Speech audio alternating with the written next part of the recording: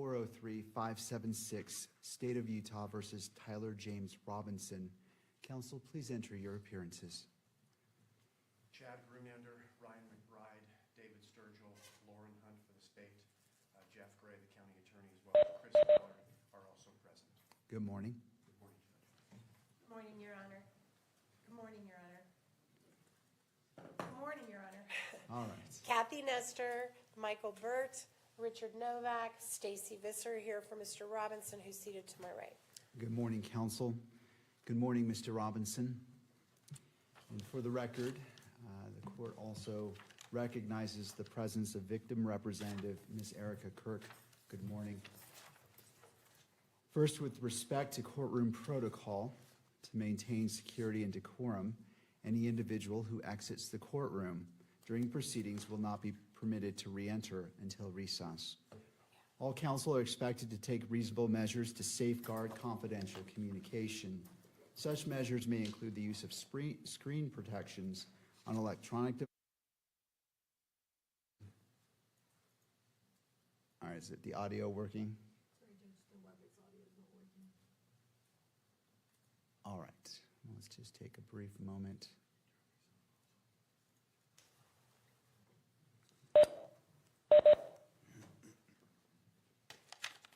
And just let me know when it appears to be working.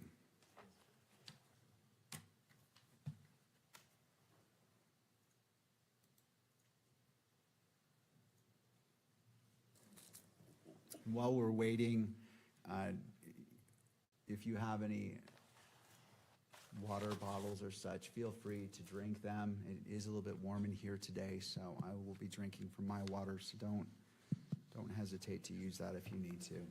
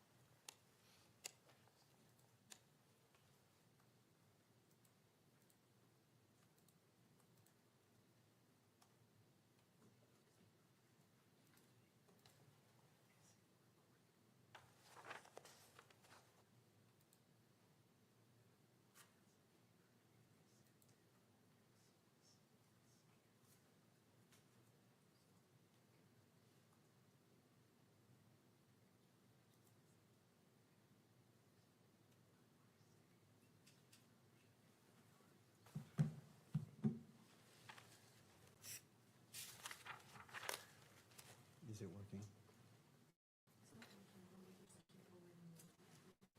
Can you send them a link to where this is being streamed so they have something to look at?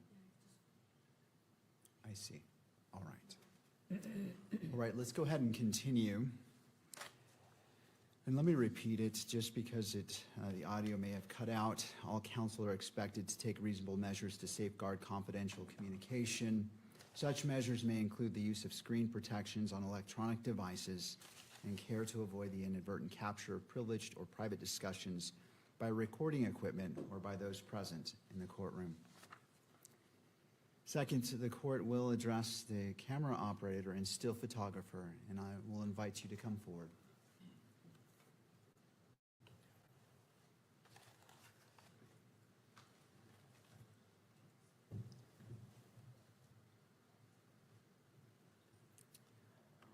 All right. The purpose of this is to ensure clarity regarding the expectations governing today's proceedings. Could you both state your name for the record? Yes, Trent Nelson with the Salt Lake Tribune as the pool still photographer. John Wilson from KSL Television, video photographer. Good morning to you both. Have you reviewed the court's standing decorum order? Yes, Your Honor. Yes. Do you understand the requirements set forth in that order as they apply to your activities today? Yes. Yes. Do you require additional time to review the order or to adjust equipment to ensure compliance? No. No. Do you anticipate any difficulty complying with the order or with the court's instructions? No. All right. Well, thank you. I appreciate your cooperation today.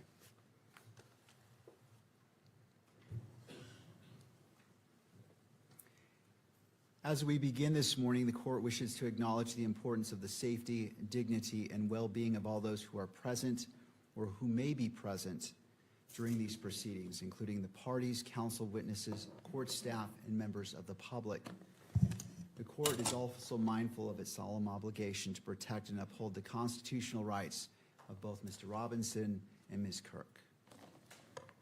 In furtherance of those important interests, all persons attending these proceedings are reminded that portable electronic devices are not permitted in the courtroom or on the fourth floor. The court also expects every person in attendance will be treated with the dignity and respect to which they are entitled.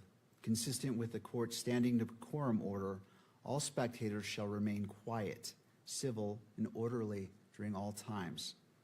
Spectators shall not engage in conduct that is distracting, disruptive, provocative, disrespectful, uncivil, or threatening in any manner. Spectators shall not make audible comments of any kind, shall not shake or nod their heads, and shall not make gestures or other visible reactions during today's hearing. Spectators shall also not wear or display pins, buttons, signs, clothing, photographs, or other items expressing support for or opposing to any person connected with this case, or expressing any position concerning the status of this case as a capital offense. The court appreciates the cooperation of all present in maintaining a courtroom environment that is safe, respectful, orderly, and faithful to the rights and dignity of every person involved. Turning now to counsel. Before we begin, I wish to acknowledge the professionalism, civility, and competence demonstrated by counsel for both the defense and prosecution during yesterday's proceedings. It is evident to the court that each of you approach this matter with seriousness, preparation, and a deep commitment to your respected responsibilities.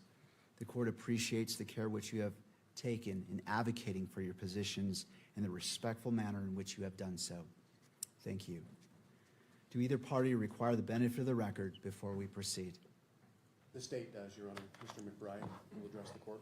All right, and just as a reminder, the microphones at council table are turned off to prevent the inadvertent capture of any communication. So if you would like to come forward, thank you.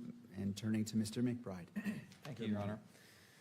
Before this hearing, the defense moved to find Article 1, Section 12 of the Utah Constitution, Rule 7B, and Rule 1102 unconstitutional as it relates to the admissibility of hearsay and reliable hearsay at this hearing. The issue was extensively briefed and argued. The court denied the defense motion to exclude the use of reliable hearsay at the preliminary hearing. That ruling is at docket number 631. In addition, defense counsel filed a standing objection on July 3rd. That's docket 678. The standing objection reasserted the arguments made in defendant's previous motion. Defendant continues to make these same objections throughout the testimony of each witness. I believe both the state and the court and everyone present knows that the defense objects to the use of hearsay or reliable hearsay at this hearing. On the point of preserving the objection, that has been done. Defense counsel has filed their motion, they filed their standing objection. Throughout the proceeding, they have continued to make objections.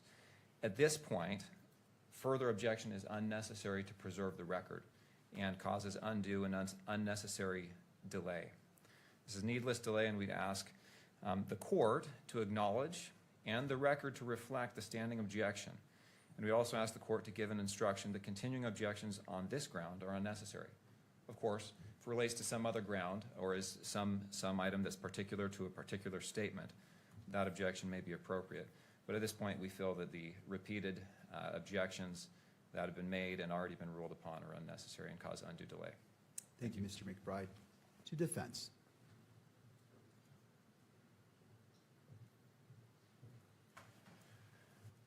Good morning, Your Honor. Michael Burt for Good Mr. morning. Robinson. We have no objection to that procedure. As long as the court makes a ruling that the objections are preserved, we do think it would expedite matters if we didn't have to repeat the standing objection. There may be particular objections that are not covered by the standing objection we've made, and so we ask permission to be allowed to make those objections as needed. Thank you, Mr. Burt. Thank you to both sides. I appreciate the presentation and your argument about this. The court takes no position in regards to whether the objection is made again and again or not. I leave that to the parties.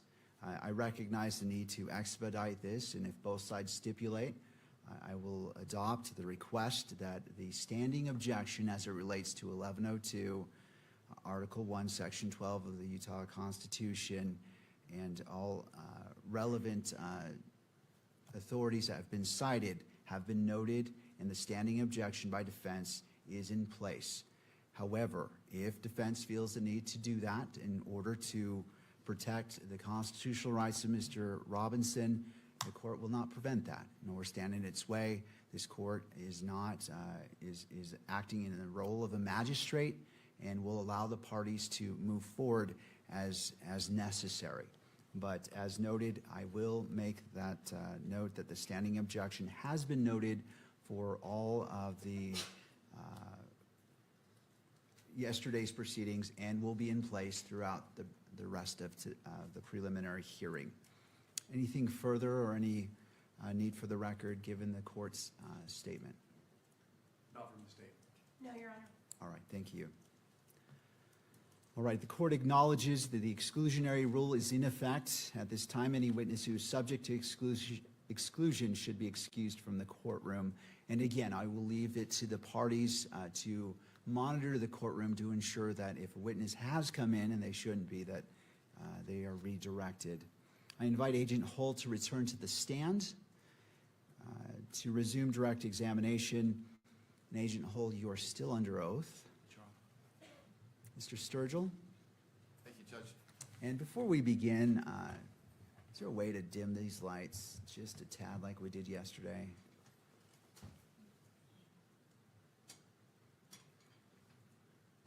Perfect, thank you. All right, as of yesterday, there is also a water bottle to your left. And if you wouldn't mind just making sure that microphone is directly in front of you, we want to make sure that the record picks up your testimony today. Mr. Sturgill, your witness. Thank you, Judge. Agent Hull, we're going to return to what has been marked State's Exhibit 12.1. There was reference to it yesterday. And I'd like to ask you again, have you reviewed that exhibit? Yes. And if you wouldn't mind, just briefly remind us what that exhibit consists of. The exhibit is a compilation or he's running a summary of videos from UVU campus security footage that was obtained. Okay. Your Honor, excuse me, we can't hear the witness. And that's what I hear. So let's go ahead and Yeah. stop. I'm not hearing it, so I'm going to have you repeat. Let's test it. Go ahead. Check. All right, I believe that. Thank you. Mr. Sturgill, if you wouldn't mind restarting. I so can do that, Judge. Thank you. Maybe bring the mic from the base a little bit closer to you. I don't know if that'll help. All right, let's go ahead and go back to what's been marked as State's Exhibit 12.1. I'd asked you a moment ago if you'd reviewed that exhibit. Yes, I have. Okay. And would you just remind us what that exhibit consists of? It's a compilation of videos that were part of the overall footage that was obtained from the Utah Valley University as part of the investigation. And does that compilation video, from your point of view, capture Mr. Robinson arriving to and visiting the UVU campus It does, yes. on September 10th through the 11th, 2025? Correct. Okay. And again, I asked you this question yesterday, but did you prepare that video compilation? I did not. Okay. Do you know who did? The Utah County Attorney's Office. Does that video and I'm referring to 12.1, State's Exhibit 12.1, does it include all of the footage collected by the SBI from UVU? It does not, no. Does that video, again, 12.1, include all of the footage you collected from UVU that captures who you believe is Mr. Robinson walking around campus? Not all of the footage, no. You reviewed this compilation with Mr. Olson, correct? Correct. And in its entirety? Yes. And he actually, and then you collected an 1102 statement from him. I did, yes. And I believe that has actually been admitted into evidence as State's Exhibit 12.3. Did Mr. Olson refer to that exhibit, 12.1, in his statement? He did, yes. Okay. 12.3. I'm going to put on your monitor State's Exhibit 12.3, and I ask that you scroll down towards the very bottom. And I would ask that you read from the statement specifically what Mr. Olson said about State's Exhibit 12.1. And I want to narrow your focus, so I'm going to draw your attention about 3/4 down the page. There's a sentence that begins on the left margin, "I have reviewed." Do you see that? I do, yes. Okay, would you please read that sentence? I have reviewed State's Exhibit 12.1, and the recordings are true and accurate, including timestamps, dates, and camera labels. The only changes are some zooms and red highlights, which were not part of the original recording. Would you Have like me to- you, I'm sorry? Sorry, I didn't know if you wanted me to continue. Or... No, that's good enough. Have you had a chance, well, you reviewed the raw footage yourself, is that correct? Correct. And does that comport with your viewpoint of that exhibit? It does, yes. Have you had a chance to review what's been marked as State's Exhibit 12.4? Yes. Okay, and when did you review that exhibit? This morning, And who did you review that exhibit with? with Kimberly Durfler. Okay, was there any conversation about that exhibit? No, I was just shown the video. Okay. Nobody asked you questions or suggested anything to you? They did not know. Did you prepare that exhibit? I did not. Do you know who did? The Utah County Attorney's Office. All right. And I'm referring specifically to what's been marked State's Exhibit 12.4. What is depicted in that video? That video is, again, a compilation of videos from the overall footage that was obtained from Utah Valley University for September 11th and September 12th. And how does it compare to what's been marked as State's Exhibit 12.1? It appears to be the same footage. However, on this particular version, there were no circles or blurs that had been made to the video. How about zooming in and zooming out? No, there was no zooming or zooming out. Does it appear to be identical to the raw footage that you've seen that portrays this particular part of the UVU surveillance video? It does, yes. Judge, the state would move to admit what's been marked State's Exhibit 12.4. Your Honor, we just object to the publication of this for all the reasons we argued yesterday. We think this video is going to play a big role in the trial, and to allow the public to see it now would seriously impact our ability to get a fair trial, and we're asking the court not to publish it. Thank you. And Mr. Sturgill, and to all counsel, as it will apply to all counsel, when you are moving a piece of evidence, it's the three parts, whether admissibility into the record, Right. to be published in the courtroom, to be published in the courtroom and captured by the media. So, Mr. Sturgill, as it's your request, what are you requesting? Judge, first of all, clearly I'd move to admit the exhibit. I'd ask, and Judge, the presumption is that this is a public record and should be published. And so the state's position is that it should be published here in the courtroom, and it should be published in such a way that the media can capture it on video. All right. Your Honor, can I defer on that very briefly? You may, if you would approach the lectern, please. and state your name.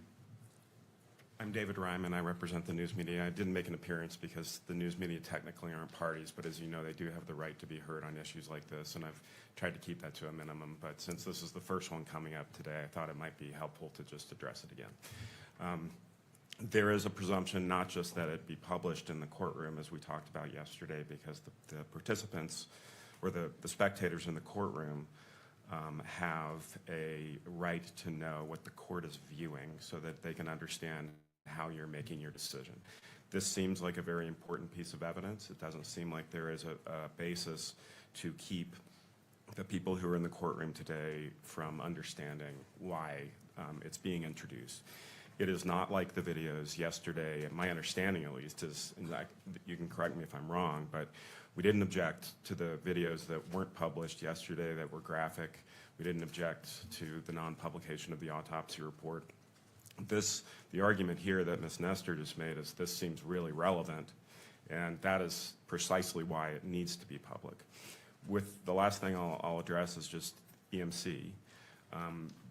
There is a presumption, it's a rule presumption, not a constitutional one, that EMC is allowed. And I think that for all of the reasons that we've briefed this for your honor several different ways, there needs to be a really good reason why. You know, if it's being published in a public proceeding in the courtroom, it should not also be, it should not also be allowed to be published to the media. So, Thank you. thank you. Mr. Sturgill, do you wish to respond or perhaps give a little bit more detail on what this video purports to show? Well, do you want me to proffer that, Judge, or have the witness? I'll defer to you. Okay. Well, first of all, if I could take one step back. Let me ask you, I may have misheard, but let's just be clear about this video, the compilation video. It includes video surveillance from UVU campus from what dates? September 10th, 2025 into the morning of the 11th, 2025. And if you wouldn't mind just describing in a bit more detail what this compilation includes. The compilation shows the movements of the individual believed to be Mr. Robinson on Utah Valley University campus, arriving and leaving in a vehicle, arriving and leaving on foot, and then returning and leaving, and then attempting to gain access again in a vehicle. And his movements throughout the day are included in the videos also. Is there any footage of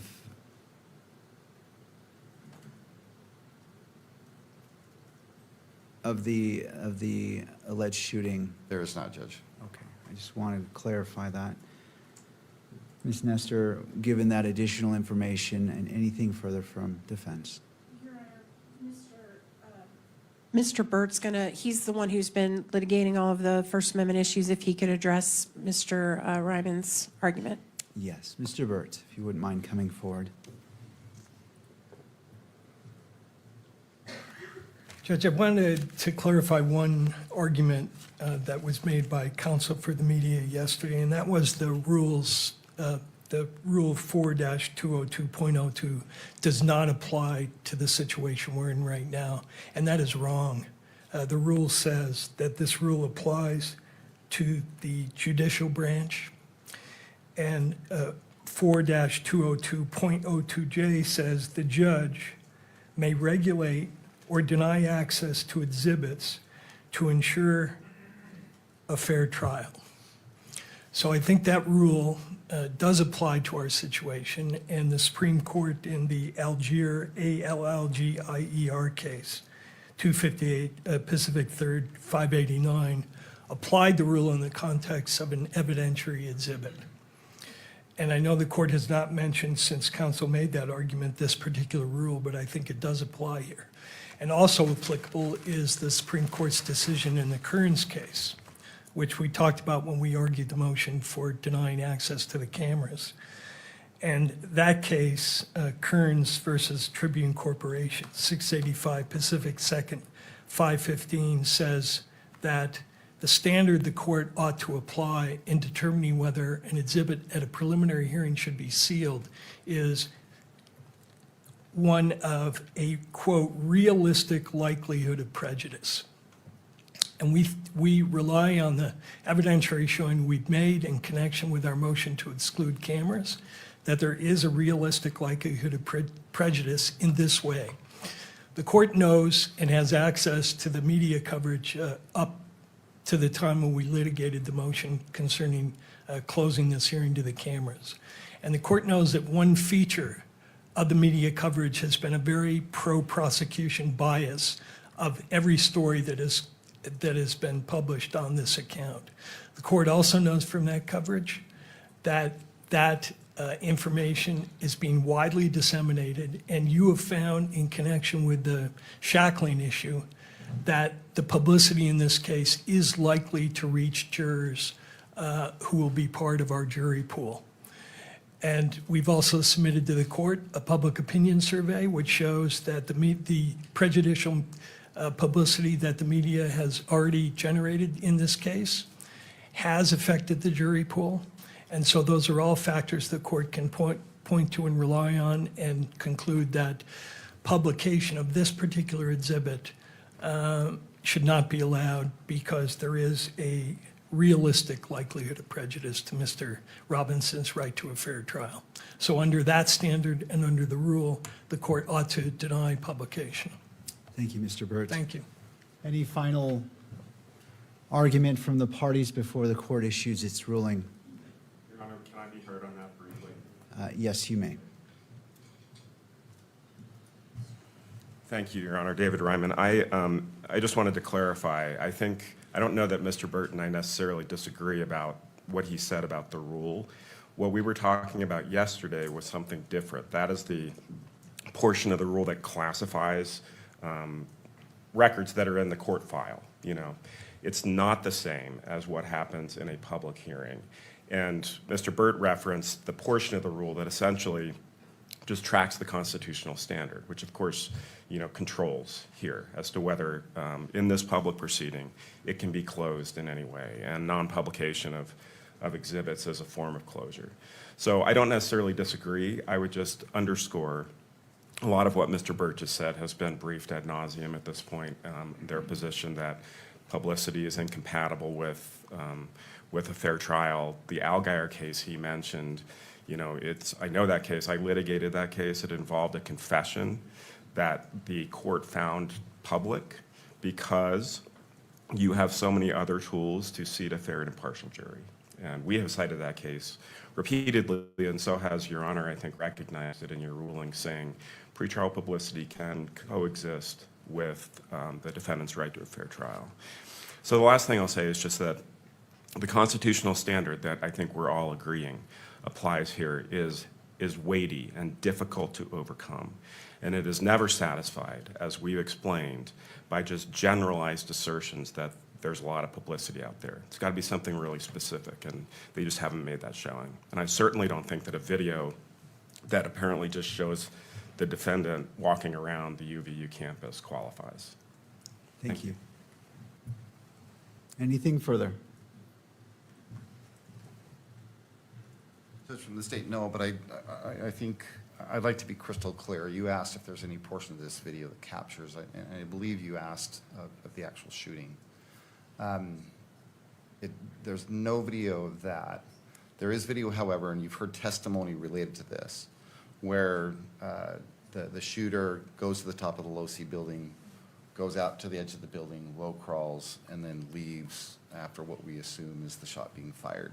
That's as close as it gets. I don't know if that makes a difference, Judge. I just wanted to make the record clear, and I want to be crystal clear with Your Honor. Thank you, I appreciate that clarification as it is guiding for this court and making its ruling. I turn to Utah, well, let me pull this up.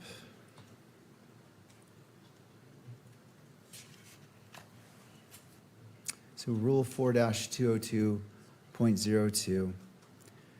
I go down to, well, first it says statement of the rule. 1, presumption of public court records. Court records are public unless otherwise classified by this rule. 2, public court records. Public court records include but are not limited to, and I'm going to go down to 2J, exhibits. But the judge may regulate or deny access to ensure the integrity of the exhibit, a fair trial, or interests favoring closure. And the court recognizes the importance of the constitutional rights of Mr. Robinson being upheld and protected. At the same time, the court also recognizes the importance of transparency and a proper balance to ensure that the constitutional rights of all parties are upheld. As it relates to this exhibit, I believe it's 12.4. 12.4, yes. Based off the representation of what is in that, the court differentiates this exhibit from the exhibits from yesterday, namely Exhibit 7, Exhibit 8, and Exhibit 9, as those are different in nature, and those go to issues relating to Utah Constitution, Article 1, Section 28, as it relates to the Declaration of the Rights of Crime Victims. And the court also recognizes Utah Rule of Evidence 1102, as that is the foundation that's being laid for the admission of this exhibit. Having taken in consideration all factors, the court rules that Exhibit 12.4 is admitted into evidence and shall be played in the courtroom and may be broadcast by the media. We can proceed. Thank you, Judge. Agent Holt, before we actually watch State's Exhibit 12.4, I have just a few questions. Yesterday, you testified at the very beginning of your investigation that you focused on the video that captured the shooter on the top of the Losee building. Is that correct? Yes. I believe you also testified that you began by working your way, and this is what I remember you saying, so correct me if I'm wrong, but you in essence testified that you began with that video and you started working your way backward and forward with the UVU surveillance video in an effort to trace the shooter's steps on campus. Is that right? Correct. Okay. Would you mind explaining just in a little bit more detail what you meant by that, tracking forward and backward on that video? Yeah, we had a known when the shooting occurred, and as the officer testified, there was a video of an individual on the roof at the time of the shooting. And so the philosophy that we applied was to take what we knew and then work that forward through the timeline and backwards through the timeline to try and establish where the individual had gone from the rooftop or how the individual had come to be on the rooftop. And did that, for lack of a better term, did that bear fruit? It did, Did you yes. actually see from, at least in part, where he came from and where that shooter went? Yes, more so where he came from. It was very limited after the fact. You testified yesterday that, in reference, I believe, to what's marked State's Exhibit 21, that you believe Mr. Robinson visited campus at least 4 times on the 10th and the 11th. Correct. And I think you reaffirmed that today. Did you do the same, attempt that is, to track Mr. Robinson through UVU surveillance video during each of those 4 visits? Yes. Or those other 3 visits, I guess? Yes, on each occasion, we attempted to follow the movements of the individual throughout campus. And did you in fact see Mr. Robinson on campus in surveillance video that is not included in State's Exhibit 12.4? Yes, there is additional footage of him on campus, yes. Okay. I'm going to have displayed on your monitor.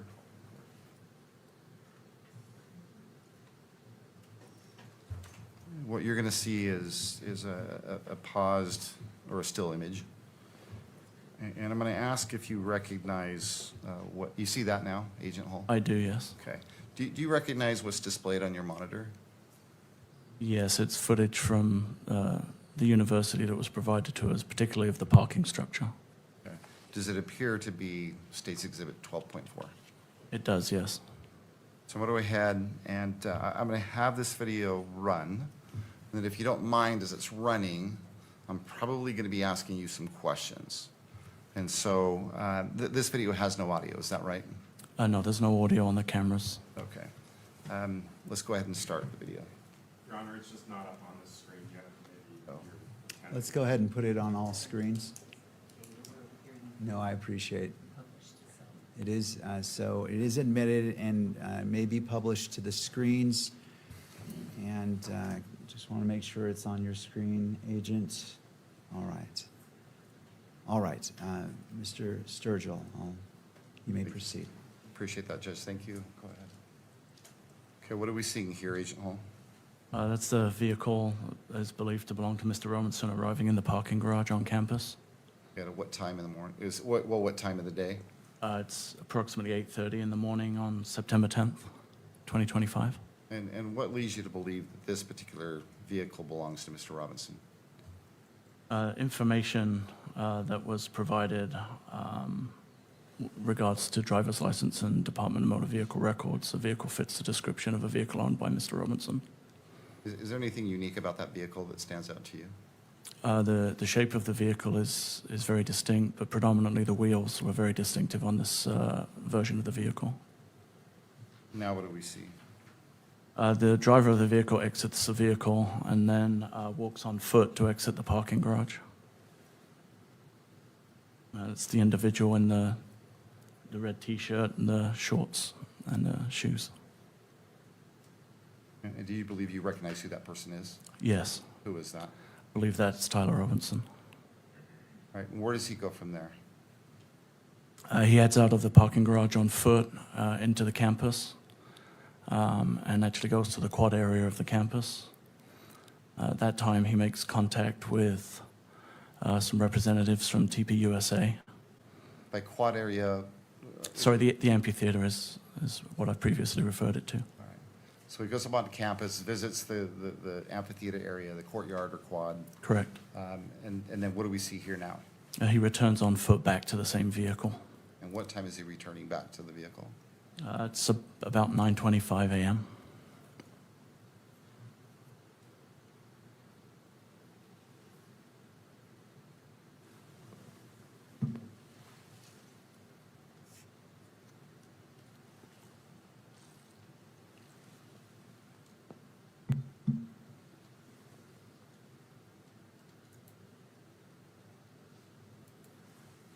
And where is this parking structure located on campus? It's just off of Campus Drive. It's a short walk from the amphitheater. What do we see now? That's the vehicle exiting with Mr. Robinson driving the vehicle.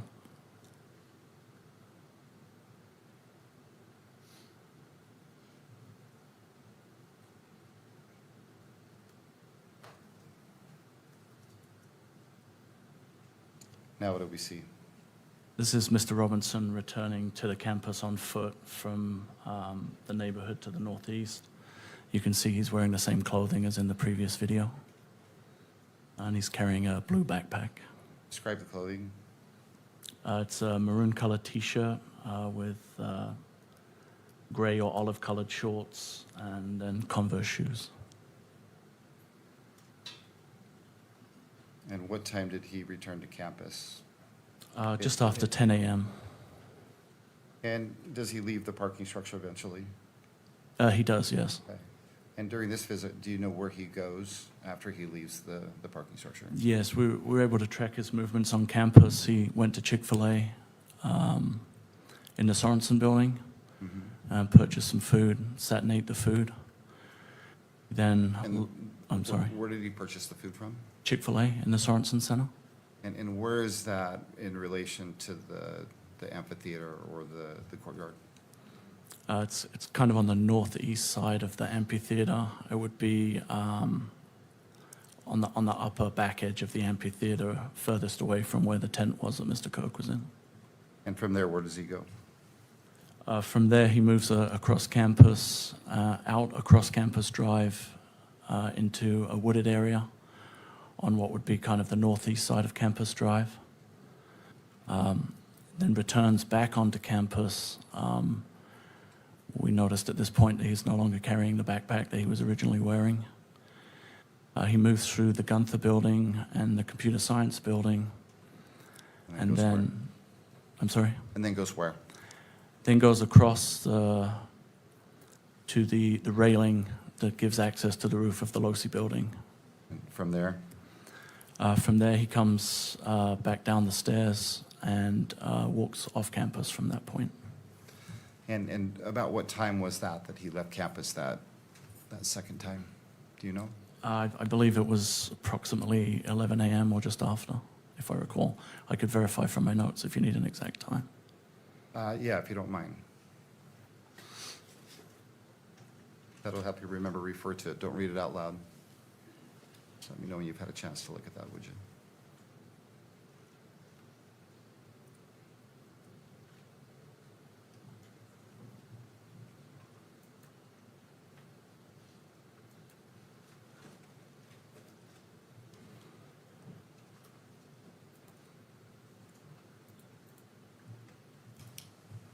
Were you able to refresh your memory as far as the time? I was, yes. And what time was it? It was just prior to 11 a.m. when he walked off campus. Okay. And before we go any further, the parking structure that he left initially, where is that parking structure in relation to the LDS Institute building? I'm sorry, in relation to? The LDS Institute building on campus?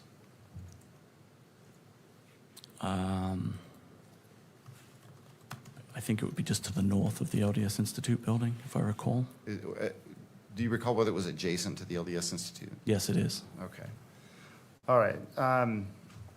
What do we see displayed here now? Go ahead. This is a video of Mr. Robinson returning back to campus the same way that he did previously on foot. And this takes just a moment.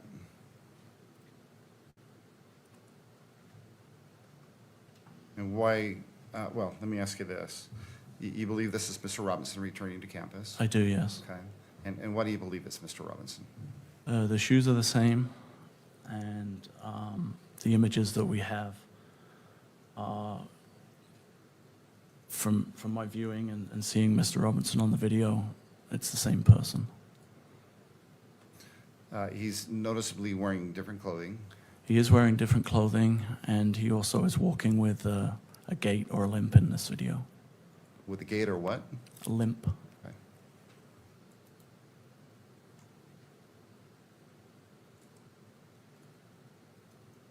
Now what do we see?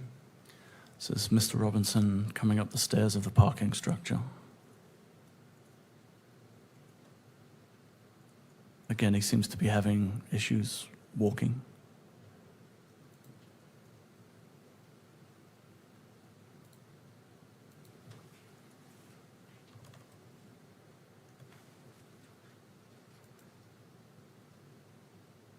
And again, were you able to track Mr. Robinson when he leaves this parking structure? Yes, we were able to. Okay. So when he leaves the parking structure, where does he go? He comes up around Campus Drive, as you can see on the video here. There is a cut through there north of the Losee building, and that's Mr. Robinson coming up the sidewalk. He has the noticeable gait or limp in his walk. And then he moves south across the front of the Losee building. On the sidewalk? Yes, correct. Okay.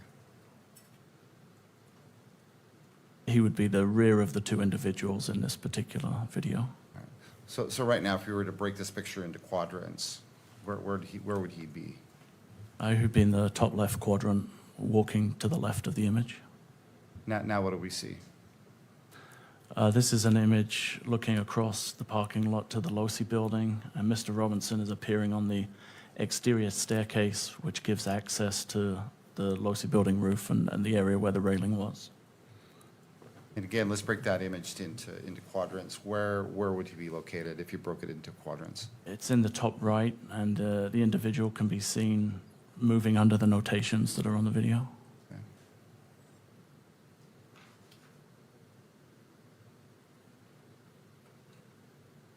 And what time is this? It's just afternoon, about 12:15 On what day? on September 10th, 2025. What just happened, or what did we just see happen? The individual actually kind of rolls over the railing onto the roof of the Losee building. All right? Go ahead, I'm sorry. And again, in the top left corner, the individual is now seen running across the rooftop of the Losee building to what would be the southwest corner of the building, crouching down and then crawling to the corner of the building. And this is at what time? Around 12:23. I think the timestamp on the video is 12:22. On the 10th. On September 10th, yes, So 2025. we're clear, this is the roof of the Losee building. Correct. Can you still see that individual? Yes, you can, laying prone.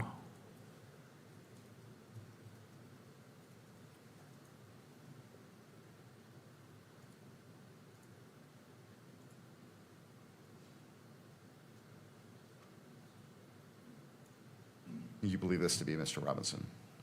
I'm sorry? You believe this to be Mr. Robinson? I do, yes. And how long is he out there on the edge of the building?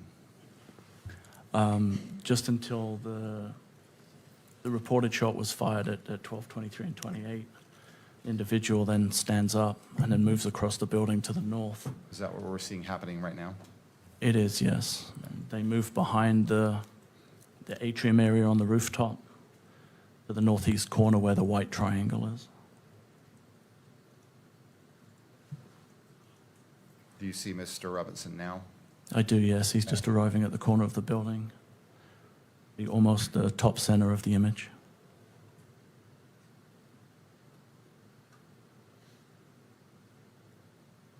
What are we seeing now? And Mr. Robinson lowering and jumping off of the roof of the Losee building onto the grass area, and then moving away towards Campus Drive. And he appears to be carrying some kind of an object in his hand at this time.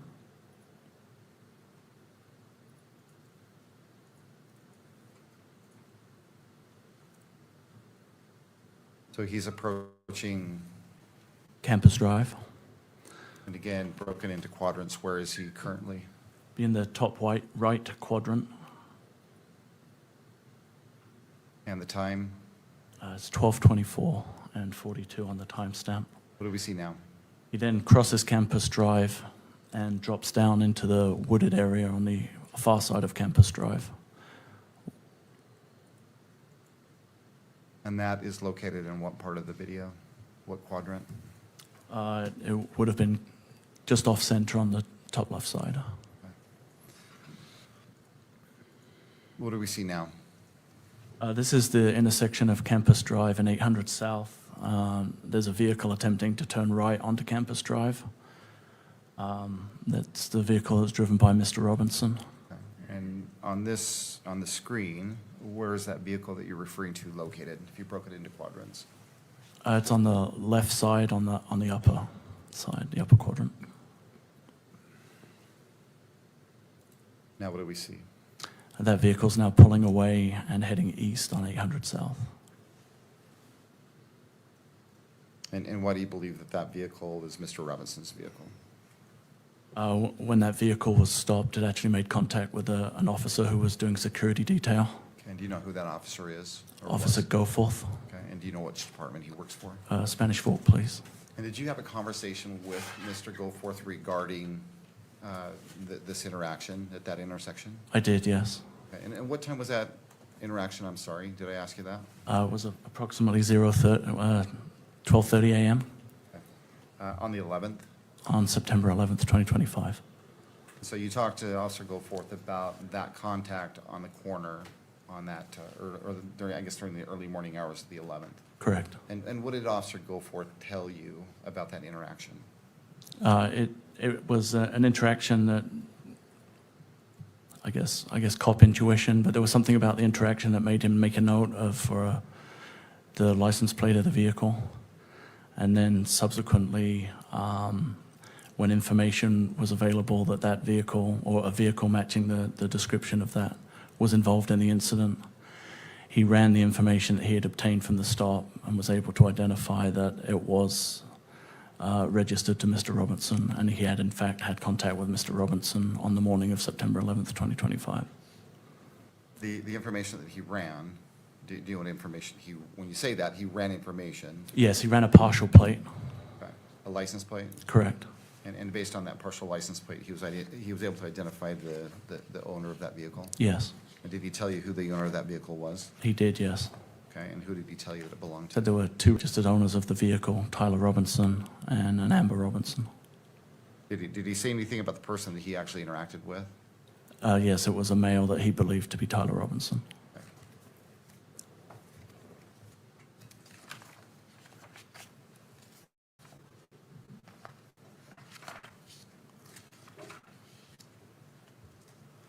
Let's return again to what's been marked State's Exhibit 12.1. Again, you've reviewed that video. Yes, And the difference between 12.1, or what's been marked as State's Exhibit 12.1, and 12.4 are, if I understand you correctly, are these enhancements that we've been talking about. yes. And specifically, be specific about the enhancements, and let's go one at a time. Okay, I think there's a reference to either red circles or red highlights. I think Correct. That's how Mr. Olson described it, red highlights. yes. Do you know what he's, or what is he referencing by the red highlights, or what do you believe he's referencing? I believe he's referring to red ovals or circles that were placed over the image to identify specific individuals of note. And these red circles, are they permanent red circles? Are they temporary? I'm Something different? I would assume they are temporary. I'm not very technological, but I believe they would be overlaid over the image. This is a bad question. What I mean by that is do they appear and disappear quickly, or do they linger or last for a period of time? They're there for a notable period, but I believe they come off the video. But All right. And other than, well, and you said that the circles, what do the circles do? they identify an area or a person of interest within the video. And other than do that, do the circles or the highlights, do they do anything with regards to the video itself, as far as its accuracy? Not to my knowledge, no. Okay. I think the next enhancement that has been mentioned, that we've talked about, is there's some blurring. Yes. Do you know what that, tell us what that is. What blurring do you see in what's been marked as State's Exhibit 12.1 that you now don't see in 12.4? If I recall, there were some individuals in the parking garage footage, and their faces were blurred. Excuse me. Is anything other than faces being blurred? Not that I recall, no. And how often do you see the blurring throughout the video? I believe it's just in the original sequence in the parking garage. The other than the blurring, does the blurring, other than obviously blur out part of the image, does it change or impact the accuracy in your mind of that part of the compilation video? Not to my knowledge, no. And then the last thing is, I believe, is there's some zooming in and zooming out. It's in 12.1 that has been removed Yes. from 12.4. What can you tell us about the zooming in and the zooming out? Predominantly, it's in the area that was referred to as viewing the Losee building rooftop. I believe it focuses on the area where Mr. Robinson comes up the stairs and onto the rooftop. Those portions of that particular footage were zoomed in for clarity. Other than zooming in and zooming out, does at least that enhancement to the video, does it change the content of the video, No, the accuracy of the video in your mind? no. Okay.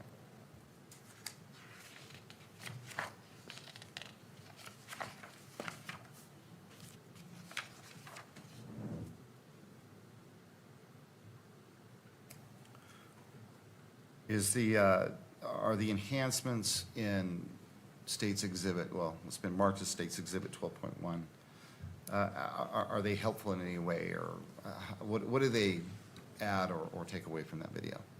I think for people who are not familiar with the area and what's trying to be shown, they allow an opportunity for people to look at an individual who we believe to be Tyler Robinson, and also specific movements with more clarity than the original focal point gives. So let's talk about the zooming in and the zooming out. It sounds like it's specific to the Losee rooftop, if I understand you correctly. Yes, Okay. And I think we've all watched that exhibit. Correct. 4. And although you can see Mr. Robinson and his movements, is it fair to say that it's difficult to really see what's going on? that would be fair, yes. Okay. And the version that's in 12.1, does it facilitate at least that part of the video, seeing Mr. Robinson and tracking, I guess, his steps? I believe so, yes. Okay. Judge, at this point, I think in combination with yesterday, the foundation that was laid yesterday, including the written statement from Mr. Olson, which has been admitted into evidence and is, well, it's already been admitted into evidence. We believe there's enough foundation that at this point we'd also ask the court to admit what's been marked State's Exhibit 12.1. We think it would be well, beneficial for Your Honor to view it. Ms. Nestor. Thank you, Your Honor. We renew our authenticity objection, and we also object to for admission purposes. And then we also object to the publication for the same reasons, the fair trial issues that we raised with the unaltered version that was just submitted. And Judge, sorry, I neglected to mention the other two. Again, Judge, we believe that the presumption is that this is a public record, that it should be not only admitted, but it should be published here in the courtroom, and it should be published in such a way that the media can have access to it. All right. I do have a question in just directing your attention to the Utah Rule of Evidence 403, to the last phrase, the last 4 words in that. Do you wish to address that? Judge, I'm going to have to look at 403 specifically for those last 4 words, I unless can you read. want to share that I with can me. read that. Or Okay, go ahead and needlessly read that. presenting cumulative evidence. So the court may. Let me just read the whole rule for completeness. The court may exclude relevant evidence if its probative value is substantially outweighed by a danger of one or more of the following: unfair prejudice, confusing the issue, misleading the jury, undue delay, wasting time, or needlessly presenting cumulative evidence. I'm not looking at anything else other than that last portion. I recognize there is no jury. I am the magistrate. I am the fact finder, but just addressing that last point of Rule 403. Right. Judge, well, I don't believe that the evidence is cumulative. I think that each of the 2 videos, although they portray basically the same footage, there's characteristics of the one that has been enhanced that I think makes it easier for Your Honor to truly see what's going on, and for the public to see what's going on. I mean, we've displayed 12.4 on the video, and unless you have very, very, very good vision, or you've zoomed in on that monitor, you really can't see what Agent Holt has just described. The character of 12.1 is it simply it enhances that at least important parts of that exhibit, and it just makes it easier to see, not only by Your Honor, but also by the public. And specifically as it relates to the zooming in and the zooming out. Okay. Anything further from the parties as it relates to 12.1? All right. Well, I will admit 12.1 into evidence, but as it relates to playing it in the courtroom or on the television, well, for the media, I find that it is, well, as the fact finder, I will look at the evidence and weigh it as a magistrate is required to do, but I do not find it is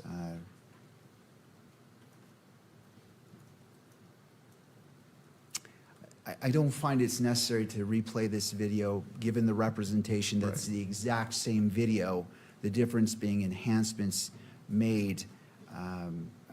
If it was different in any way, or if it added to or subtracted from, that would be one factor. But because it's simply the same video, simply zooming in with circles or notations, the court does not find that the interests of justice requires it being played again.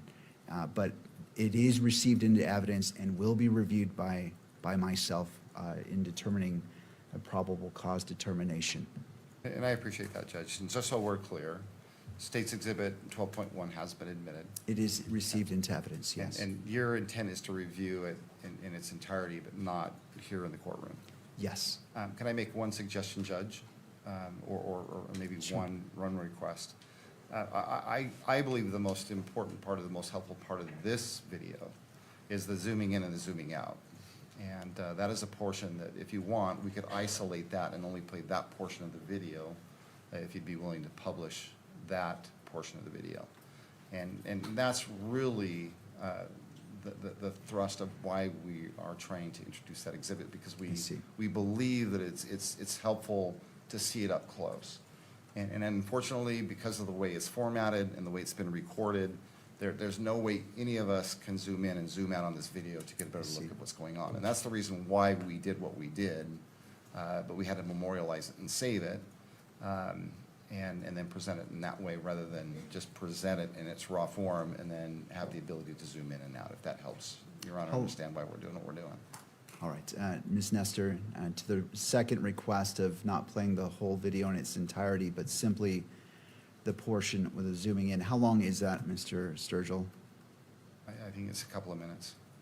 All right, Ms. Nestor. We object to the prejudice of that, Your Honor, and ask the court to stand by your previous ruling on that. All right, thank you, I appreciate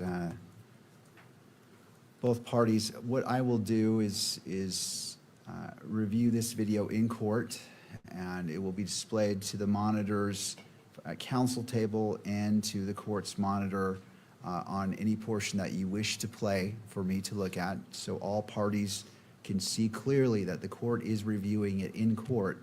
But I do not find that it is necessary for its publication, because this is the exact same video. I recognize it's zooming, but in balancing constitutional rights, there is nothing on this video from what's been represented that the public hasn't already seen. It's simply zooming in, and I don't find that that is necessary, or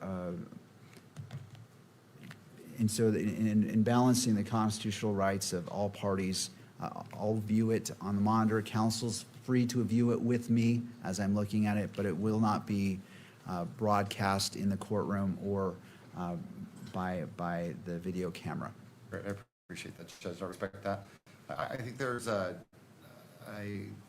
natural break where we can start. And what I'm going to ask is just we simply play the You will have this entire exhibit in evidence, though. Thank you. Is that right? Yes, I Okay. will. All right, whenever you're ready. Counsel, as it relates to your monitors, just as a caution, if you don't want it to be wished to be picked up, and I'm not saying it will, I know there are camera operators being diligent in ensuring they're complying by the rules, but in abundance of caution, this is just your moment to take care of your screens if you feel the need to do so. So if I could just have one moment. Hold on, Kimberly. Not sure where the power button is on this.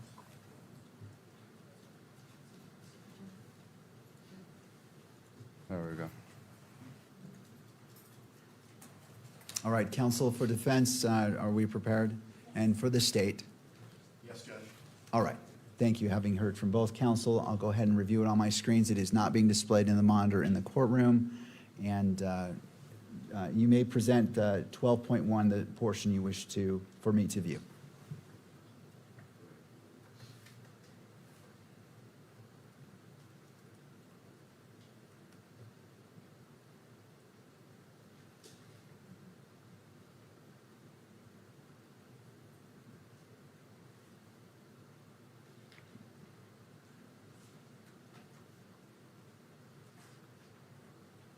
And just for the benefit of the record, do you want to put on the record the timestamp of what you're playing, at what point you're starting and stopping?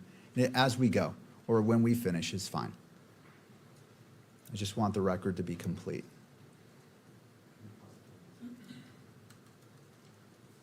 Just the difficulty in doing that is because we've zoomed in, it's removed the timestamp on it. And Well, so- you can just give me the count The on the count video? on the bottom. There's a timer at the bottom of the total length of the video, so that's fine. I'm just trying to create a record of what exactly I'm looking at.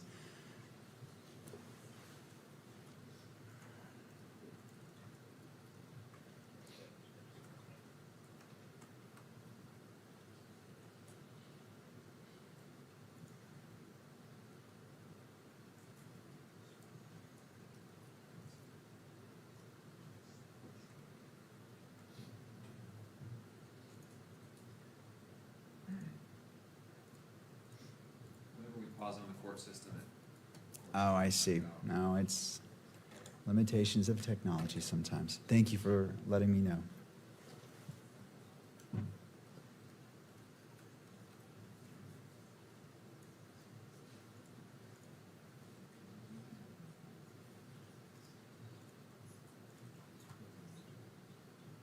So count on the video is just before 6-minute mark, Judge. All right. And just so the record's clear, this is State's Exhibit 12.1. Thank you. I have it on my screen. So it looks like it's been paused at 6 minutes and 9 seconds. Agent Holt, can you see it? Yes. Okay, well, let's just, I'm good with playing it.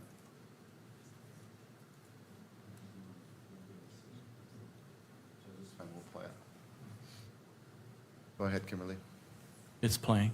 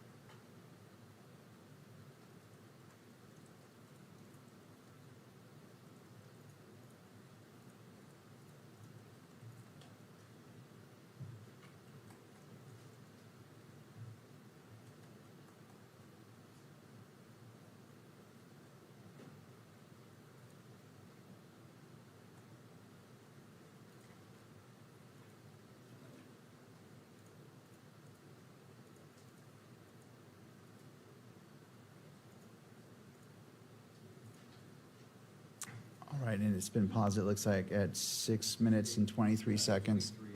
I'm sorry. Judge, at 8:23, we stopped the video. Oh, 8:23. okay. I 8:23. couldn't see That's this the one. count on the video itself. Thank you. Okay. All right. Thank you, Mr. Sturgill. Agent Holt, you were able to watch that zoomed-in version, is that Yes, sir. right? Okay, and was there anything that stood out watching that zoomed version? For me, on the zoomed version, it's apparent that Mr. Robinson, the individual jumping off the roof, is carrying an item. Okay. And you can see clear the clothing that he's wearing? Check to leading. Strike that. Mr. Sturgill, do you want to respond to the objection? Judge, it is leading. I'll go ahead and sustain the objection, and that you may move forward. Is it easier to see? Well, strike that, Judge. I'll let the video speak for itself. Judge, I have nothing further with Agent Holt. All right. Ms. Nestor, Just one moment, Your Honor, if Of I may have course. the court's indulgence.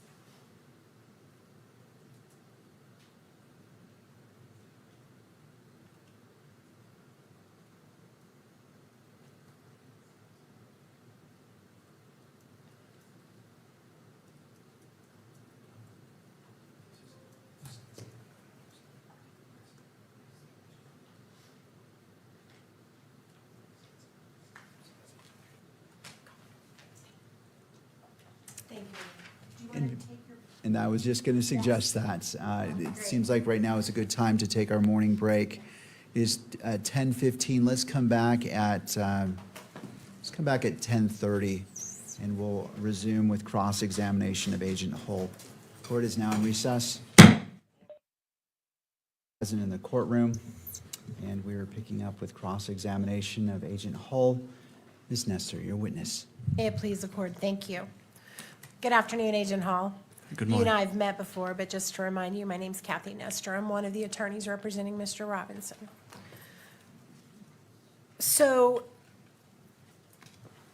when did you leave the SBI? The State Bureau of Investigation? Yes, March of this year. March of this year? Yes, So you were involved in this investigation from September to March, basically? yes. And your new position at Post, what is your new position? I'm an investigative sergeant. So you investigate potential wrongdoing of police officers? Correct. Okay. So when you were first brought into this case in September, is it my understanding from your testimony that you were not engaged in any way with this event prior to getting a call after the shooting? Is that correct? Correct. Does the SBI on occasion assist other agencies with preparing for big events like this or not? Is that not typically something you do? Not something that I've ever been involved with, no. Okay. And what time did you arrive on campus that day? I believe it was shortly after 1:30. So approximately an hour after Mr. Kirk had already been removed from the... Approximately, yes. Okay. And were you involved in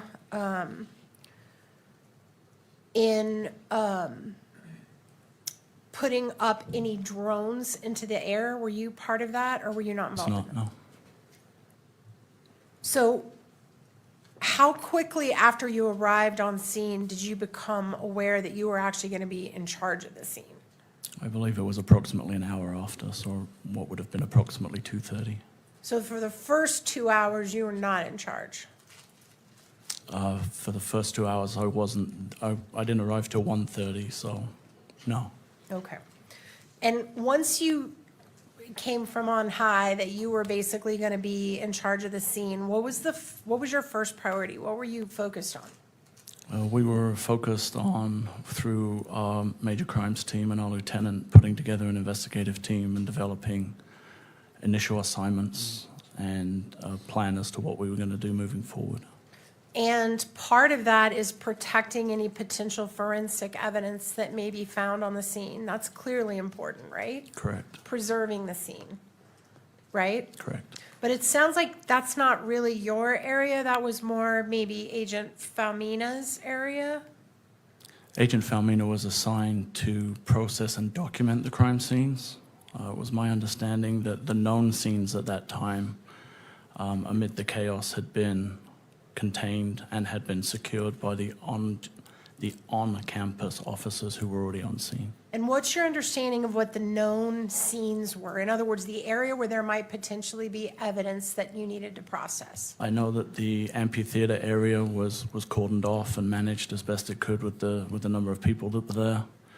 I was also made aware that there was a rooftop area that had been secured, and also an area off of the side of that building that had been secured by an officer. And that building was the Losee building? Correct. Wasn't there also a bullet found on another building?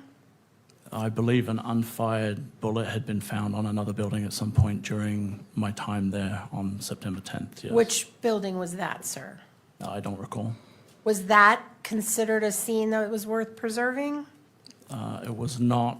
My recollection is that that was accounted for as an ejected cartridge from an officer who had cycled his rifle. Okay, I thought you said it was an unfired bullet, and now you're saying it was a that's correct. cartridge? When a weapon is cleared, an officer would make his rifle ready, which would chamber around. Oh, I got you. And my understanding was that that's how that was accounted for.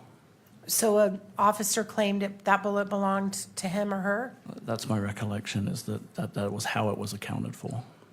And when was that accounted for? I don't know specifically. Do you remember what type of bullet that was? I don't. Was it a 30-06, do you remember? I don't. Okay. Do you know where that bullet is now? I don't. Okay. So you had the amphitheater area that had to be preserved. And how far out did that stretch? The entire amphitheater or just the area around the tent or what? My understanding was the entire amphitheater area was cordoned off, and there were attempts to secure the campus itself with a perimeter of officers who were monitoring or preventing people coming and going. When you arrived on the scene, were you aware that an individual had been taken into custody? I had heard that, yes. Did you ever have any interaction with that individual? I did not. And were you advised at any point that that person was no longer a person of interest? Information was passed down that the individual was not considered to be a suspect in the shooting. And when was that, time-wise? I don't recall specifically, but I know I was on campus when I had heard. So whoever arrested him as a potential suspect got that wrong. He wasn't the actual suspect, right? Sorry, got what wrong? That he was the shooter. The person I believe to be the shooter was not the individual who was taken into custody, correct? And then was there anybody else taken into custody as a person of interest? There were several people who were detained for questioning and who were interviewed throughout the investigation. And none of those people were they were all ultimately cleared by you or somebody connected with you? Correct. And were there any other guns confiscated on the scene that day? There were other firearms that were located on the scene, yes. How many guns were confiscated that day? I don't know specifically confiscated, but I know that there was a firearm found in a backpack that was accounted for during the day. What type of firearm was that? It was a handgun, Any other guns that were found on the scene? not that I recall.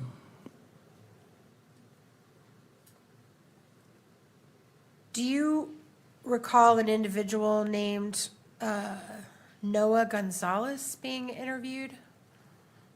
I don't recall that name specifically. Let me see if it refreshes your memory that he was an off-duty, I think maybe trooper that was on the scene that day and that was involved in recovering the holster? Does that refresh your memory? I know that a trooper was interviewed having been on scene. I don't recall if it was Gonzalez. I don't recall the name, but I do know there was a trooper that was interviewed, yes. Okay, and just a moment, Your Honor. And do you recall the trooper that was interviewed saying that there was actually a gun found in that holster? I do not. You do not? No. Okay.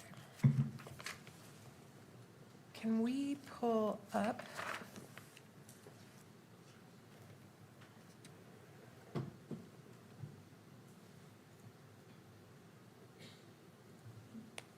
Exhibit Hole 13 and just show it only to the witness for right now?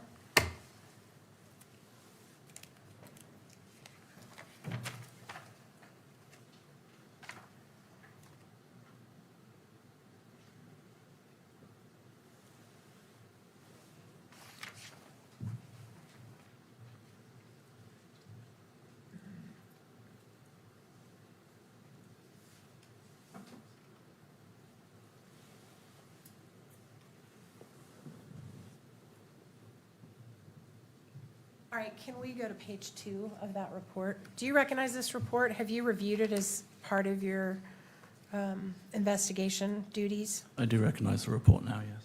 Okay, and this is a report prepared by actually Mr. Davis, who's going to testify later in this matter. Is that right? Correct. Okay, and on page 2, this is the interview of Noah Gonzalez. Is that right? That's what it stated on page 1, yes. And he's an off-duty trooper who happened to be there that day? Correct. And do you see on the second paragraph, does that refresh your memory about whether Trooper Gonzalez believed there was a gun found in a holster in that area of the amphitheater? Trooper Gonzalez included in his report that there was a gun, yes. Okay. Thank you.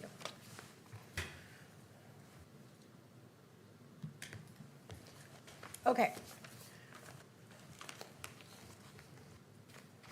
When did you first personally go up to the roof of the Losee building? Do you remember the time of that? I don't recall. I know it was dark when I went up to the roof, so it would have been later that evening. And at the time you went up there, there was already crime scene tape that had been placed around it? There was an officer standing security. Right. And to your knowledge, as the head of the investigation, did they ever find any bullets or casings anywhere on the Losee roof? Not to my knowledge, no. Did they ever find any bullets or casings anywhere around the Losee building? When you say around the Losee building, you mean how close? Like immediately around the Losee building? Correct. Not to my knowledge, no. Okay.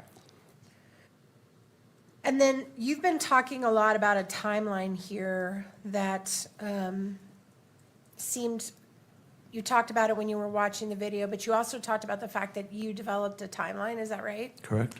And can you pull up hole 1, please? I'm pulling up on your screen your report that you prepared. Do you recognize that? I do, yes. And what's the date that you drafted that report? Looks like September 14th. It says date created. And that's the place where, if you could go to page 2, please. Do you see down at the bottom where you summarize Sergeant Bricker's report listing the timeline? Yes. Okay, and so it was actually Sergeant Bricker that prepared the timeline, is that right? He prepared a timeline.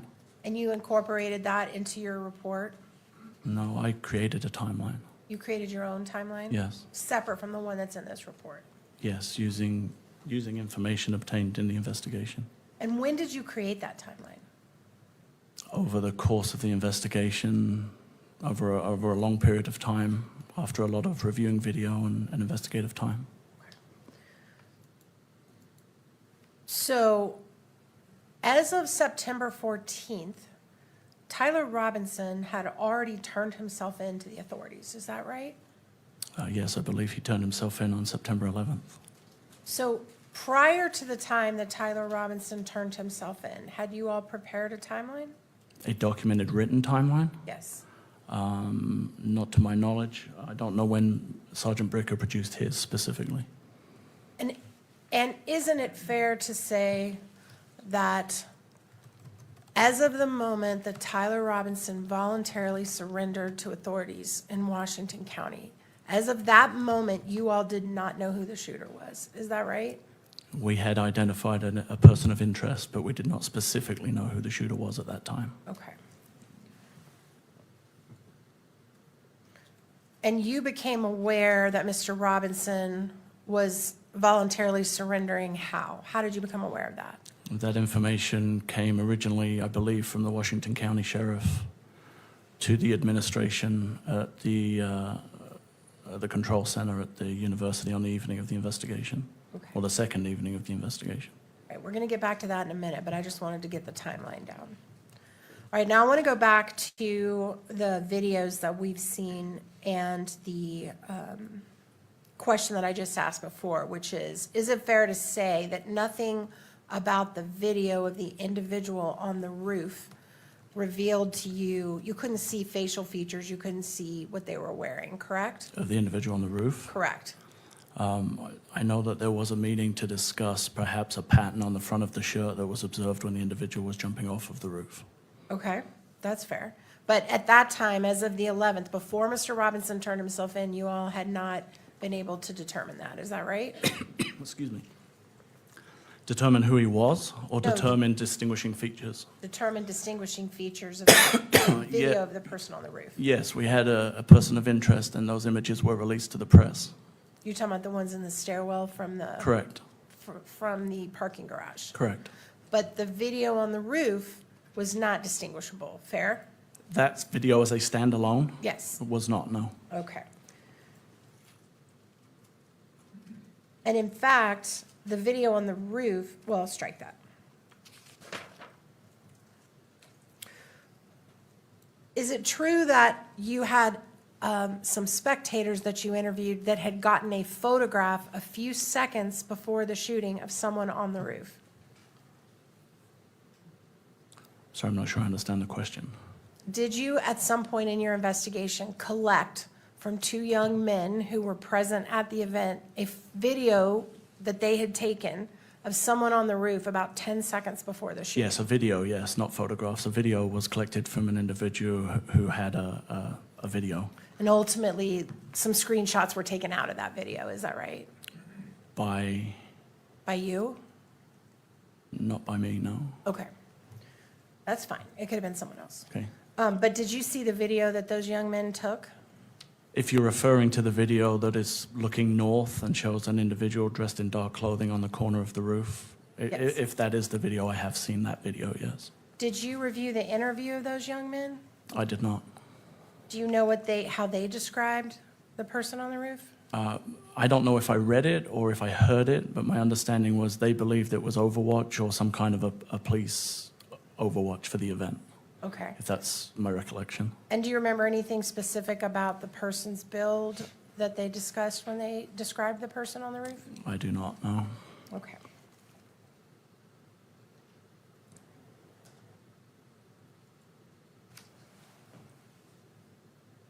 There is a portion of the video after the individual jumped off the roof, which we all saw here, where the individual crosses, I believe it's Campus Drive. Is that right? Correct? And there's a moment where the individual waits and there's two cars that pass in front of him, right in front of him. Correct? And is this the moment where you are submitting that he was holding a gun in his hand? As you cross the road? Yes. From my observations, would show that he's carrying an object in his hand that's concealed or in a bag, and it is long and has the appearance, based on my training and experience, it could be a firearm. But do you see a gun anywhere? The actual gun? In the video? Yeah, No. all right. And did anybody that was driving by on Campus Drive that day report to you or any other investigative entity, hey, we just drove by a guy with a gun who was leaving campus and he was standing right by my car? We did not receive any reports to that effect, no. Okay. Also, when you were revealing the timeline, exactly how long was there between when the person was prone on the roof and when the shot was taken? Do you recall?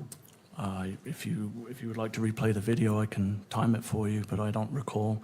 It was, my guess, I would estimate between 15 and 30 seconds. So between 15 and 30 seconds to lay flat, take a shot, and get up and run off, right? I think you asked how long he was prone. I Right. think it took longer for him to crawl into position Okay, and then establish a position Oh. and then take the shot. He appeared to be in prone for approximately 15 to 30 seconds, but the video would verify that. okay, thank you.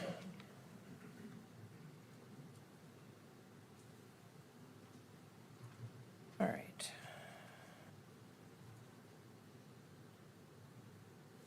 I want to talk to you for just a minute about the video that was taken. And I'm not going to get into I'm not going to show it, just so that in case anybody's concerned about leaving the courtroom, I'm not going to show it.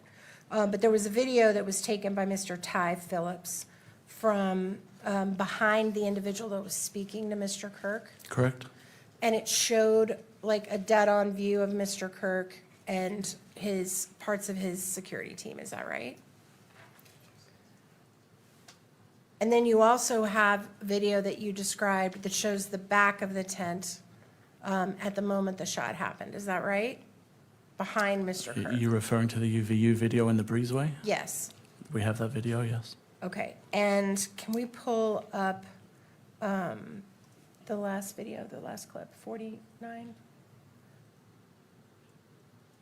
I want to show you, just you, this clip. That is a little clip from that video under the breezeway that's behind the tent, right? Correct. And just to be clear, this area behind the tent would not have been visible to anybody that was on the Losee building. Is that fair? I can't answer that question. Yeah, sure.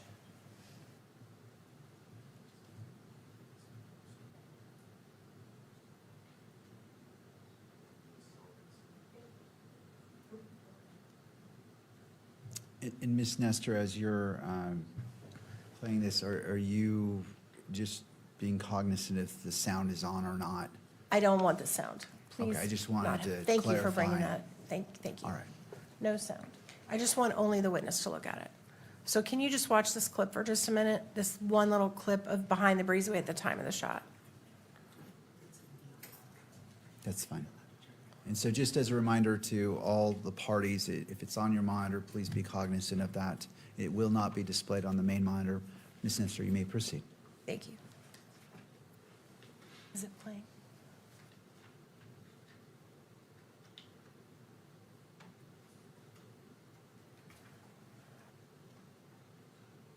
Okay.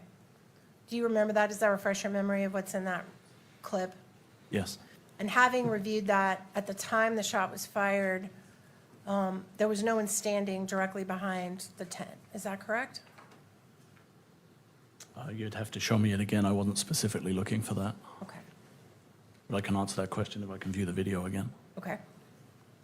And just before you do that, I think you testified before that Mr. Kirk would have been dead center behind that banner. Is that right? Approximately. Okay, so what I'm asking is if anyone behind that banner, dead center behind Mr. Kirk, if there was any people standing there. Go ahead.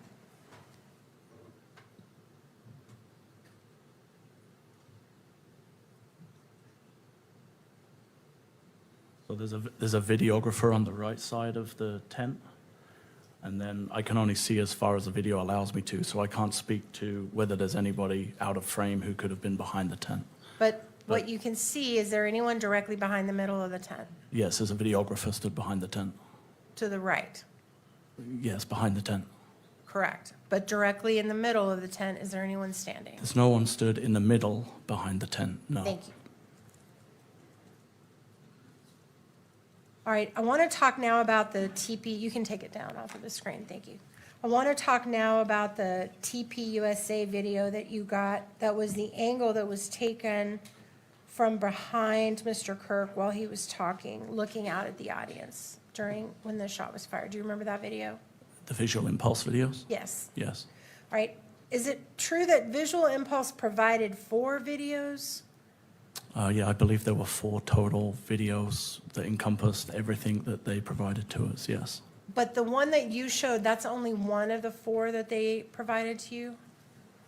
That one that was shown had a Bates number. It was an item that was provided by Utah County Attorney's Office. Okay, but were there more that you haven't seen in this courtroom, in this prelim, that you got from? There's the original footage.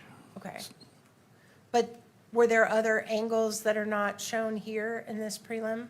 Yes. Okay, that's what I was trying to get to. Thank you.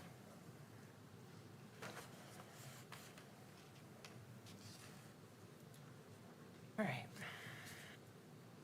Were you involved when the gun was located in the forest area? I was not involved in the search for the gun, no. Did you get notice when it was located? From the footage that we reviewed, we identified an area that we believed could be potentially of evidentiary value, and then it was secured, and then I was notified that as a result of that search, a gun had been located, yes. Were you involved in the processing of that gun? In other words, I was not. boxing it, shipping it, sending it wherever it was going to go to be I analyzed? was not, no. Okay, thank you. All right, now I want to shift to the autopsy for just a moment. You were not present at the autopsy, is that right? I was not. Okay. So anything you know about the autopsy was not from personal observation? No, other than from my meeting with the medical examiner and his report, no, I was not present. Did you meet with the medical examiner after he had conducted the autopsy? I did, yes. And when you met with him, did you provide him information about what you all had learned in your investigation so far? We didn't have any reason to provide any investigative information to him. The purpose of the meeting was to establish what information he could provide to us. Well, in fact, on the front page of the medical examiner's report, he talks about the investigation and information he learned. Did he learn that from you, or did he learn it from someone else? It would be my recollection that he did not learn that from us, but I couldn't speak to how he did learn about it. Okay, so you didn't share with him your conclusions about what happened or how Mr. Kirk was injured or anything like that? That's my recollection. Okay, thank you. And isn't it also true that fingerprints that were taken from Mr. Kirk and autopsy photos were provided to you on a CD? Yes. Was there anything else provided to you from the autopsy other than that? Other than the CD and the report? Yes. Not to me, no. Okay. You did mention not to you. Were you aware of anything else from the autopsy going to anyone else? I believe standard practice is anything of evidentiary value that the medical examiner collects is transferred through a chain of custody. And are you aware of anything that was transferred after Mr. Kirk's autopsy? I'm aware that there were items transferred for evidence, yes. What items? I believe some fragments of a bullet casing. I know Mr. Kirk's personal items to be returned to the family. That's all I can recall off the top of my Do head. you know how many fragments from the bullets? I don't. Now, I'd like to talk a little bit about the ring camera that you obtained, and you interviewed a woman named Ms. Noble, is that right? To get that ring camera that we watched with the car on the outside? We interviewed her to verify the authenticity of the video, yes. And were you involved in that interview? With Ms. Noble, yes. And do you recall what they told you about what they remember seeing in and around that car that night? I don't recall. I just know we were there to verify the video. I didn't conduct an interview with Ms. Noble at that time. Okay. Can we please bring up whole, sorry, just a moment.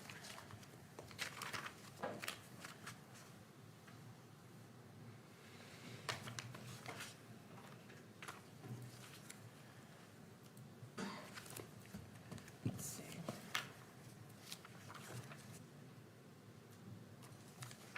Whole 48.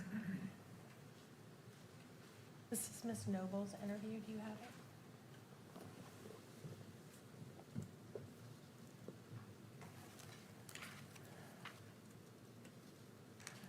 All right, do you remember that? Looking at that interview, does that refresh your recollection? I remember reading the report at some point, yes. And do you remember that the Nobles told you that the driver of the vehicle was bald? I do remember that being in the report, yes. And you didn't mention that today when you were talking about that ring camera, did you? I did not. And did they also tell you there were 3 other people in the car? Yes, I believe they thought that was the case. Okay.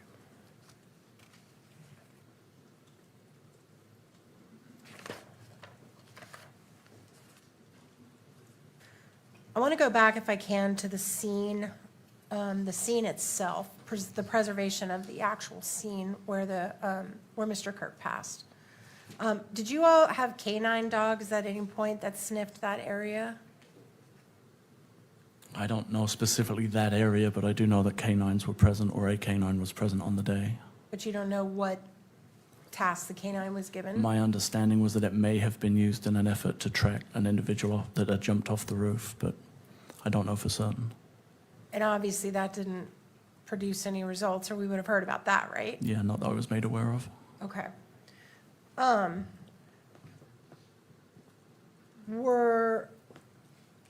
Do you know when the tent and the stuff was actually removed from the scene?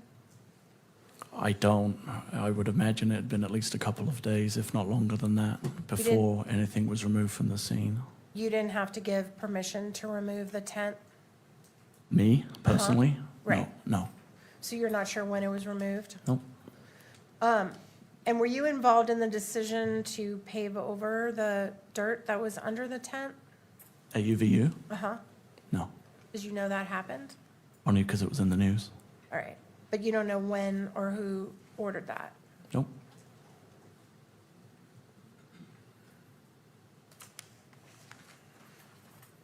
And it's true that during the time before Mr. Robinson turned himself in, you all received lots and lots of tips from the public. Is that fair? Correct? You received tips of death threats that Mr. Kirk had received before, the day before the shooting? Is that right? I'm sorry, did we receive threats that Mr. Kirk had received before the event, or? Let me clarify. That Thank was a you. confusing question. As you were going through tips that the public was giving you, did you receive tips about online death threats that had been made against Mr. Kirk prior to his death? There was a huge variety of tips and information and suggestions that were being provided by the public. Okay, and a lot of those, some of those filtered through you, right? Some of them filtered their way down to us, but predominantly that was being handled by our State Information and Analysis Center that had been set up. And you also got multiple tips about potential suspects, people who thought they recognized people in the picture, right? Yes, there were different calls and information provided by the public. And you had quite a few of those. Correct. And then Mr. Robinson turned himself in, right? Yes. And is it your understanding that the individual they used to facilitate Mr. Robinson turning himself in was someone known to Mr. Robinson personally that had been connected to law enforcement? I know he was known to the family. I don't know his connection specifically with Mr. Robinson, but I am aware that someone was used to facilitate Mr. Robinson turning himself in. And were you aware that he was one of his Boy Scout leaders? Did you know that? I think I had heard that at some point. There was a connection. I didn't recall specifically what it was. And Mr. Robinson, in fact, no police went to go arrest him. He drove himself, or he was driven with his parents to the Washington County Sheriff's Department, correct? That's my understanding, yes. And he voluntarily walked in. That's also my understanding, yes. And that was the first moment you ever knew his name connected with this case. Yeah, aside from the image that we had, that was the first time that we had a name of an individual who had taken responsibility, yes. And did you personally ever meet with Mr. Robinson? I did not.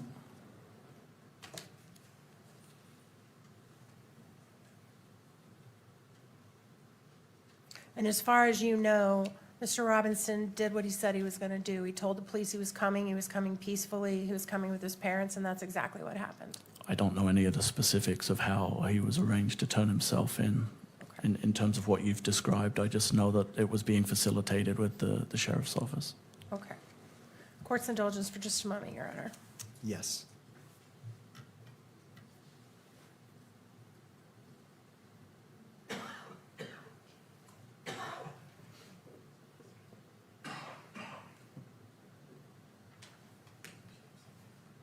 Thank you, Agent Hall. I tender the witness, Your Honor.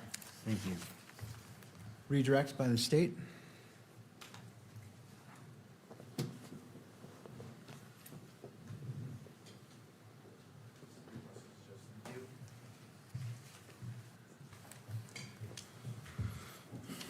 Just going to go back to a few things that Ms. Nestor asked you about. First of all, the unfired bullet that you referred to. It's your understanding that that bullet was accounted for? That's my recollection, yes. Okay, and it possibly belonged to an officer that could have maybe been clearing his weapon? Yes, that's what I recall being told about that particular item, yes. Are you aware of, if on the 10th, there were police officers present that were actually securing buildings and securing rooms there at UVU? I know prior to my arrival, it was a dynamic and active scene that I believe was originally being treated that there was an active shooter on campus. Mm-hmm. So there was a large, rapid response of law enforcement who were actively trying to clear, secure, and ensure that the campus was safe. if that answers the question. The entire campus? Yes, correct. Okay. And what types of officers were there clearing the campus? Originally, there would have been probably local units who would have responded, but subsequently, specialty teams would have been deployed to do a more methodical search of the campus and what we would call a clearing of the campus. And those specialty teams and any other officers, how were they equipped? Like what type of equipment were they I carrying? believe most officers carry a sidearm, a handgun, and most officers in this day and age are equipped with a rifle platform as well. Okay. When you said that it was possible that round was from an officer clearing his weapon, what exactly do you mean by that? Our standard practice in our department is to carry a rifle cruiser ready, which I'm is sorry? we carry our rifles in a situation which is called cruiser ready. What does that mean? It means we don't have a round chambered. So if an officer deployed with his rifle, he would chamber a round.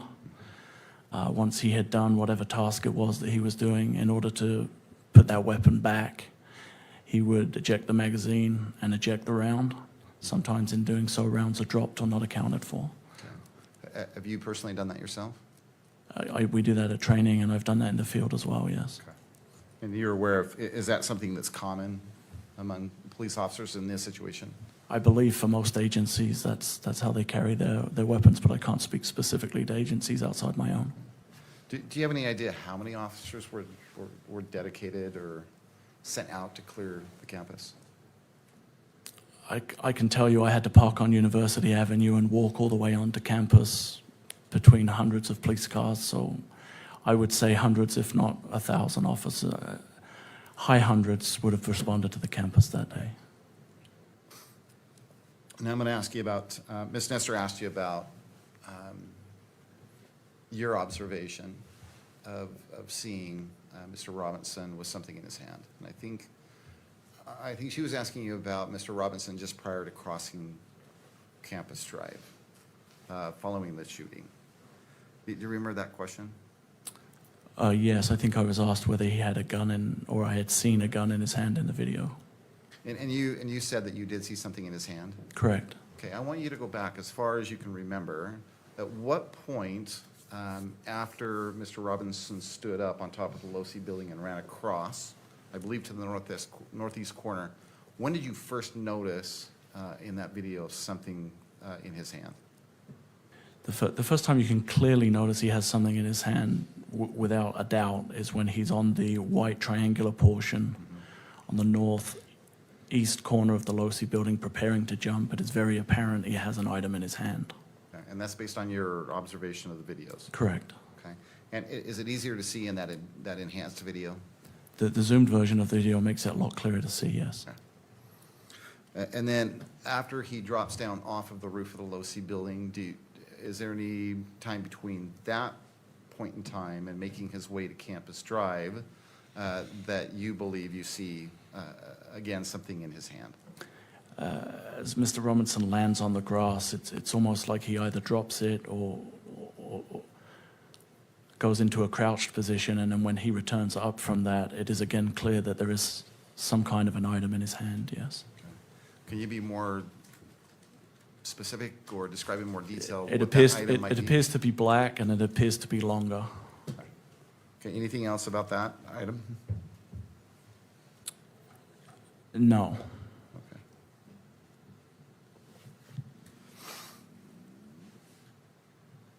Okay. I believe it was Exhibit 9, State's Exhibit 9 that Ms. Nestor pulled up on the screen, and she had you look at that.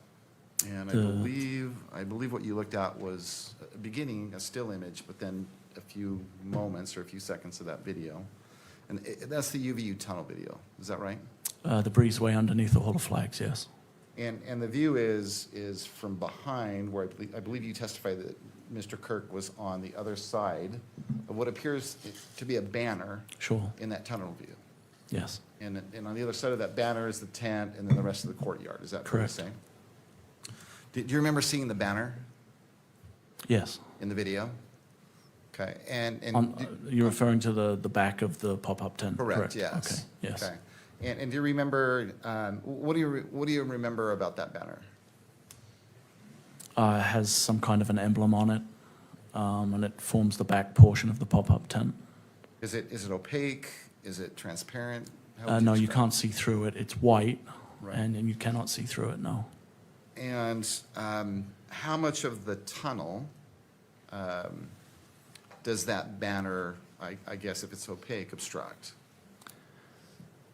I couldn't say. I'm assuming it's a 20 by 20 gazebo, so it would block out the area of the back of the tent that you can see. You would not be able to see through it. You would not be able to see through it from the audience side of the amphitheater.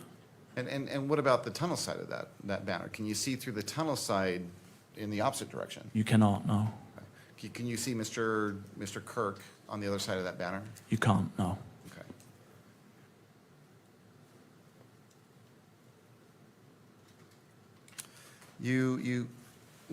Well, we exhibited, or Ms. Nestor had you watch just, I believe, just a brief few seconds of that video.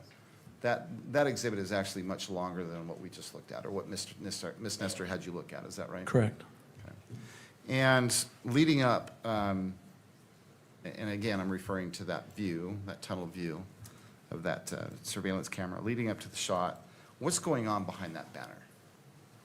There are representatives, I believe, of TPUSA, but there are representatives of TPUSA, there are law enforcement representatives. I don't know if there's any student body, but essentially people are moving to and fro behind that area. A couple of individuals are retrieving items from a vehicle, but there's consistent movement behind and in that area. Okay. Directly behind the banner? Correct. Ms. Nestor asked you about the wooded area that Mr. Robinson entered.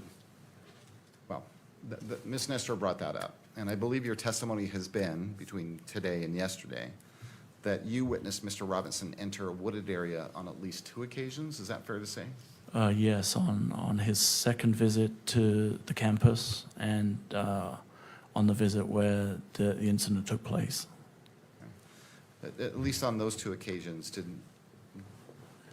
the wooded area that he entered, were they different parts of the wooded area, or was it the same parts of the? They appeared to be the same. You're aware that a rifle was eventually discovered, Yes, and was it your understanding that that rifle was discovered in a wooded area? it was in the wooded area where we believe Mr. Robinson entered the wooded area, yes. And that rifle was discovered on the 10th? Yes. Ms. Nestor asked you about a variety of tips including threats to Mr. Kirk, I think before the event. Yes. And did you follow up on those tips? After tips have been put through a process and been analyzed and screened, anything that appeared to have relevance to either the investigation or a credible threat was managed by the various entities involved, yes. Okay. So managed by law enforcement, so. Correct. Did you personally follow up on any of the tips? I don't think I personally did, but I worked closely with people who did. The point is, I guess, is that those tips were followed up on. Is that fair to say? To the best of our ability, yes. Okay. And then Ms. Nestor also asked you about tips, I believe, of people reporting to police that they felt like they knew who the shooter was. Yes, Okay, so identities of possible shooters. correct. Did law enforcement follow up on those tips as well? They did.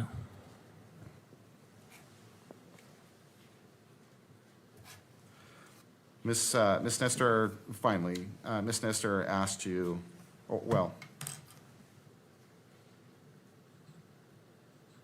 she asked you whether Mr. Robinson voluntarily went to the sheriff's office down in southern Utah, is that right? Yes, Okay, and that was the Washington County Sheriff's Office. yes, Okay, you understood that he turned him, well, he showed up there voluntarily, is that right? correct.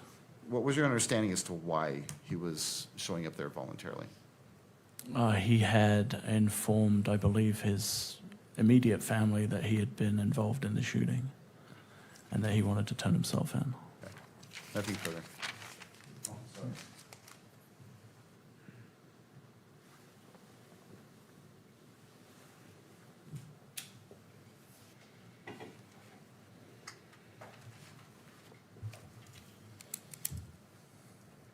In the video that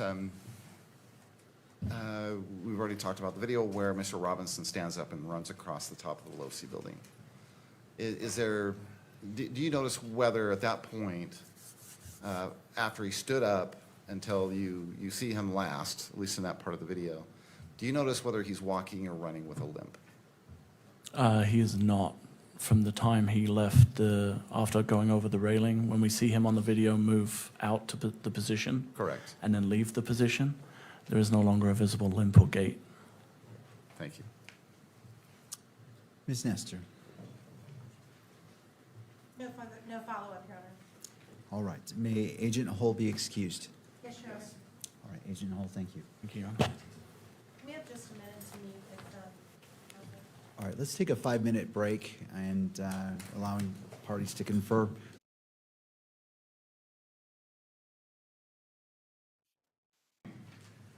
We left off with Agent Hull was excused, and we are proceeding. Mr. McBride. Yes, Your Honor. We intend to call Jennifer Faumuina, but before I do that, I'd move the admission of State's Exhibit 5.1, if I can approach the bench. Yes. Thank you. Your Honor, there will be an objection, and we want to be heard on the objections. And I didn't know this was coming now. It could be a lengthy call. All right. Let me just, do you wish to identify what State's Exhibit 5.1 is? Yes, Your Honor. Exhibit 5.1 is a self-authenticating 1102 statement issued by David Engelhardt from Turning Point USA. All right. And yeah, again, I say it's a self-authenticating document. As you can see there, it's got the admonition on page 1. The body of the 1102 statement is there on pages 1 and 2.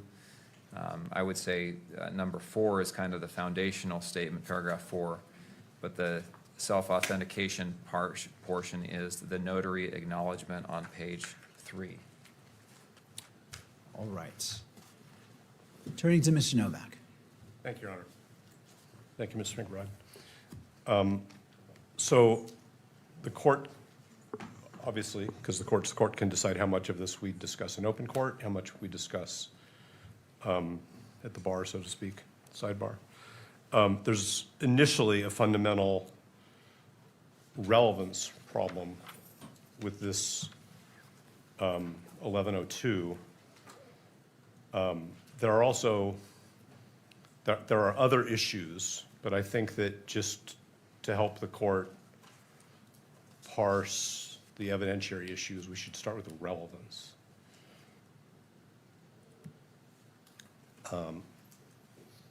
There are sub-issues. There's also a problem under 1102, because if the court looks at the last paragraph of this, Mr. Engelhardt, who is the purported author, refers to himself in the third person, so it's not clear to me who actually wrote this report. And as Your Honor knows, 1102 says that prosecutors are not to assist witnesses in writing their own 1102 reports. That's not my primary concern, although I think it is an important issue because that's what the rules require. But the real question is relevance. And I guess the question is, does the court want me to do the speaking objection? Because the court said no speaking objections. Should we approach sidebar? How does the court want to handle it? The people can move their exhibits into evidence whenever they wish. I wasn't aware we were going to do it at this moment. I'm ready to proceed, but the question is how the court wants to handle these objections. I'm prepared to keep going in open court, but it's what the court referred to as a speaking objection. No, I appreciate that. As it relates to, Well, so here's my question for you, Mr. Novak, as you're, and again, I appreciate your discretion in highlighting that point. Do you anticipate your argument being of the nature that would defeat the purpose of, if the court does not admit this, that you've already let the cat out of the bag with your argument? Or do you feel that you can make your argument without compromising what is in the 1102, so the purpose of, if excluding it is still preserved? I'll go as far as I think we can go, and then we'll just see. I mean, I do think, I am not trying to conceal from anybody in the courtroom or the public Of course. our concerns about relevance. So why don't I, taking the court's lead, go forward publicly with my concerns about relevance. And if we reach a moment where it feels like further argument may deprive Mr. Robinson of his fair trial rights, we can approach. All right, we'll proceed. Okay, so then,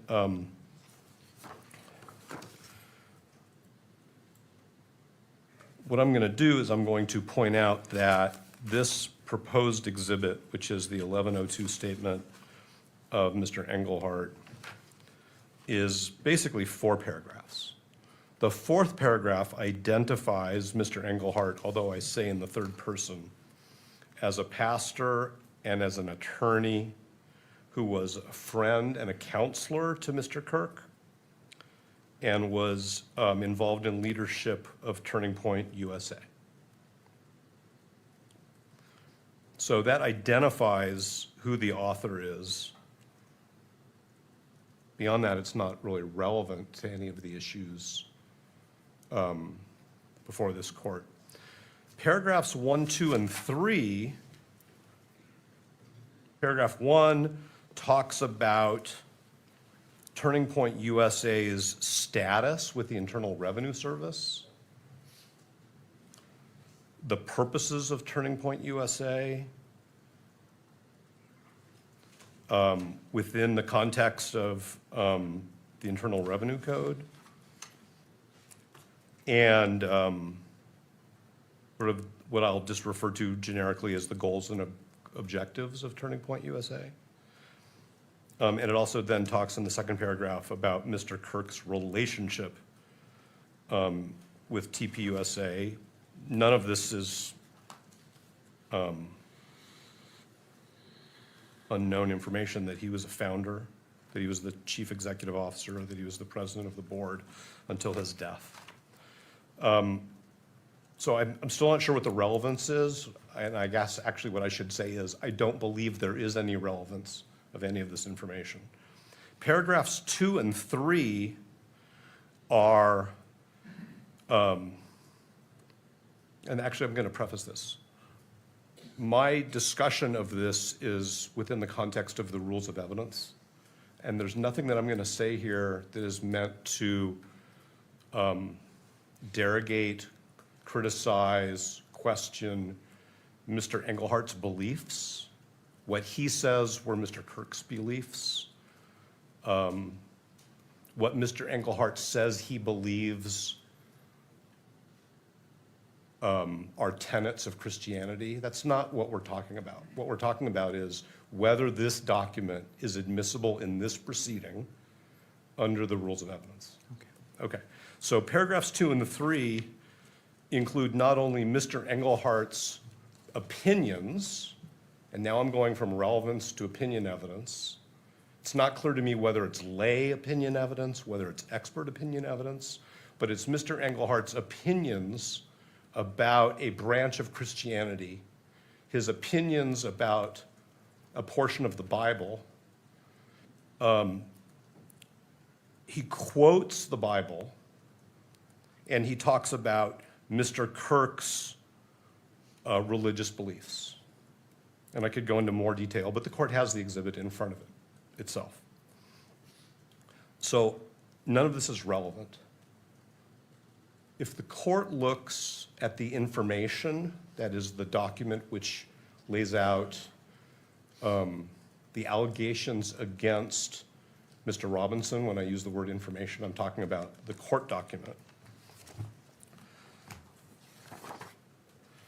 There are, with respect to certain counts, what Utah code refers to as a victim targeting enhancement. That is alleged with respect to count 1. It is alleged with respect to count 2. It is alleged with respect to count 7. And may I step away just to get my laptop? You may.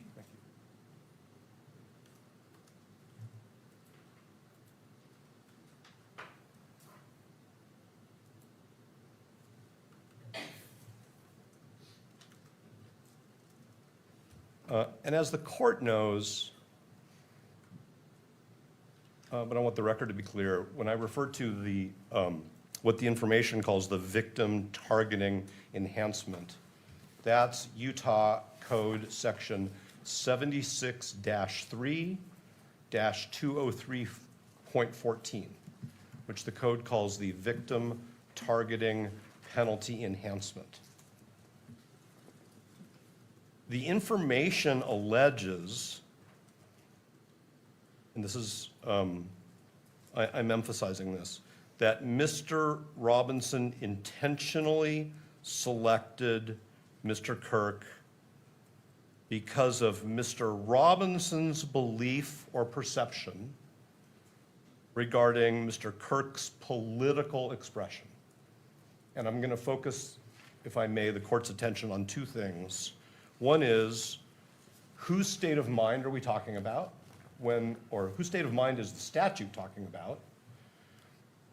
And what aspect of the victim targeting enhancement is being invoked here?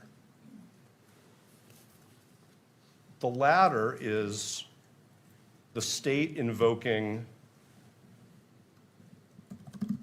Mr. Kirk's political expression, and now I'm quoting the statute, as the personal attribute that the state alleges is the gateway to this penalty enhancement. And if the court will bear with me, because there's a reason why we have these hearings in public, there are various categories for alleging, I should say, there are various categories of personal attributes, that's the phrase the legislature uses, which authorize the pursuit of a penalty enhancement. And those personal attributes are listed in the statute A through R. I'm not going to read all of them because the court knows the law, but political expression is subsection K. That is separate and distinct from the personal attribute that the legislature calls religion, which is subsection M. So what we have is an allegation that the personal attribute, which is one of the elements of this enhancement, the allegation that Mr. Robinson selected Mr. Kirk was based on his political expression. That's actually the exact same phrase, political expression, as is in the statute subsection K.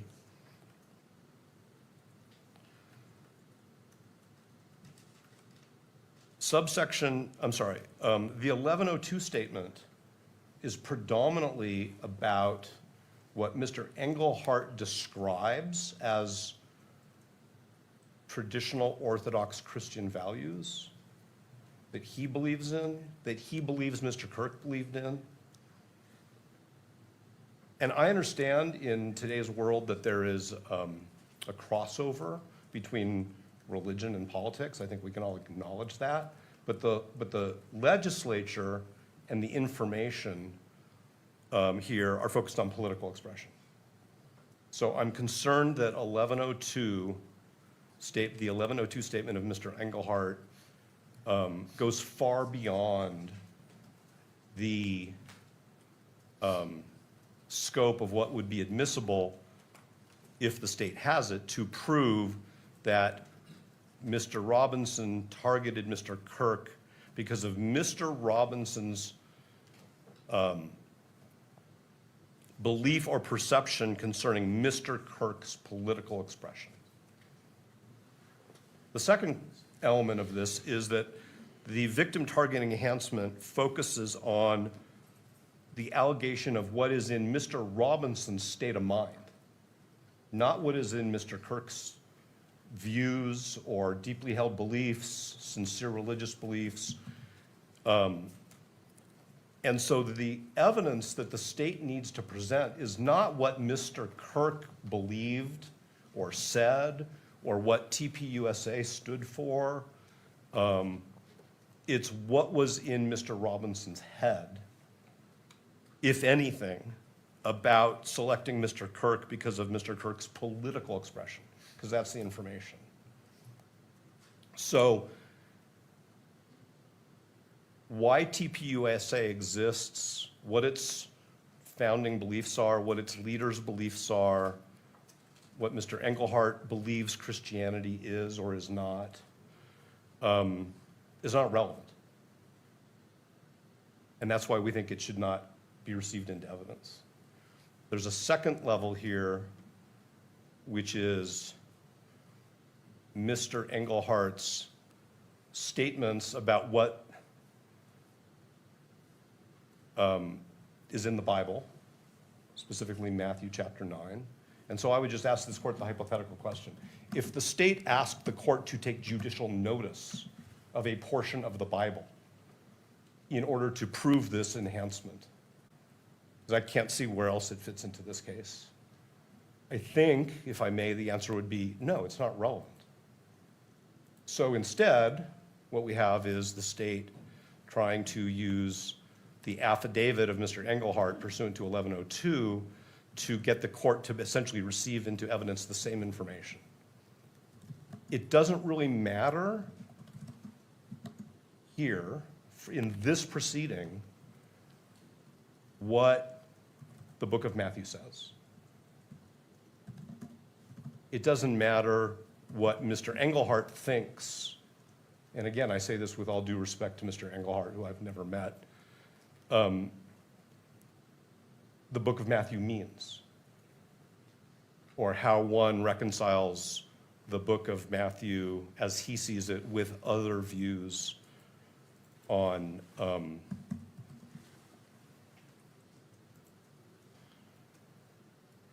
the topics that are there. I mean, I want to be careful and not suggest what other views are, because I shouldn't be testifying about different perspectives within the sort of the heading of religion.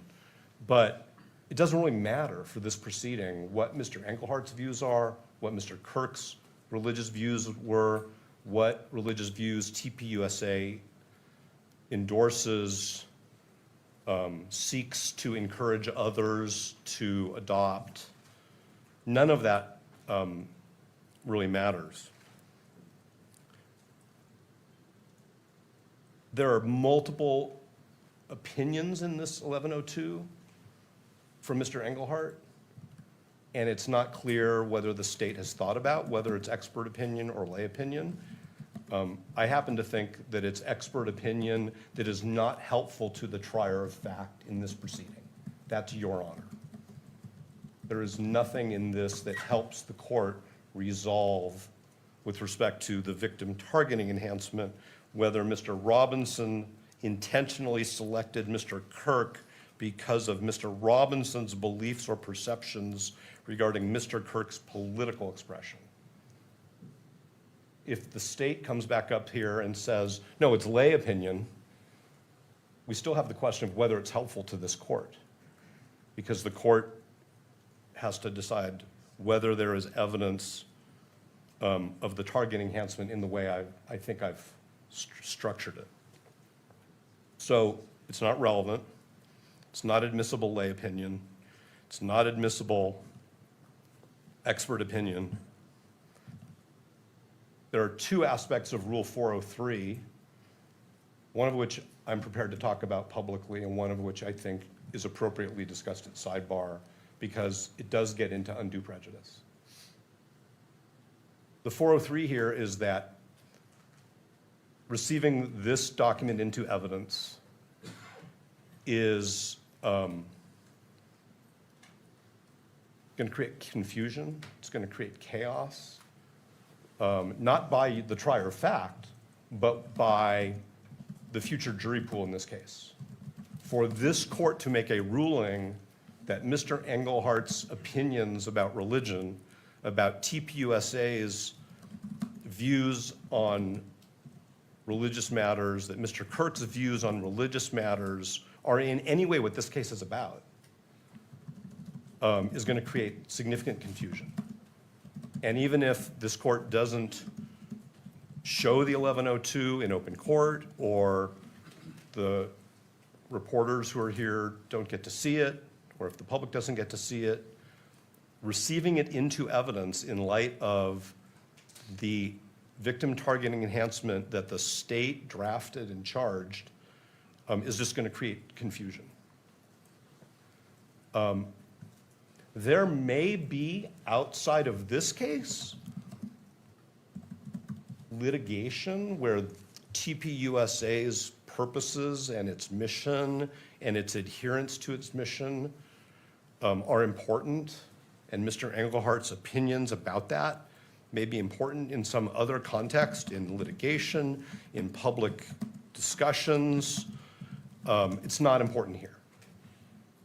And when I say important, I'm saying it's not relevant.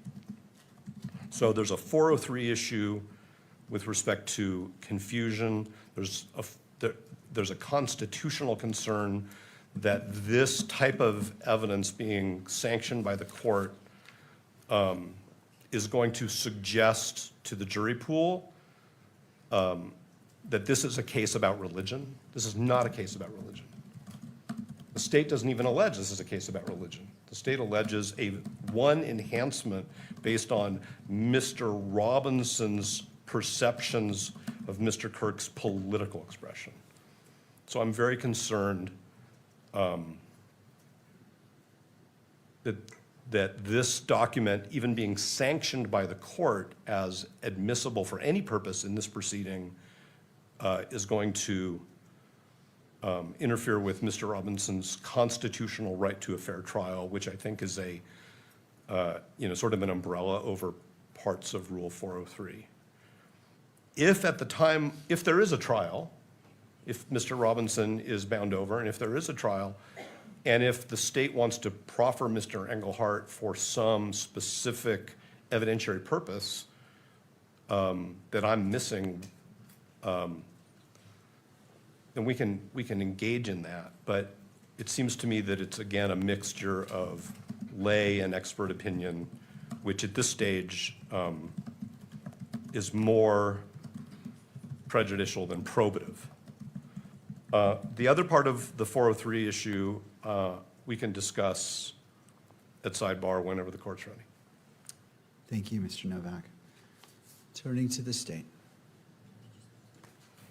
And so just to give an overview, what I'm intending to do is address what Mr. Novak has presented, the state respond. I may have some questions limited to what's been presented now. Of course, that doesn't preclude addressing the second portion of that in whatever means is necessary to protect constitutional rights. But we're just focused on this portion right now. Understood. Thank you. Mr. McBride.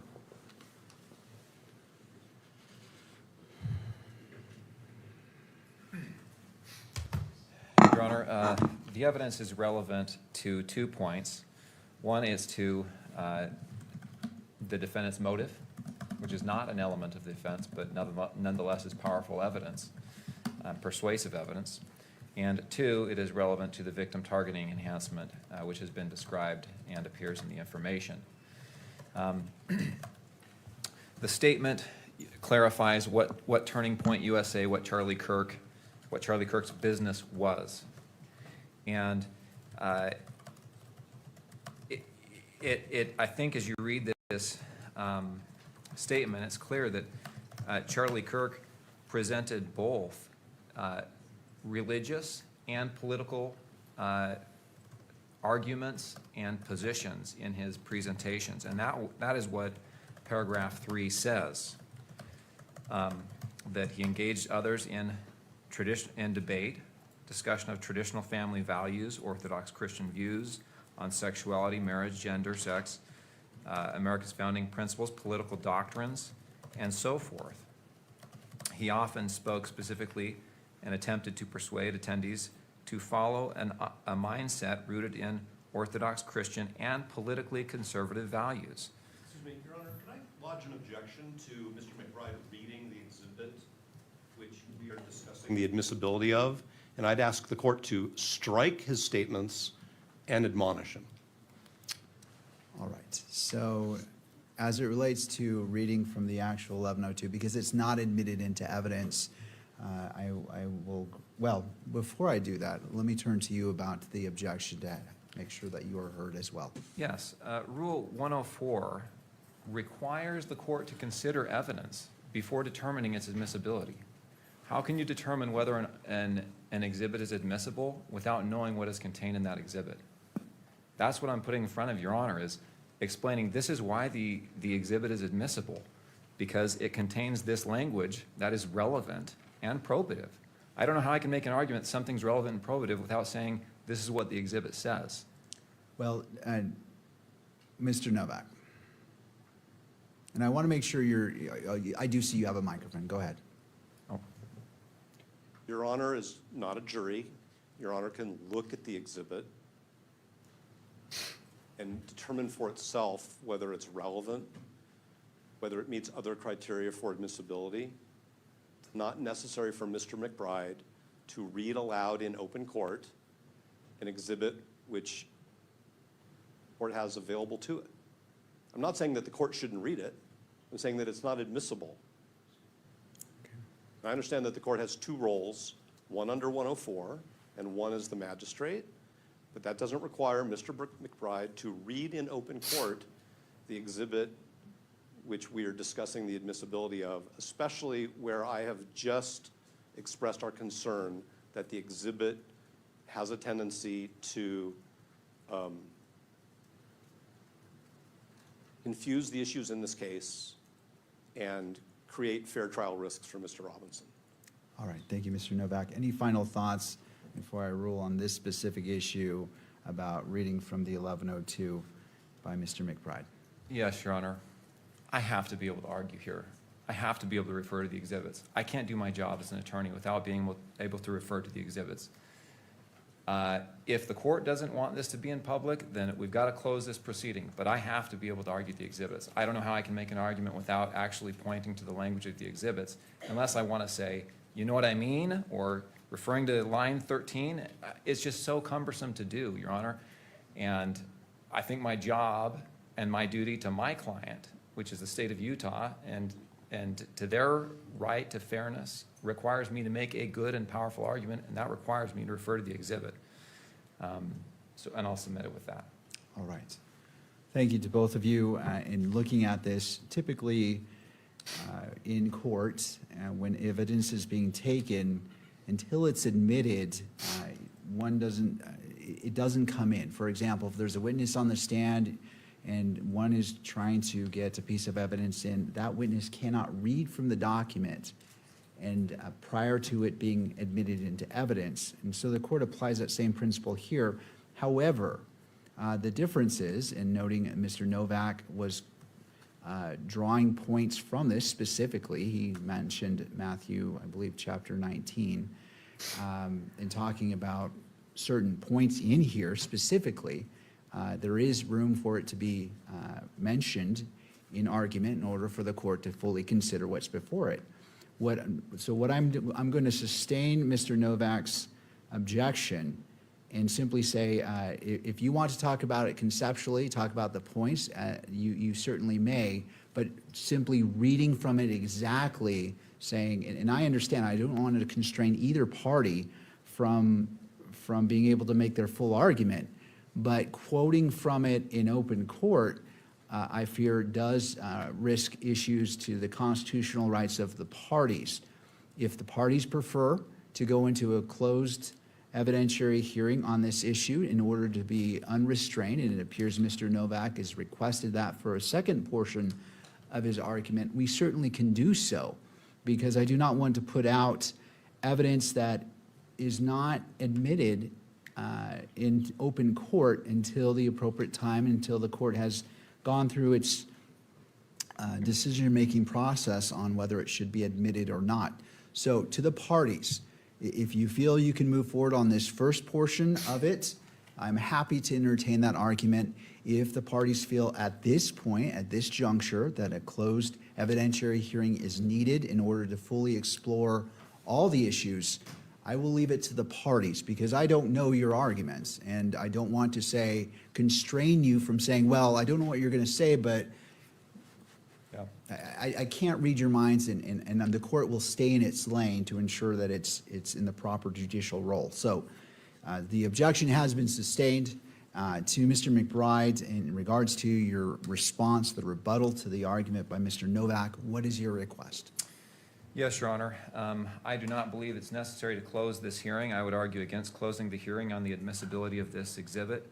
However, the court needs to rule on that issue before I launch into the fullness of my argument, because I do not want to be admonished for discussing an item that I'm asking to be admitted into evidence in public. So I would ask the court to make a ruling on the closure of the argument about the admissibility of this hearing so that I can make that argument unconstrained.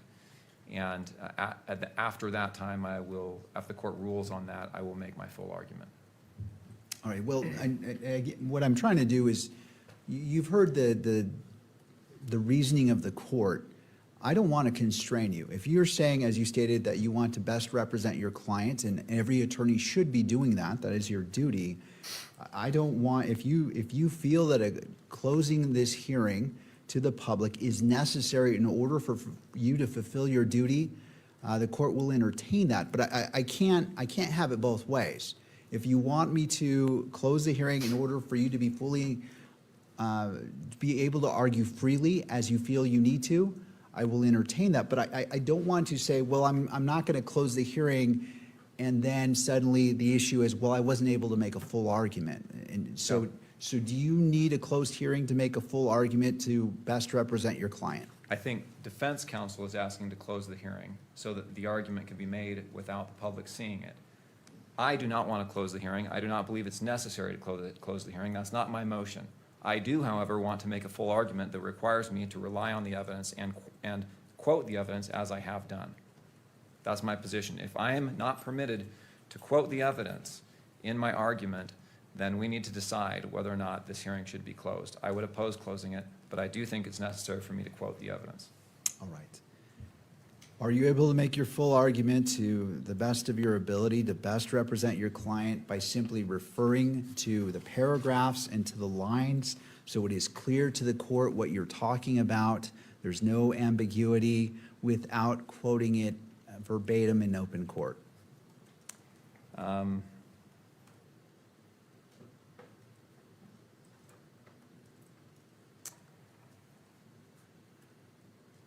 I don't think so. All right. Your Honor, if you're going to make a closure ruling, I'd like to be heard before you do. All right, I'll hear from you as well. If you would like to come forward, again, just, Mr. Reimer, just stating your full name for the record, for the clarity of the record. Sure, thank you, Your Honor. David Ryman again for the news media. We have briefed this issue a couple different times so far. Sometimes there is a misconception that I think is running, particularly through what Mr. Novak argued, that suppression hearings, because the evidence may be suppressed or excluded, or eliminate hearings, need to be closed unless the evidence is deemed admissible. That is the opposite of the law. That has been settled since the United States Supreme Court decided Waller versus Georgia. You can see it in Kearns Tribune, which dealt with a preliminary hearing and access to a preliminary hearing where, as you know, and as we've heard repeatedly today, all kinds of evidence is presented at the preliminary hearing that may not be admissible at trial. And so the universe of the public's right of access to proceedings is not limited just to what eventually gets admitted at trial, which you know, if there even is a trial. And that's been, we've cited the court to, you know, numerous cases on this, and I don't have the brief in front of me, and the docket is huge, and I can find it for you if you'd like. But I just wanted to correct the misimpression that the public is not entitled to hear argument and to see evidence just because it may not be admissible. Otherwise, we would never have admissibility arguments in public. And I do want to I'll just make one other point. Currents Tribune also speaks to this, and that is that if you do decide that there's and so let me just make two quick points. To the 403 point, just because evidence isn't admissible is not a basis to close the hearing. There may be a 403 argument. I haven't seen this document. I don't know what's in it. Maybe there is something incredibly prejudicial. You would have to make that decision. I'm at a loss. I haven't seen it. I'm happy to take a look at it and give you substantive argument, but it's the same high constitutional standard that you have to satisfy in order to close it. And then the last thing is just on the scope of any closure. Currents Tribune speaks, and I know the court is aware of this. If you are going to close it, it needs to be as minimal as possible. And it's my experience, at least, that most of the argument about things in this context can occur in open court. And if you want to have, you know, a closed session or a sidebar or however, you have also done it in chambers. I just ask that it be as limited as possible. Thank you. Thank you.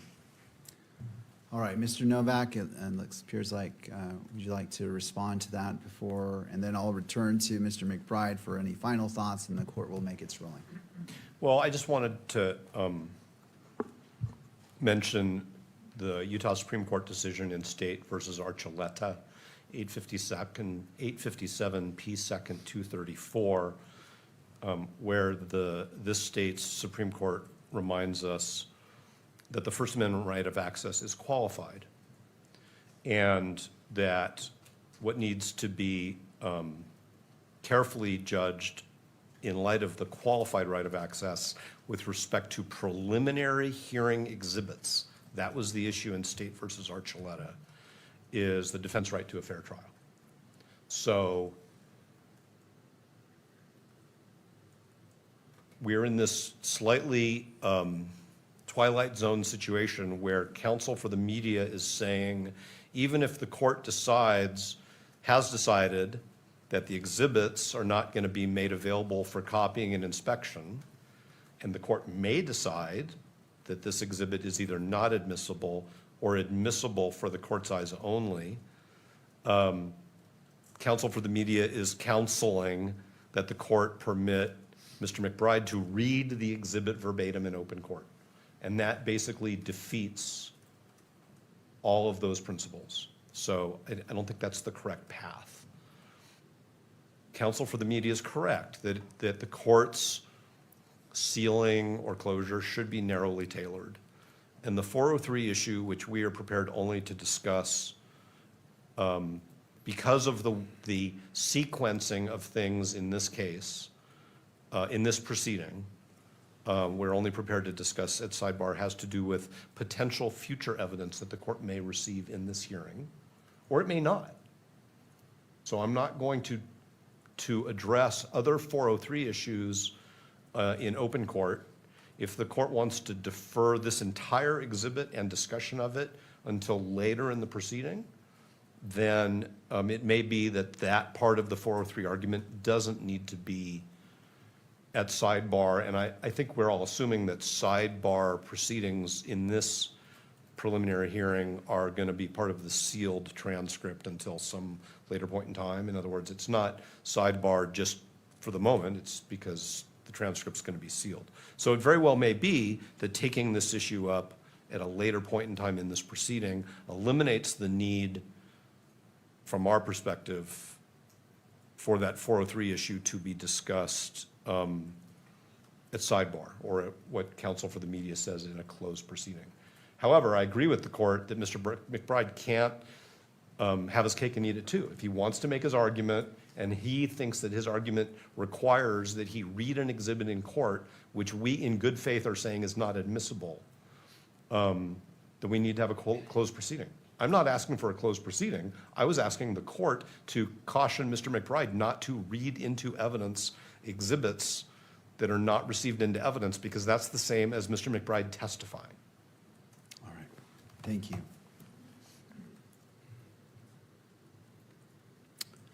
Anything further, Mr. McBride?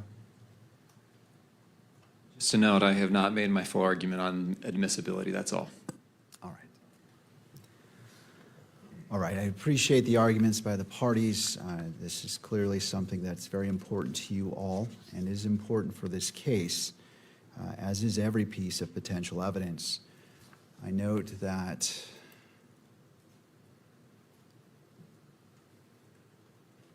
Mr. Novak indicated that receiving this could create confusion for future potential jurors.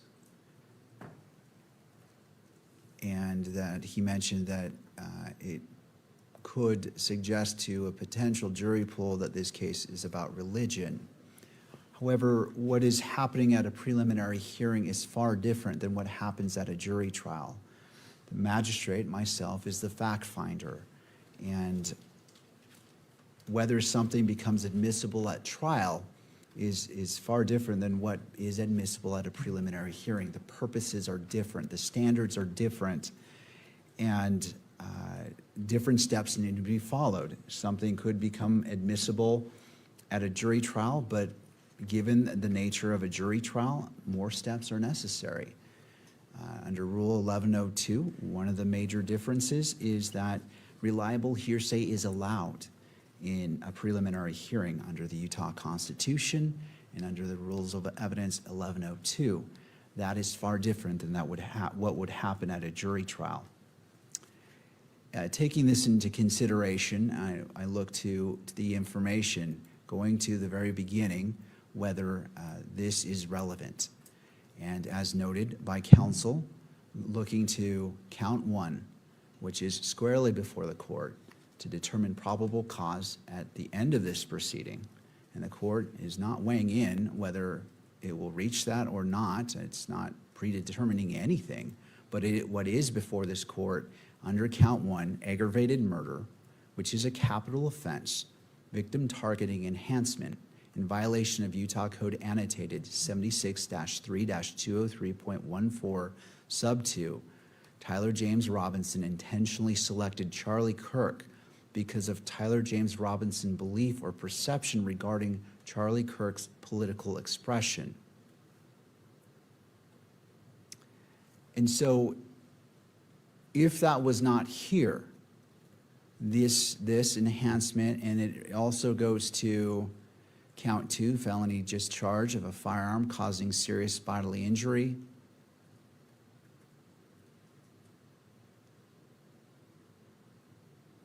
And I'm just reviewing. And then finally, count 7, violent offense committed in the presence of a child, where the victim targeting enhancement also is in play. Because that is part of the information that's squarely before the court, this becomes relevant. Now, trying to determine what is political expression versus religious expression, that goes into different grounds, but at this point, the court finds it is relevant for consideration, and for the very least for argument. What the court is going to rule is that the need for a closed hearing is not been met at this point, because what needs to be shown is prejudice, or that the exhibit contains inflammatory information that would prejudice the jury pool. That begins the path where we can consider closing the hearing from the public. However, that's not what's before the court, nor has the court heard that. And so the ruling of the court is, previously I sustained Mr. Novak's objection, and the court will expound upon that Mr. McBride in his argument cannot read the entirety of State's Exhibit 5.1. Can he reference points of it and specifically quote certain points? The court rules that he can, just as Mr. Novak pulled from this, and it was broad, but he quoted Matthew chapter 19. He stated that this came from the Bible. He talked about going from paragraph 1 where he quoted, or at least drew from, about the Internal Revenue Service and the type of business. And so there is grounds for that to occur in order for the court to consider the argument fully and making the determination whether it is relevant and should be admissible. Therefore, the court rules that Mr. McBride can continue in his arguments in order that the court can make its determination whether State's Exhibit 5.1 is admissible or not.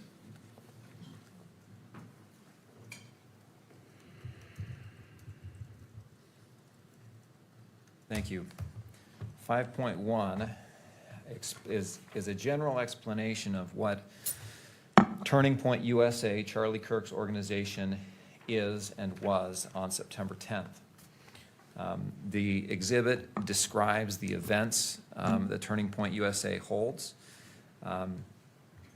talking about at least 200 plus of these events featuring Charlie Kirk as a headline speaker had taken place by that time. That's in paragraph 3. That these events discussed political issues as well as religious issues. Those political issues in the portion I previously quoted talked about gender issues in particular, gender, sexuality issues, the difference, or the Christian and political view regarding marriage and families and gender identity. And that information is relevant to the motive that we are alleging in this case. And it's also relevant to the victim targeting enhancement, which is in part a motive type enhancement. And the evidence will be introduced through, or we will offer evidence through other witnesses that talks about some of the defendant's statements that indicate his gender persuasion and that he falls into some of these political and gender views that Charlie Kirk argued against. That's the relevance of this statement, is it shows Charlie Kirk publicly in front of large gatherings of people debated and presented his views, his political views, which were tied to his religious views about gender identity, LGBTQ rights type issues. And the relevance to that is the defendant's motive is that he was on the other side of those views. And you'll see evidence that talks about that through other witnesses, that talks about that being the inference and the motive that he had, or the inference from that evidence supports that motive, which supports the victim targeting enhancement, and frankly, motive in general, which goes to identity. For that reason, Your Honor, this exhibit is relevant. I don't see the prejudicial effect, unfair prejudicial effect this would have on the fact finder. Whether or not it has, some capability of prejudicing the potential jury pool, I think that's a completely different question. I don't think it does. I think this case has already highlighted the political issues that we're talking about here, but my job here is to present this case to the court, to you, Your Honor, for you to make a decision. This evidence is admissible for that purpose. Whether or not it's public or published for the public to see is a different question, which I'll submit. The media is very capably represented, and I'll let them make the argument on that point. But I would ask the court to admit this exhibit. Mr. Novak.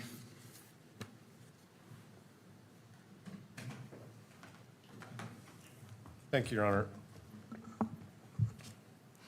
Honor. For the state to argue that this exhibit says anything about Mr. Robinson's state of mind should be rejected out of hand. This exhibit does not say anything about Mr. Robinson's state of mind, and that's what motive is, and that's what the victim targeting enhancement adopted by the legislature focuses on, is the defendant's perception.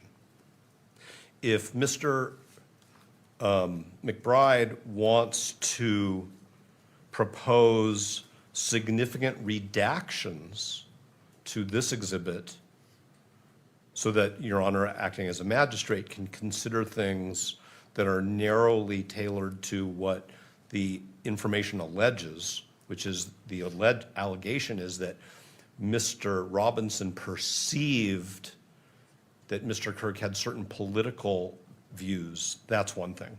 But this document talks, and now Mr. McBride, not to be colloquial, has sort of thrown down the gauntlet. This document talks about foreign affairs, political doctrines, America's founding principles, cultural trends, and what Mr. Engelhardt refers to as Orthodox Christian views on sexuality, marriage, and gender/sex. So this document goes way beyond what the state just flagged for the entire world is their view of Mr. Robinson's motive, which has something to do with gender identity, gender ideology, and sexuality. That's what Mr. McBride has just said this case is all about. This document goes way beyond that, and that's why it's not admissible. There may, as I said, be other evidence which Mr. McBride and the state want to rely upon, which they haven't presented yet, and Mr. McBride hinted at that. So I think that it's not admissible at this point in time. I don't think it's relevant in the sense of has a tendency to make a fact of consequence more or less true. That's the definition of relevance. So how does this court go from what the state has to establish, which is motive, or well, actually, the state doesn't have to establish motive. Motive is not an element of the offense. But at least with respect to the victim enhancement, according to the legislature, the question is, what is in Mr. Robinson's state of mind? The other thing I want to say is that Mr. McBride did not address the admissibility of these opinions. Now, the court talked about 1102, but 1102 doesn't resolve all of the other rules of evidence. It's just a gateway for an affidavit. So what we have in this document are what I think are purport to be untested expert opinions or at least lay opinions. And the question is, under the rules of evidence, is whether this document is helpful to the court when it makes a determination about whether Mr. Robinson perceived that Mr. Kirk had certain political views. So where is the evidence that Mr. Robinson, in this document, that Mr. Robinson was aware of Mr. Kirk's political views? Where is the evidence in this document that Mr. Robinson had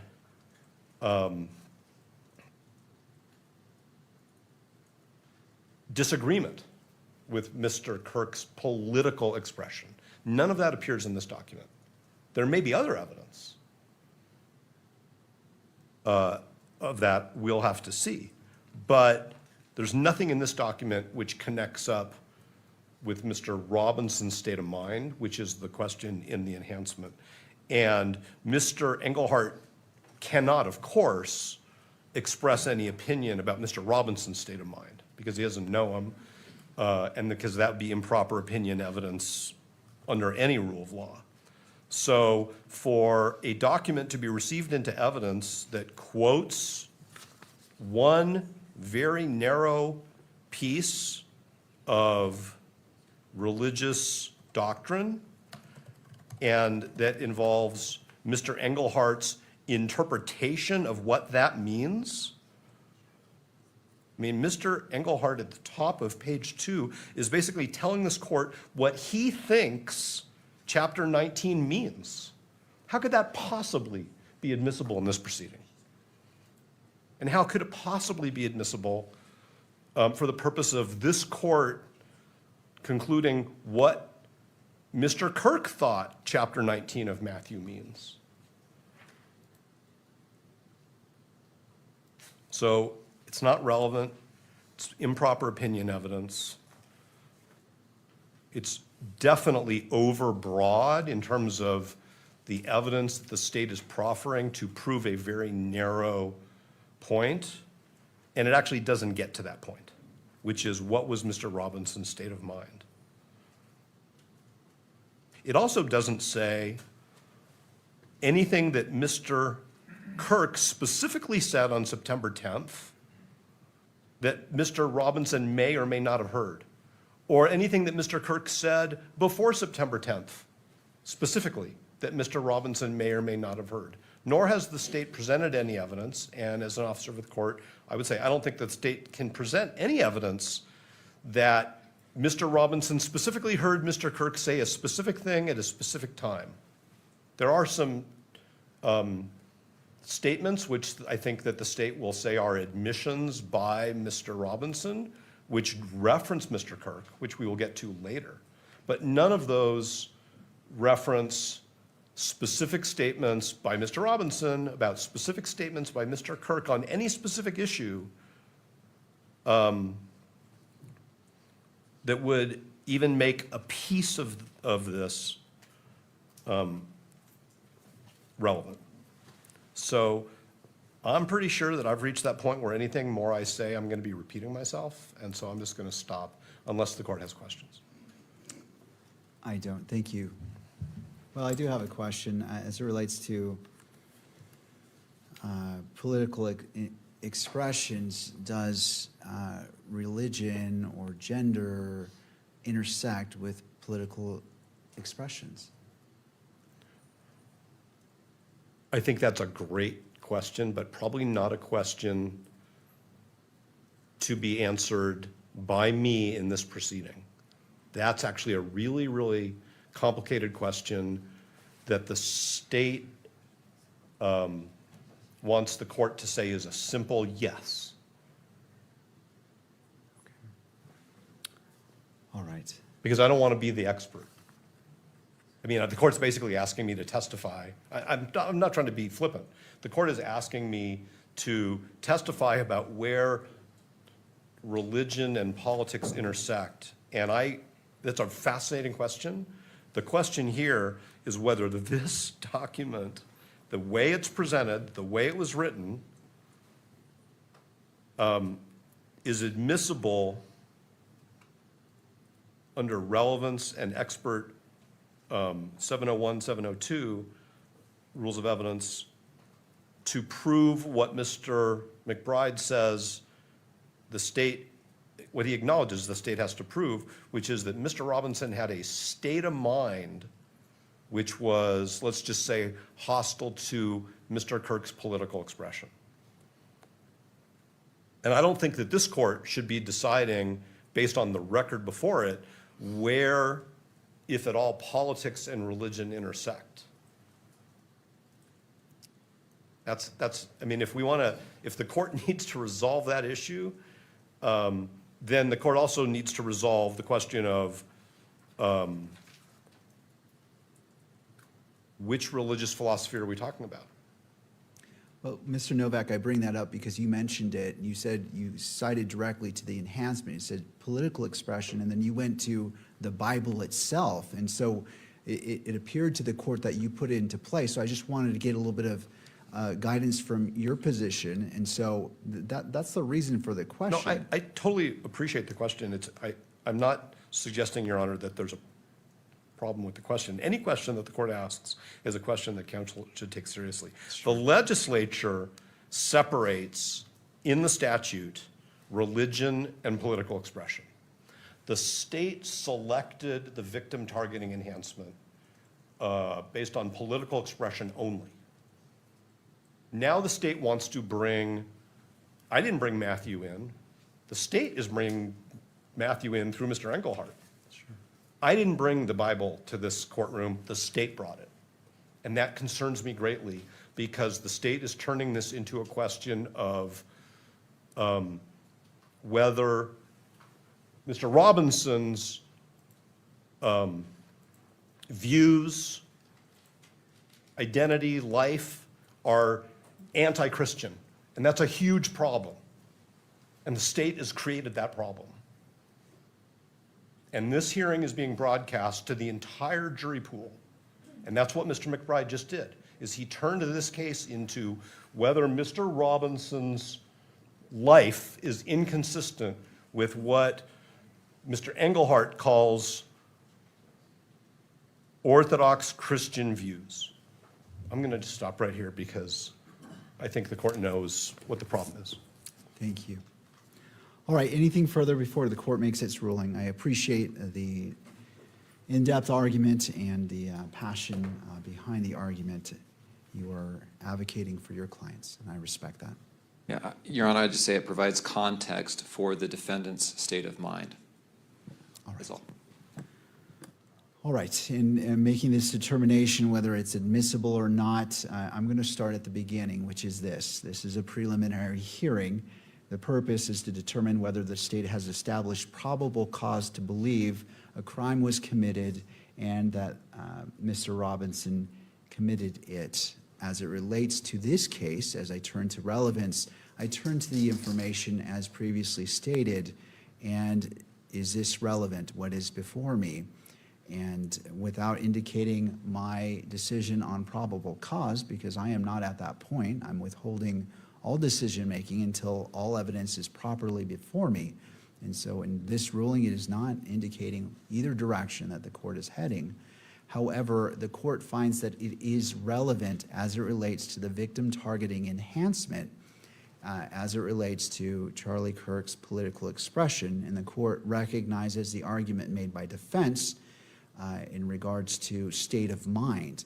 And it is because of both arguments that the court finds that the court is ruling that it is provisionally admitted into evidence.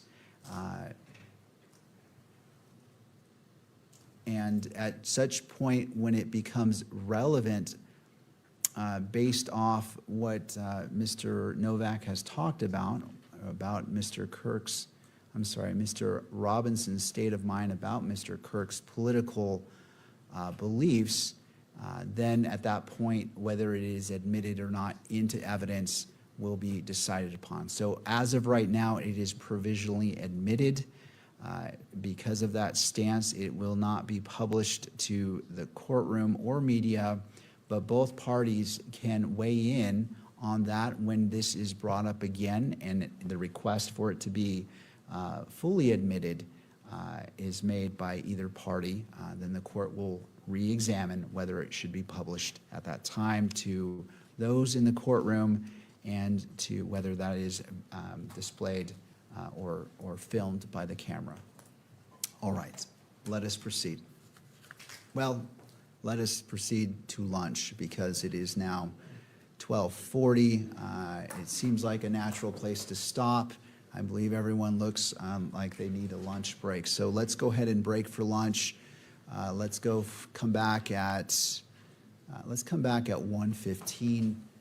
Well, I need to give you a full lunch here. I need to do my lawyer math and see what that would bring us to. So it's 12:40. Let's come back at 1:45 for lunch. All right. Any party need the benefit of the record before we break for lunch? Not from the state, Judge. No, Your Honor. All right. Court is now in session, noting the presence of all counsel and all parties. All right, Mr. McBride, turning to the state. Yes, Your Honor. Just by way of preview, we are going to call Jen Faumuina, Sergeant with the SBI, but how we're going to proceed is we're going to call her for a very limited purpose. We're going to pause her testimony. Defense is not going to cross at that time, and we're going to call an FBI DNA analyst out of order. It's a defense witness, but that's to accommodate that witness's schedule. State calls Sergeant Jen Faumuina. I'd like to come forward and be sworn in. Do you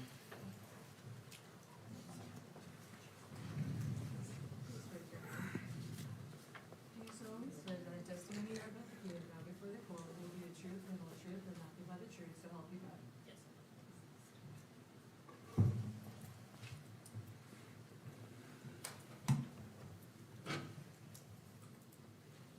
All right.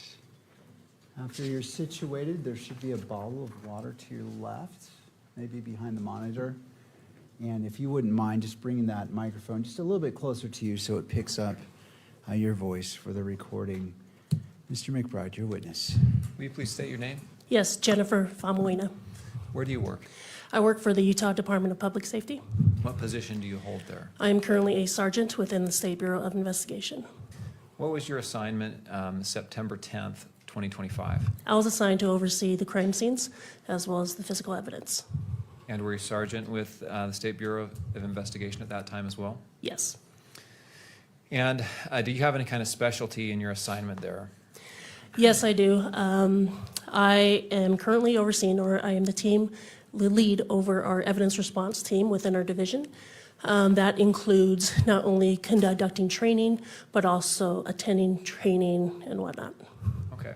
So if we hear ERT, it means Evidence Response Team. Yes. Were you called to the crime scene at Utah Valley University on September 10th of 2025? Yes, I was. And were there multiple scenes that you oversaw or helped to process? Yes. We've had some testimony about the rooftop of the Losee Center. Did you oversee or are you aware of evidence that was collected in that area? Yes, I am. Was there a screwdriver that was collected from that rooftop? Yes. And do you know how that was collected and what happened to that screwdriver? Yes, that was collected by the Utah Bureau of Forensic Services Crime Scene Response Team, or also known as our State Crime Lab. And do you know what happened to that? Yes, it was packaged, and then that evening there was discussion on who would take custody of the evidence, and I was there along with FBI. Then it was decided that FBI would take custody. And did that evidence actually go to the FBI? Yes, it did. And was it sent for testing? Yes, it was. Where was it sent, do you know? It was sent back to their, I guess, their equivalent of our crime lab. Okay. Are there other areas there at Utah Valley University that were also processed for the presence of evidence? Yes, there was. Is there a wooded area that's northeast of campus? Yes. What was found in that wooded area? What was found there was a long gun that was wrapped in a dark colored towel. And you say a long gun. What does that mean, a long gun? Sorry, that would be a rifle. So for to be more specific, it was a Mauser 98 rifle. Do you know what caliber that was? It was retrofitted to a 30-06 barrel. And do you know what kind of action that had? Was that a semi-automatic, automatic, bolt It was action? a bolt action. What is a bolt action rifle? I'm not too familiar with guns, but I just know there's a bolt and you have to pull it back. Okay. And what was done with that weapon and that towel? That was documented in place, and then eventually pictures were taken. It was documented in place, and then afterwards we rendered that gun safe, and then packaged the gun as well as the towel. What was done with the towel after it was packaged? The towel was also provided to the FBI. And those two items, well, let me tie up that thread. The gun, what was done with the gun? The gun was packaged. It was taken to FBI custody, then eventually it was provided to the ATF lab. Okay, so the gun went to the ATF lab, is that correct? Yes. The towel went to the FBI lab, Yes. and the screwdriver went to the FBI lab. Yes. Did you receive reports back from testing that had been done on those items? Yes, I did. I'd like to show you State's Exhibit 31. I think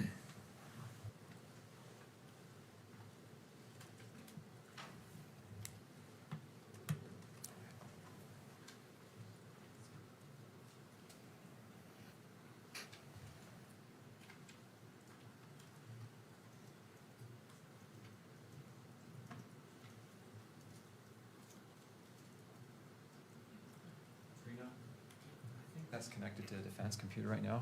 Is there any way to switch it?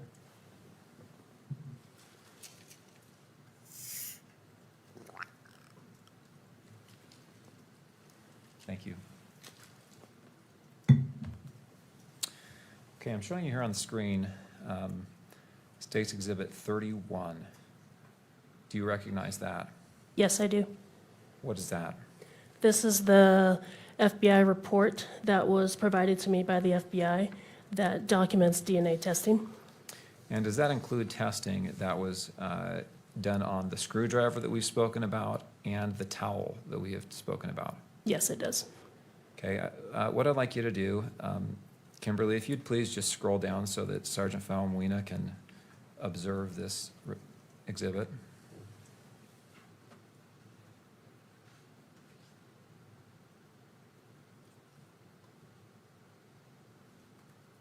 If I can have just a moment.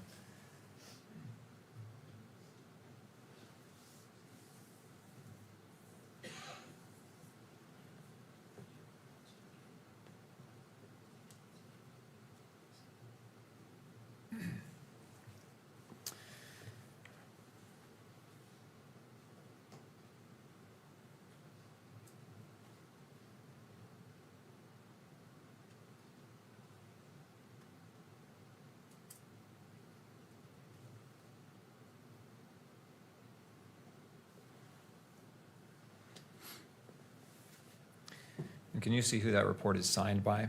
Yes. Who's that? Amanda Baker, I'm assuming is how you pronounce your last name. Is that, in fact, the report that you received documenting the testing results on these items and some other items from the Yes. FBI? Sorry, yes, And does it appear to be in an accurate condition as to how you received it? yes.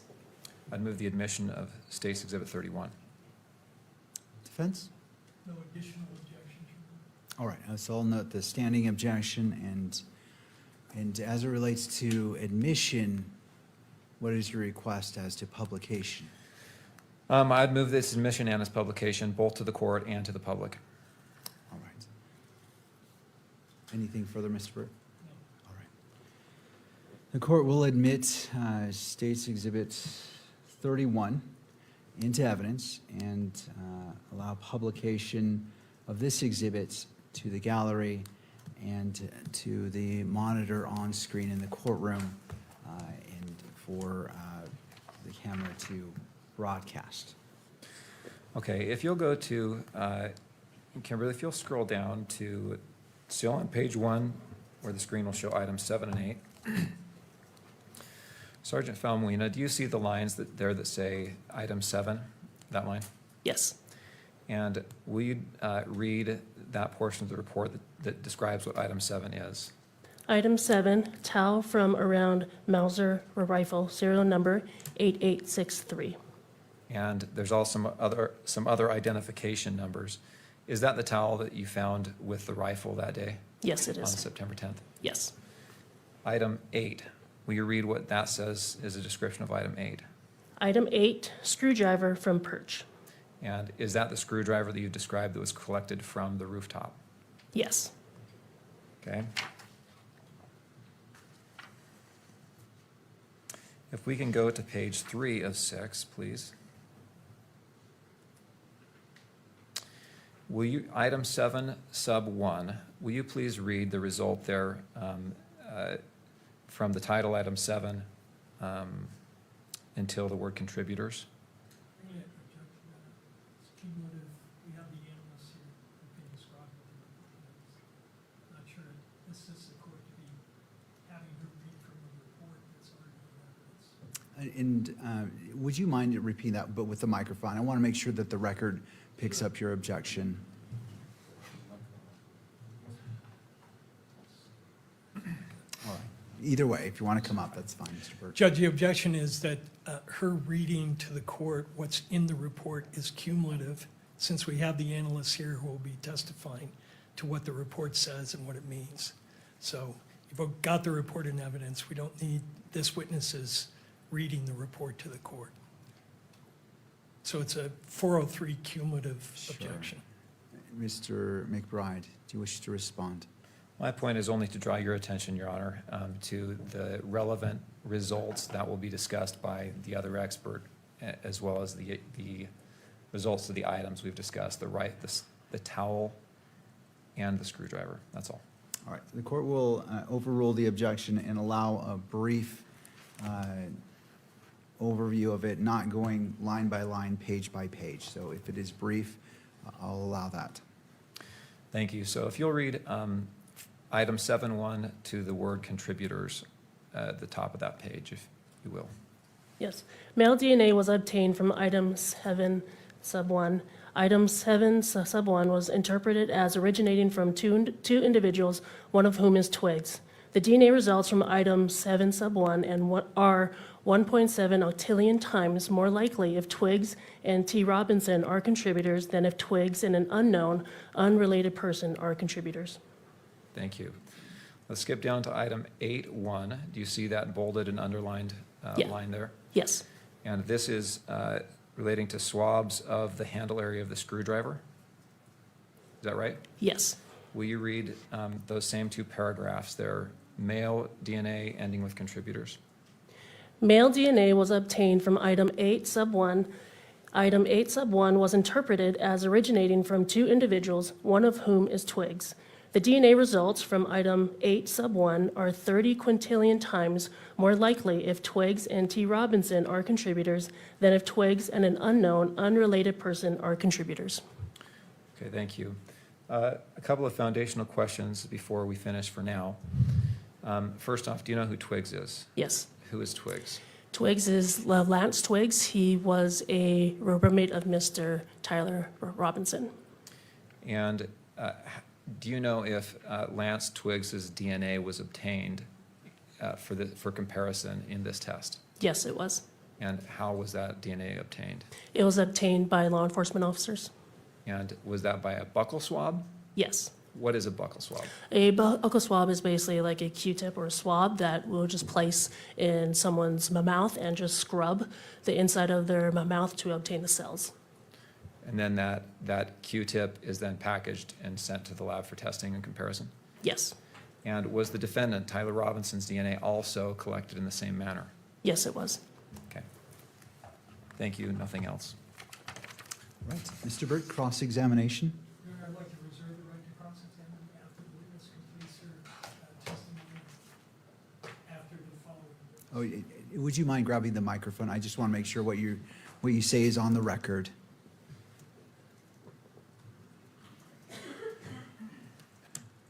With the court's permission, I'd like to reserve the right to cross-examine on the area she testified about until she's completed her testimony.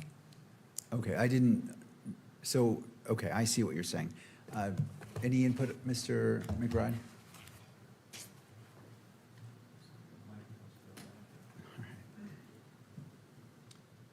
Your Honor, that's what we expected to happen. We discussed this beforehand. We stipulate. All right, that's fine. And so should I have the sergeant step down or? Yes. Okay. Sergeant, if you'd like to step down, you're still under oath, and so please don't discuss your testimony with anyone. And is she being asked to exit the courtroom, or what's the request of the parties? Yes, to exit the courtroom at this time. All right, Agent, if you wouldn't mind exiting the courtroom, and then we'll come get you when we're ready for you. All right? Thank you. All right, Mr. Burt, turning to you. Your Honor, out of order, the defense would be calling Amanda Baker. All right, Ms. Baker.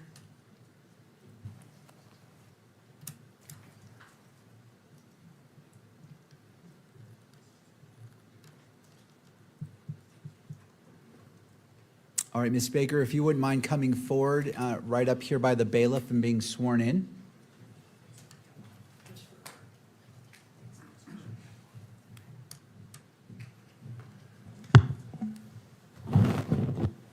You do solemnly swear that the testimony you shall give in the case now pending before the court will be the truth, the whole truth, and nothing but the truth, so help you God. Yes, I do. All right, Ms. Baker, if you wouldn't mind being seated at the witness stand. Once you're situated, there should be a water bottle for you if you'd like behind the monitor. And after you're seated, if you wouldn't mind just pulling that microphone close to you so it picks up your voice, okay? Okay. Mr. Burt, your witness. Your Honor, we're going to need the monitor switched over to our side if we Okay. could.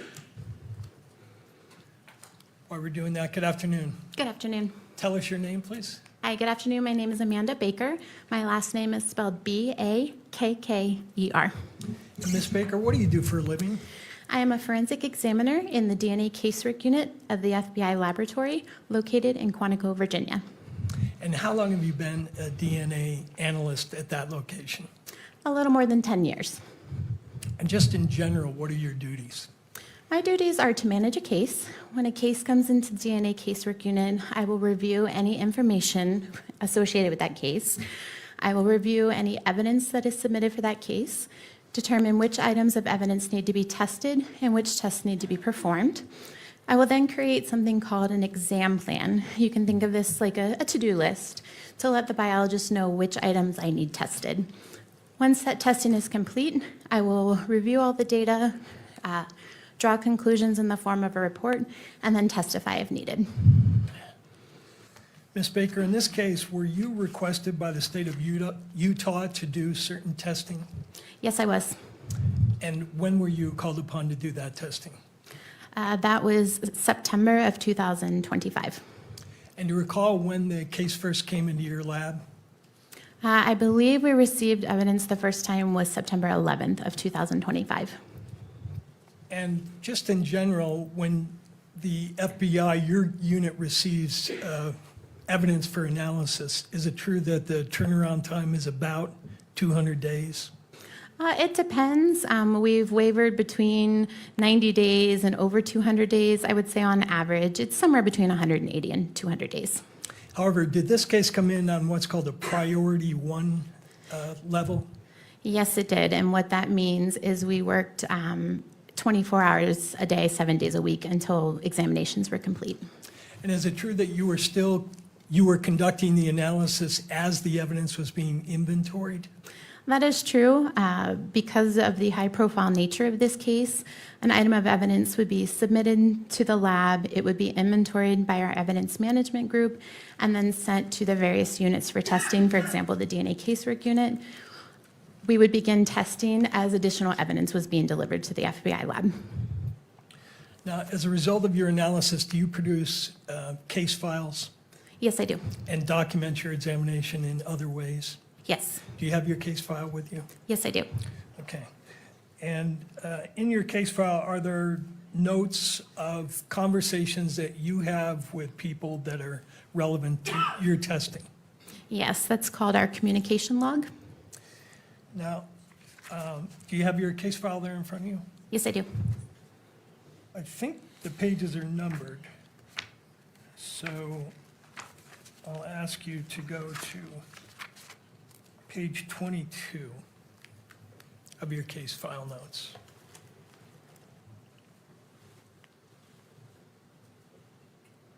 Okay.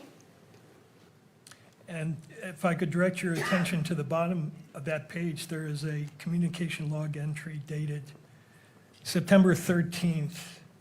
Do you see what I'm referring to? Yes, I do. And would you read to the court what your entry is for that date? Yes. This is my communication communication entry on September 13th, 2025. All spoke with FBI Special Agent Folger and Utah SBI SA Dave Hull. Gave technically reviewed results that Robinson was included as a possible contributor to the DNA from the towel and the screwdriver. We discussed the additional examinations conducted by DCU, and they both agreed that no additional immediate comparisons are needed at this time. All remaining comparisons will be in the laboratory report. Is that an accurate reflection of what you told the agents at that time? Yes, it is.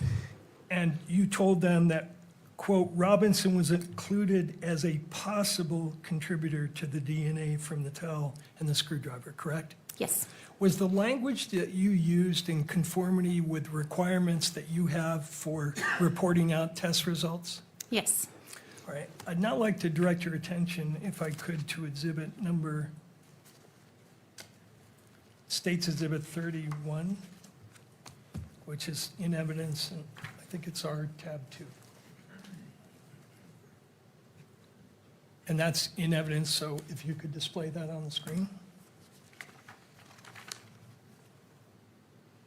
Mr. Bird, are you requesting it to be displayed to just your screens or to all screens? No, since it's in evidence, Your Honor, I'd like it displayed to the public. Okay, let's go ahead and put it on the main monitor as well.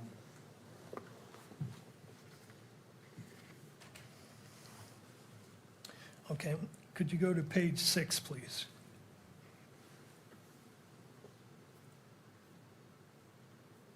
And highlight the third paragraph.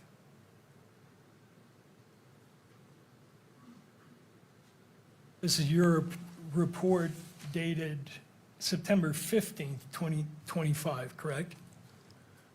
Yes, that is correct. So this is 2 days after you had the conversation with the agents as to what your results were. That is correct, yes.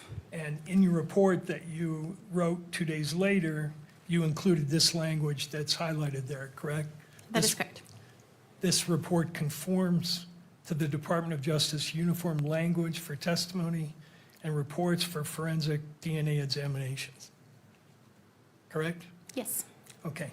Now, I'd like you, if you could, to take a look at that standard that you referenced.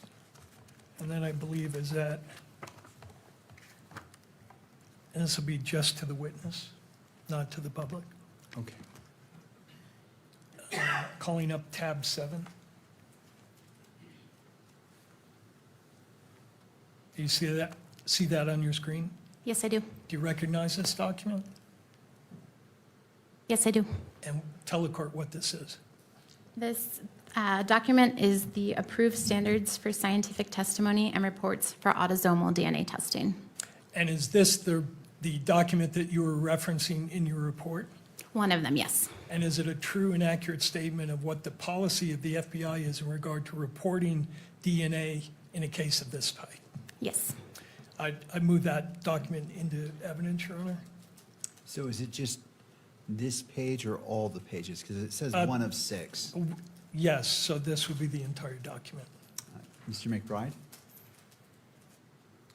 I don't see the relevance of this document. I object on relevance grounds. Mr. Burt? The document is referenced in your report, and it defines the parameters of what her opinion means. So I think it's very important for the court to understand the limitations of the opinions being expressed.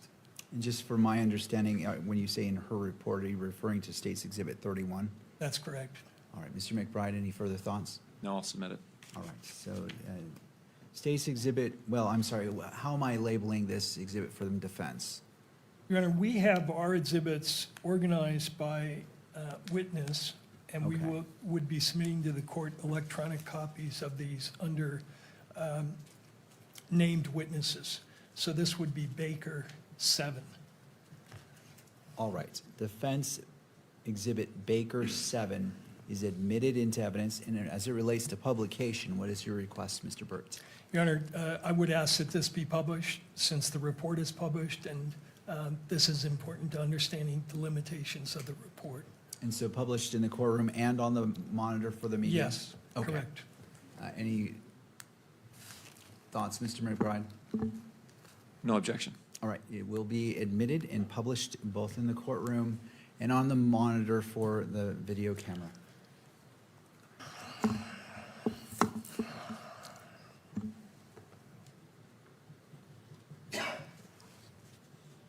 Okay, so this document has various subjects, correct? That is correct, yes. And it, in the beginning, tells you how to frame your testimony in terms of inclusions or exclusions, mixtures, sex determination, et cetera. Correct, yes. And then there's a section called Statements Not Approved for FBI Autosomal DNA Testimony in Our Laboratory Reports. That is correct, yes. Okay, so if we could go to page 5 for that statement.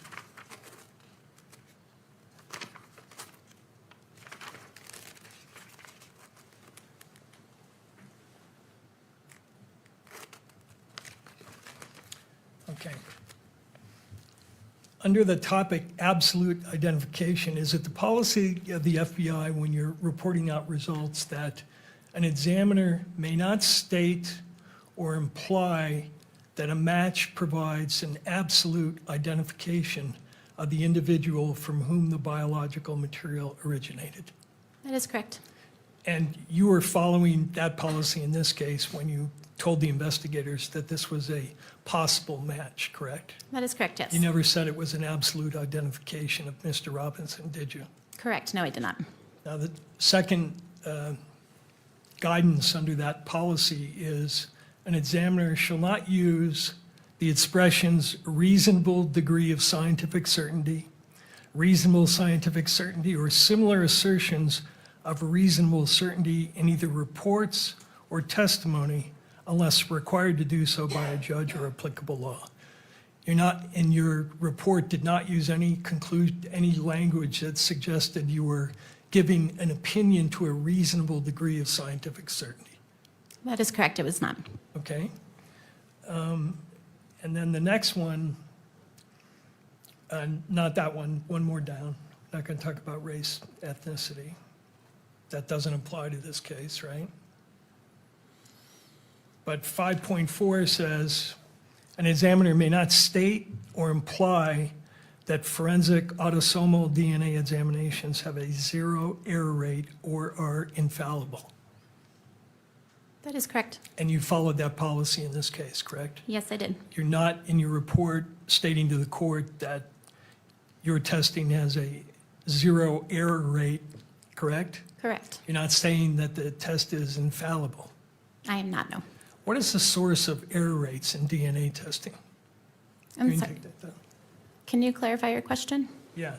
When it refers to don't state that there is a 0 error rate, what in general are the sources of error in DNA, in the kind of DNA testing that you do? Human error could be an error. Anything else? Not that I can think of off the top of my head. One of the big things is potential human error. I guess you could also associate the DNA testing itself and how items are collected or how those items are tested. Now, to your knowledge, that policy statement that we just read in Exhibit 7, Baker 7, was based on a more general Department of Justice policy, correct? Correct, yes. And that policy is called the Department of Justice Uniform Language for Testimony and Reports for Forensic Autosomal DNA Examinations using probabilistic genotyping systems, correct? That is correct, yes. And could you display 8 for us, please, to the witness?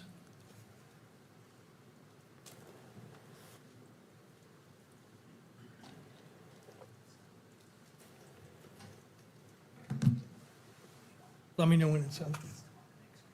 No, not on the big screen. Okay, so not to go onto this main big screen. Correct, this is Thank just you. for the witness. And you're familiar with that policy, correct? Yes, I am. Okay.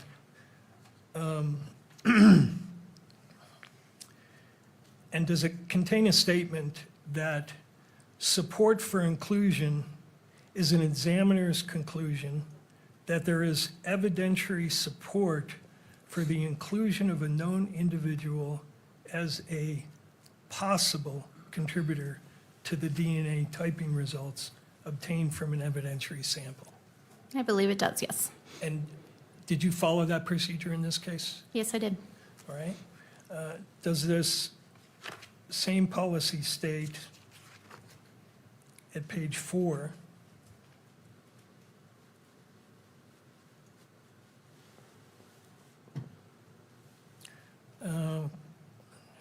fourth down, one more. No, next one.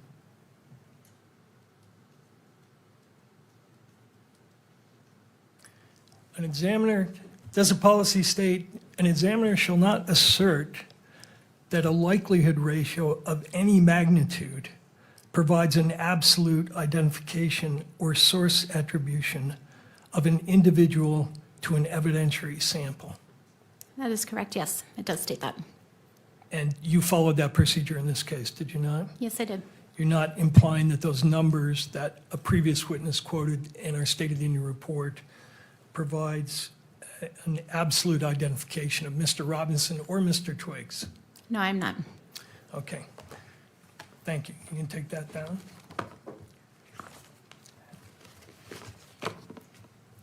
Are you also familiar with a concept called formal activity level? Yes, I am. Tell the court what that is.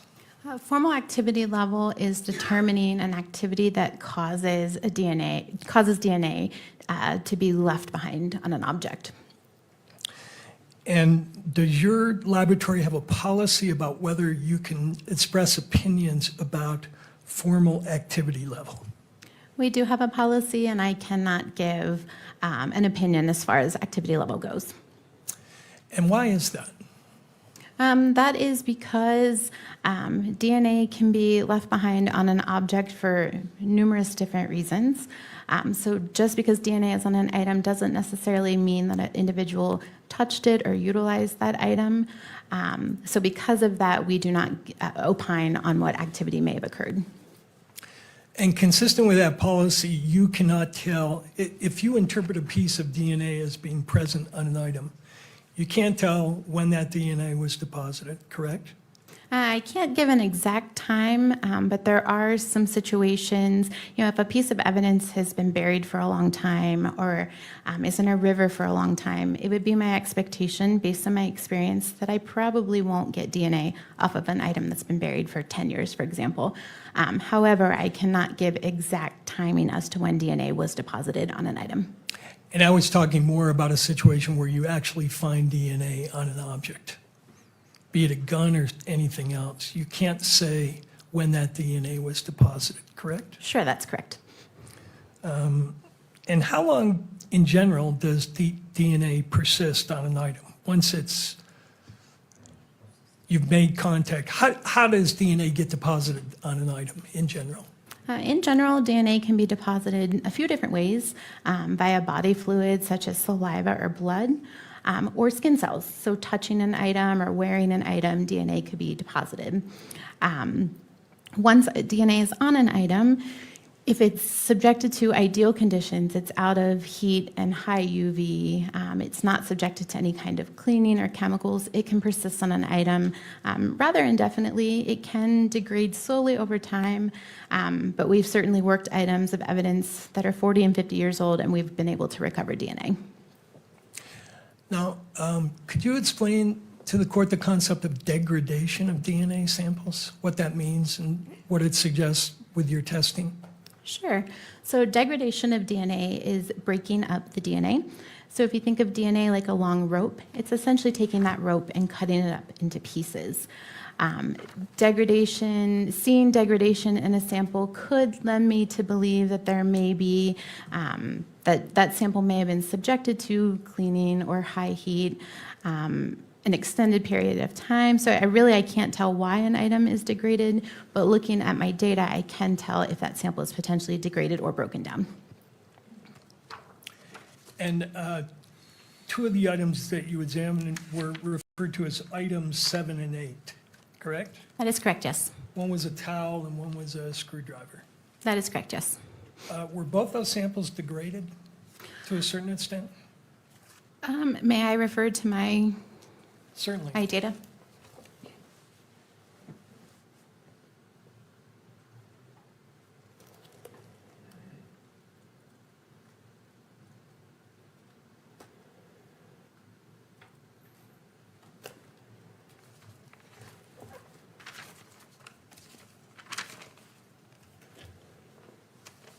So item 8 was the screwdriver from the perch. I would say that there was some degradation. As I look at the DNA peaks or the DNA data, in an ideal world, if there's no degradation, I would expect all the peaks to be at the same height. Here I see a ski slope type effect, meaning that the data on the left is a little bit taller than the data on the right. As far as item 7,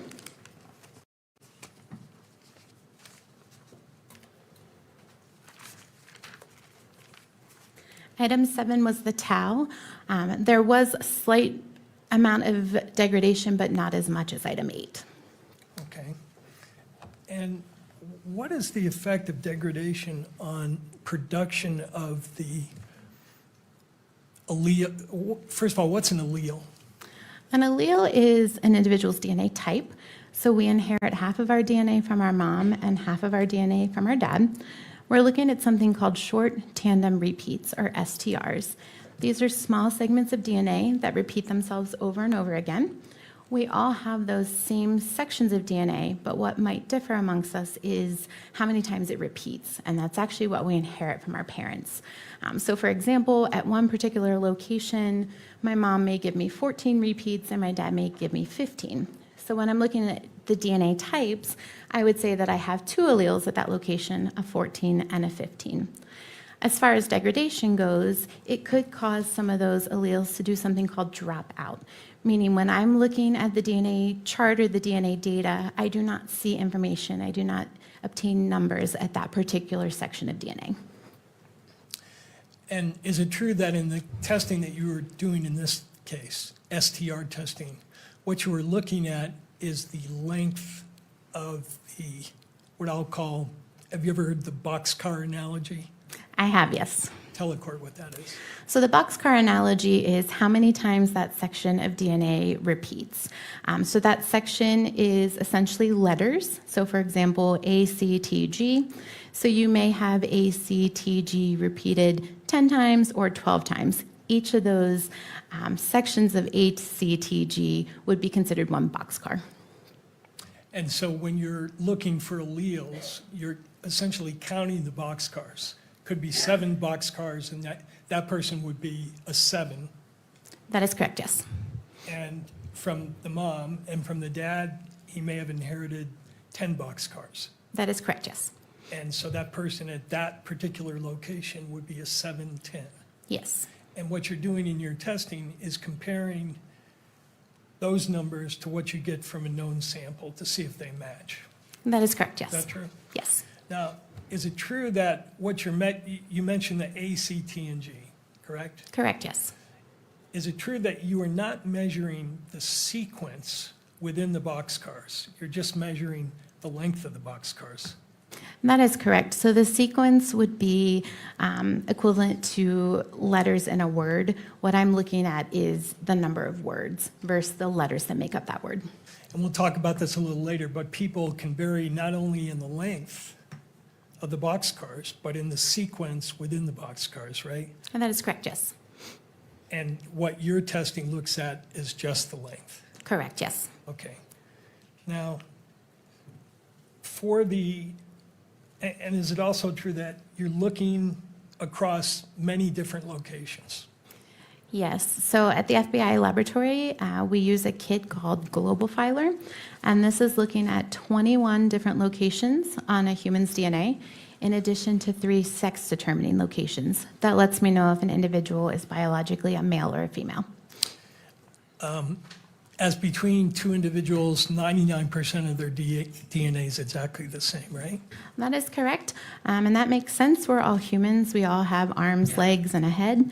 Less than 1% of our DNA is what differs amongst us, with the exception of identical twins. But with the within that 1%, you're looking at these length differences, correct? Correct, yes. And you're looking at what you called short tandem repeats. Yes. How many, you said you looked at 25 locations? We're looking at 21 and 3 sex type determining, so 24 total. What are the sex determining, they're called the locus, correct? Correct. So locus is that individual section of DNA. All right, and they typically have names or numbers associated with them, correct? Yes, they do. So what are the sex determining loci? So there is amylogenin, and that lets me know if an individual is male or female. And then there's 2 specific male sex-determining locations. One is Y-indel, and one is DYS 385. Those just let me know that those are specific to male individuals. Okay, and then for the other locations you're looking at, those, you're just looking for 2 types at each location, correct? Correct, yes. Okay. Now, for the samples that you looked at, the 7A and the 8A, did you get a full, what's called a full profile would be a profile where you have all 23 locations present? That is correct. So a full profile means I have DNA at every single location. It is above our threshold, and I'm seeing 1 or 2 pieces of information at each location. For item 7, I did develop a full profile. For item 8, you developed a full profile?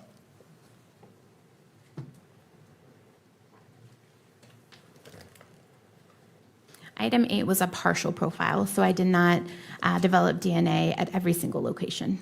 Okay, so what that means in your comparisons is you have certain information in the question sample that for whatever reason doesn't appear, correct? Correct, yes. So you can't make a comparison at those locations. That is correct. All right. What makes it not appear at certain locations? So it could be that there's degradation. So those larger locations could be broken up so that it wasn't detected during the DNA process. It could be a low-level amount of cellular material to begin with. So if I only have a few cells, I may not have enough to detect at every single location. Okay. And for the 8-1 sample, did you measure Mr. Robinson and Mr. Twiggs's DNA at the 23 locations? For item 8, I did not have a full profile, so I did not have data at all 23 locations to compare to either Mr. Robinson or Mr. Twiggs. Right, but you had full profiles for Mr. Twiggs and for Mr. Robinson, right? For their known sample? Yes. Yes, so for their known sample, that was a sample that was taken directly from those individuals, and I did develop a full DNA profile. Okay. And just to illustrate how this works, is one of the loci that you looked at called the DYS 391 loci? Yes, it is. And what type was Mr. Robinson at that loci?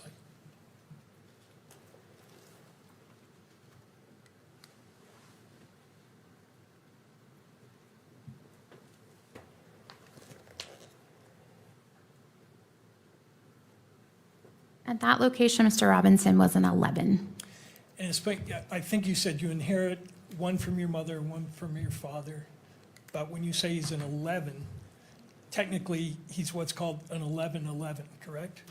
So for this, so DYS 391 is actually that male location, so he would not have, or anybody would not have inherited anything from their mother.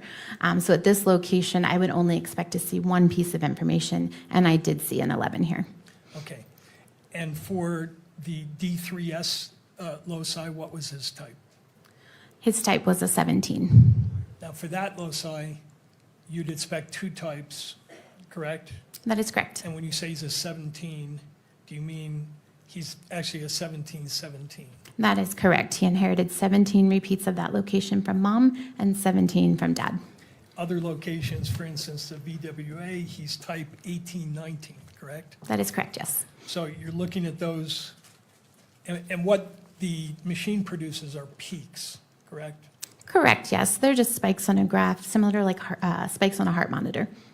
And you said for 8A, you had certain locations where the test sample didn't have any results.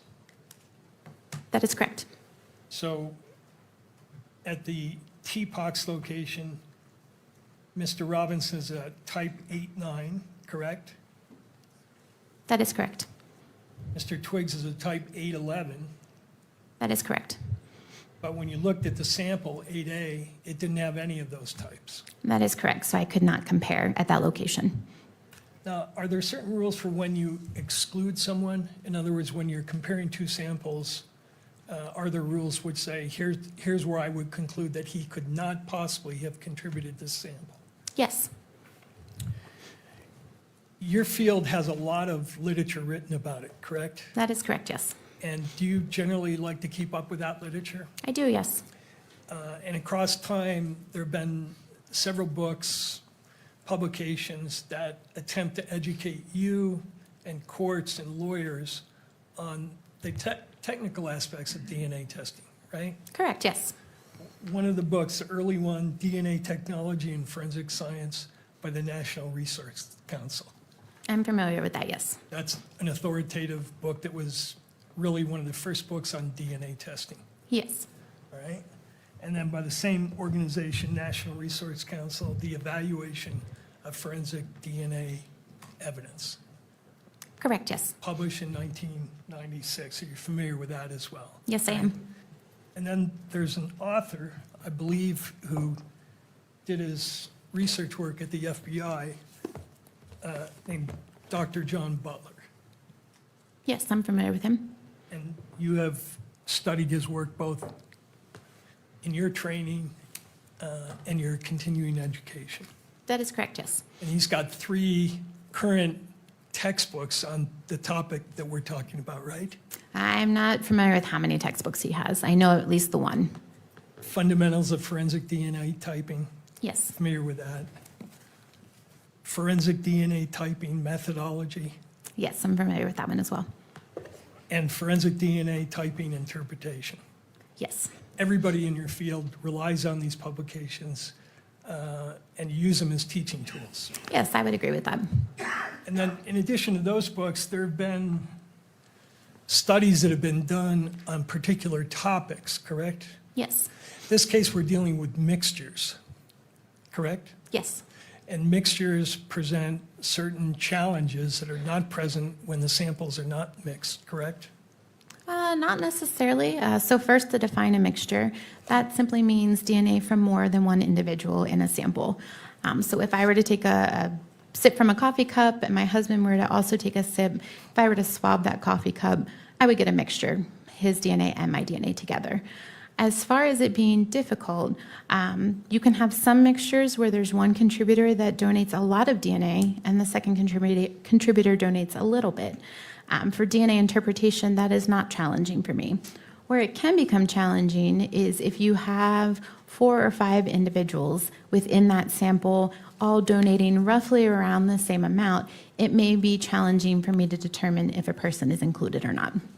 And would you also agree that that challenge exists in situations where you have what are called low quantities of DNA? Again, that could be possible, so I could have low quantities of multiple individuals, which is simply just saying that I can't determine which piece of DNA goes with which individual, so that's possible. What is drop-in? Drop-in is where you have environmental DNA that's not inherent to that sample that's detected during our DNA process. DNA testing is very sensitive, so it could be that we have a peak that's detected, like I said, from the environment. And what is dropout? Dropout is when you have an allele that is not detected or a piece of DNA information that is not detected. So in the DNA chart, there is no number associated with that particular location. And degradation can cause dropout? Yes. So if you have a person at a particular location that is a type 1415, and because of degradation, that 15 drops out, what you're seeing on your chart is just the 14, right? That is possible, yes. And that presents a certain challenge, does it not? Because if the 15 is not there, you could misinterpret that as a type 1414, correct? Not necessarily. So we have thresholds. We have something called the stochastic threshold. If that 14 is above that stochastic threshold, I'm confident, based on our validation, our testing, and my training, that the DNA type there is only a 14.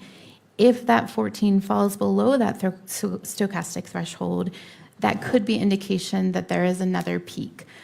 So when I'm interpreting, when I'm comparing, if that 14 is below threshold and someone is a 14, 15, I will not automatically exclude them. What is stochastic effects? Stochastic I'm effect, going to object at this point. I think we've gone beyond the scope of preliminary hearing. I think this is getting into 702 material that's not necessary for the probable cause determination. All I right. think Mr. Burt? I think it goes directly to the reliability of the testing results that the state introduced. I think the court has to understand the limitations and the potential sources of error in order to assess whether these results are reliable. And in regards to this line of questioning, how far are you going to go on this line of questioning? I have this one question, and I'm moving on. All right, Mr. McBride. I'll hold them to that. All right, well, Mr. Burt, so the objection is overruled. You may proceed with that question. You can answer. Could you repeat your question, please? Tell the court about stochastic effects. Stochastic effects, when you have low-level samples during the DNA copying process, based on how the DNA is copied, you could have alleles that are copied better than other alleles. Okay. Now, on another topic, I mentioned studies before. One of the studies that you're familiar with is called the PCAST report. Are you familiar with that report? Yes, I am. And tell the court what that is. PCAST report is, PCAST stands for the President's Council of Advisors on Science and Technology. And this was a committee that was found, I believe, under the Obama administration that gave guidance on different areas of forensics. Including how to deal with mixed samples and how to deal with samples that have low quantity of DNA. I don't know that I would agree that it's how to deal with them. They gave some of their concerns on low-level samples and mixtures. Right. And they also did a follow-up report to assess whether using the kind of software that you used in this case had been established as reliable, correct? That is correct. And what was the software that you used in this case to reach your statistical results? The software is called StarMix, STRMIX. And the PCAST report specifically addresses whether reliability has been established with respect to StarMix, correct? I don't believe reliability came into question. I think PCAST thought that there needed to be additional testing as far as mixtures and low-level samples go. Mixtures and low-level samples that had certain characteristics, right? That is correct, yes. Including mixtures where what's called the minor contributor was in the sample below 20%. That is correct. So the minor contributor would be an individual that donated less DNA to that sample. So PCAST called into question mixtures of 3 or more individuals with that minor or that low-level contributor making up 20% or less. 7 and 8 samples in this case were both mixtures, correct? Yes, that is correct. And did you determine what the proportion of mixture was between what I'll call the major contributor and the minor contributor? So I did not calculate that personally. Part of the StarMix software, it does a couple different things. One, it takes a mixture and it uses math and biological modeling to try to break that mixture into its individual contributors. And then it also calculates a likelihood ratio, which is the statistic that I report. During that process, it does give an estimate of the breakdown of those potential contributors. And what was, first of all, for the 7 sample, was the minor in there at less than 20%, according to StarMix?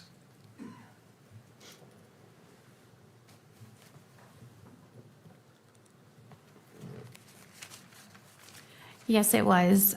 For one of the runs, when I compared to Mr. Robinson conditioning on Mr. Twiggs, it was a 5% to 95%. And how about for the other sample?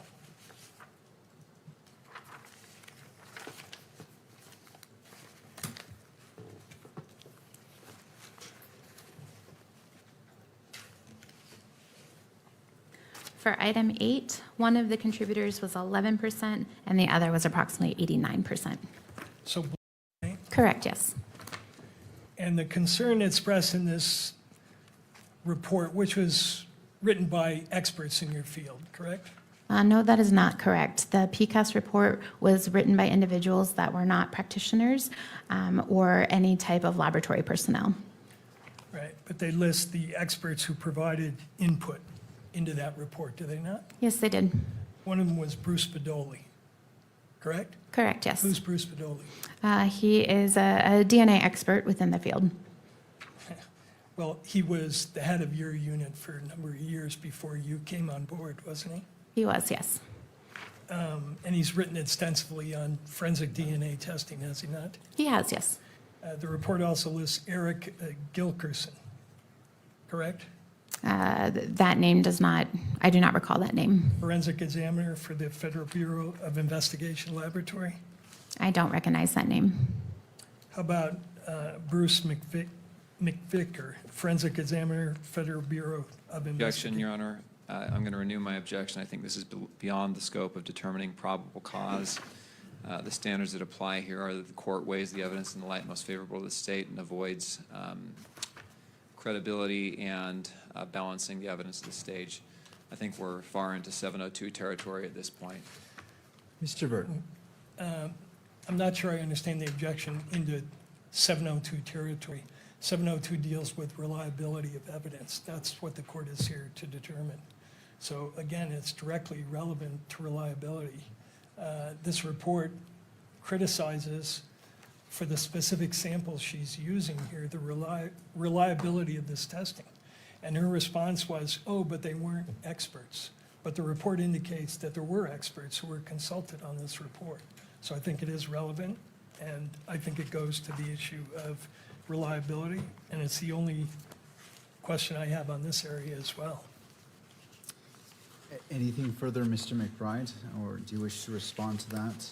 Just that 702 deals with admissibility. It does discuss reliability, but it's directly related to admissibility of the testimony at trial under the Utah Constitution and under the robust case law in this area. The court does not weigh the evidence, draws the inferences in the favor most in the light most favorable to the state. And I think we're beyond that point now. We're getting into the admissibility questions. All right. Anything further, Mr. Burt? No, Your Honor. All right. Well, as this is the last question, I'm going to overrule the objection, but as a reminder to all parties that this is a probable cause standard, and as it relates to, well, I will just leave it at that. Are you familiar with that, analyst? No, I'm not. Okay.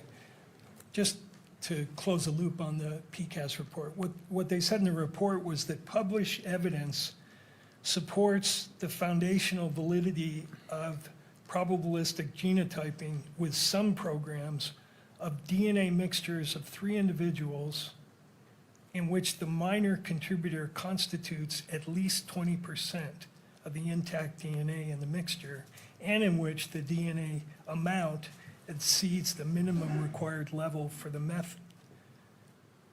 Isn't that what they concluded? That sounds accurate, yes. And do you know why the level 20% raises reliability issues? I do not know. Okay.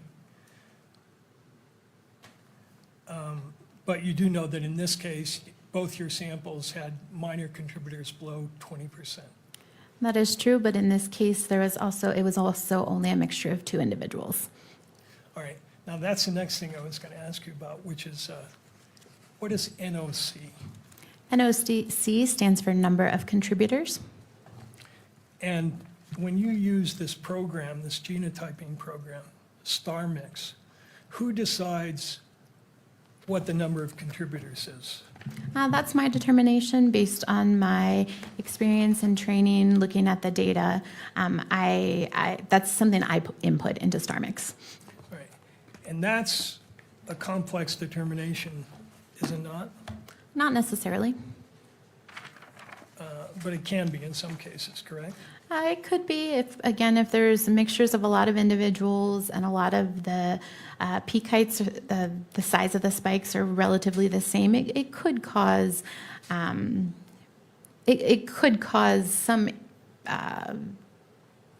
trouble for me as an examiner. All right. One of the groups that studies your field is the National Institute of Standards and Technology. correct? That is correct, yes. They're in the Department of Commerce, I believe so, yes. federal agency. Yes.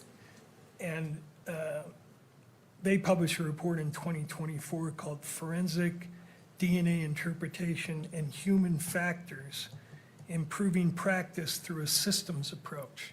You're familiar with that publication, right? I am, yes. And was that publication written by scientists? I don't recall exactly who the authors of that publication were. Okay. Just make sure.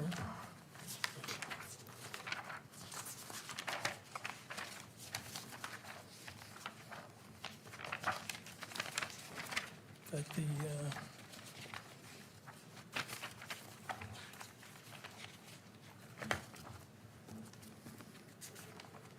it's a long report, right?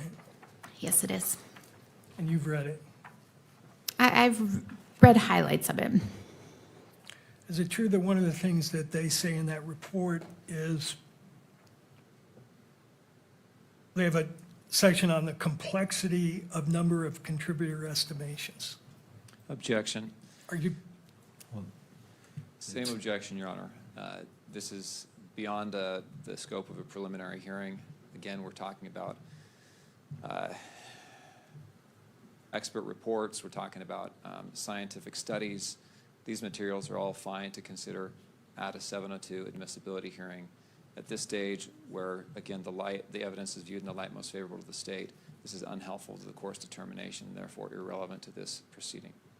Thank you, Mr. McBride. Mr. Burt. Your Honor, I think the report that the state put into evidence, as clarified by this witness, indicates that she reached the conclusion that Mr. Robinson and Mr. Twiggs were, quote, possible contributors to these two samples. And so the one thing the court has to weigh is what is the weight of that opinion given the science or lack thereof? And one of the important issues here is how she derived these statistical numbers. And as an offer of proof, I'll indicate to the court that the numbers derived from this software program, and that software program is dependent in large part on how many contributors the analyst puts into the input of the software. And the numbers can change if the number of contributors is changed. And in this case, as I'll show through the examination, this examiner originally thought there were 3 contributors. And I will show to the court why she changed her analysis, and will indicate through this publication that there has been criticism of the way in which she determined the number of contributors. So I think it's important for the court to assess whether you've got accurate numbers in front of you. The state put in these astronomical numbers and are asking the court to give weight to them. And I'm asking the court to consider how those numbers were arrived at and whether there are reliability issues with regard to those numbers. So the concern that I have is, I turn to State v. Ramirez, 2012 UT 59 at paragraph 10. It states, furthermore, the magistrate's role does not encompass an assessment of whether such inference is more plausible than an alternative that cuts in favor of the defense. That is a matter of fact-finding, which is left for the jury at trial. And so when I'm staying in my role as a magistrate, I hear what you're saying, but my concern is based off case law that dictates what I as a magistrate should be doing. If I want to stay in that lane, my fear is, as we go down further down this path, which again is not precluding if this were to proceed, if there were a bind over, if there was a trial, that certainly that could be determined. But at this point, at this stage, how do you weigh this issue as I'm weighing State v. Ramirez in deciding whether we're going past the probable cause stage? Sure, and I think the answer to that is we have to take into account the ruling that you made in this case, which is the law of this case, which is when we objected to the hearsay aspect of these DNA reports and other reports, you ruled that you are the ultimate determiner of the reliability of the hearsay evidence being admitted. And you will recall that our argument was the statute was unconstitutional because it was dictating that you find certain evidence to be reliable without considering whether it was reliable. And your ruling, as I understood it, was no, you retain the ultimate determination of whether the evidence is reliable. And that's not a credibility issue. It's, is this reliable hearsay that the state is offering? And so issues that go to whether these numbers that the state is putting in front of you are reliable, I think go directly to the substance of your ruling, which is that your role here is to determine reliability of evidence. And I'm familiar with a case that the court cites, but I think that has more to do with weighing evidence and making credibility assessments, whereas I'm focused on what the court ruled, which is we have to look at reliability here. And that's my job as a magistrate. Mr. McBride, any final thoughts? Yes, under Rule 1102B4, this, the Exhibit 31 is considered reliable hearsay. In addition, credibility determinations are not proper for the court to make here for the whole reason that, you know, studies supporting this science, studies opposing this science, testimony from this expert or that expert about what is reliable, what is not, what's more reliable, what's less reliable, factors that affect all those determinations. Those are all very, very complex decisions. There will be probably multiple day hearings dealing with that. And a probable cause determination is just not the place to conduct that kind of thorough, in-depth, and searching analysis. Rather, the case law, the Constitution of Utah that says the only purpose of a preliminary hearing is determining probable cause, the case law, the rules that all say the court does not weigh the evidence at this stage, but leaves that for a finder of fact, the jury, in the end. That all supports cutting this line of questioning off at this point rather than going on for into greater depth, Your Honor. All right. Well, based off what's been presented before me, I'm going to sustain in part and deny in part the objection made.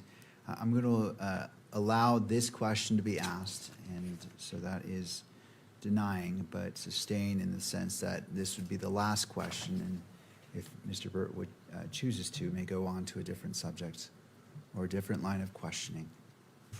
Sure. Did that NIST report conclude that it remains unclear if visual inspection renders consistent number of contributor estimations across analysts over time? Can you repeat that? Yeah.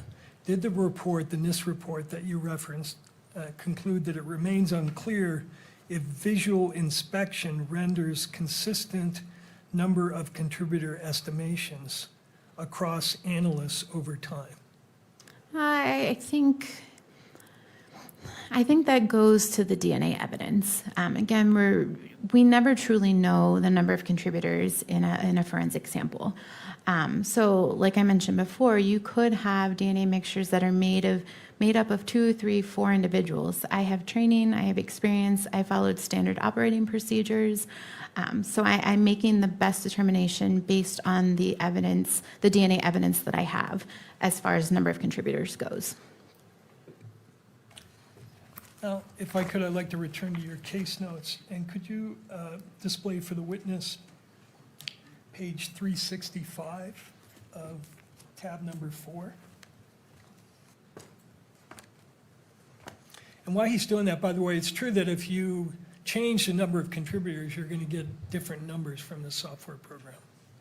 It depends. So actually, each time you run the software, you will get a different number based on the math that the software system does. But there are studies and validations that show we don't expect that math to be greatly different, usually by a factor of 10.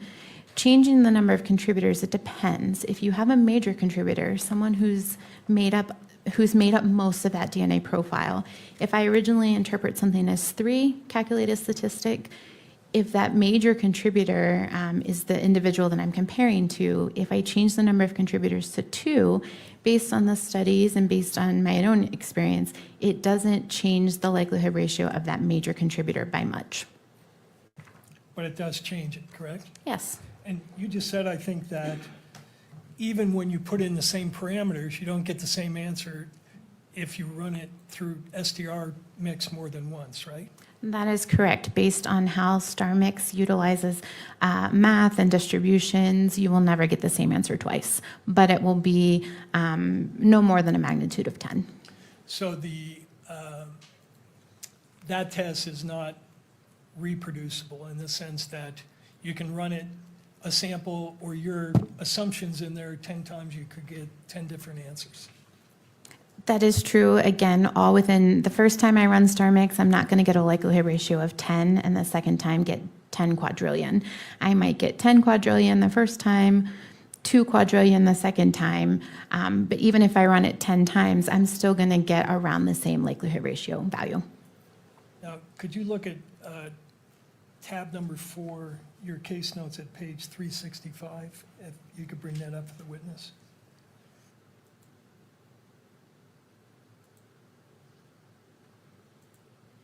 Let me know when you have that in front of you. I think you need to scroll up one page. There we go. Can you identify this page from your notes? Yes, I can. These were notes that my technical reviewer made, and my technical reviewer, they will review all of my DNA evidence. They will draw their own conclusions as far as number of contributors and comparisons, then compare it back to my conclusions. All right, so this is regarding the 7 sample, correct? That is correct. That is one of the samples. And your original assessment was that there were 3 contributors to this sample, right? That is correct, yes. And that conclusion was reviewed by a reviewer, correct? Correct, yes. She read the same electropherograms, or the name for the output of this technology you use, correct? She utilized the same electropherogram, which is the chart that the DNA is on. And does this page in front of you, is that an accurate representation of your case file? Yes, it is. If I move into evidence, page 365, and that would be Baker 4. Mr. McBride? I'll object on relevance grounds. All right, did you want to respond, Mr. Burt? Your Honor, it's relevant because the witness originally determined that there were 3 contributors, and I'd like her to explain to the court how she reached that conclusion, because I think it does go to the reliability of her testing here. All right, so as it relates to Baker 4, and this is her personal notes from Ms. Baker as it relates to what I'm assuming is State's Exhibit 31, that these notes were prepared as part of the report in State's Exhibit 31.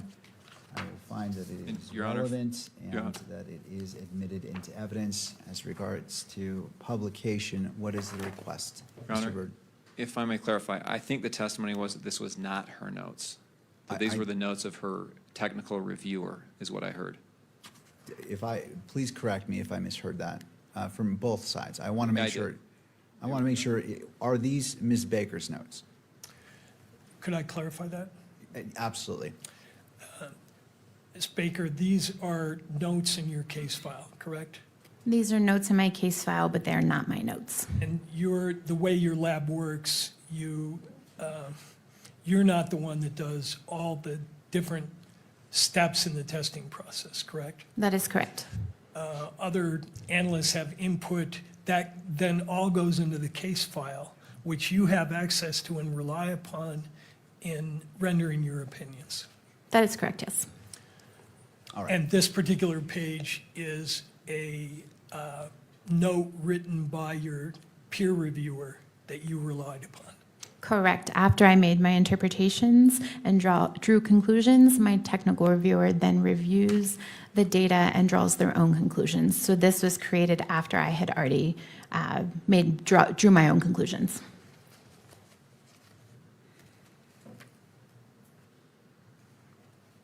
All right, I'm just trying to put it together here.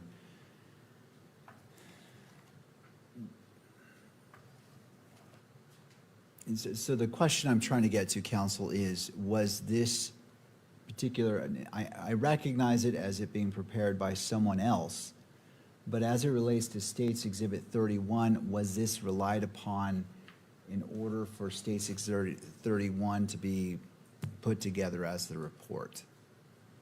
Because I'm trying to determine relevancy as it relates to that, and that's a crucial point I don't have the answer to just yet. Okay.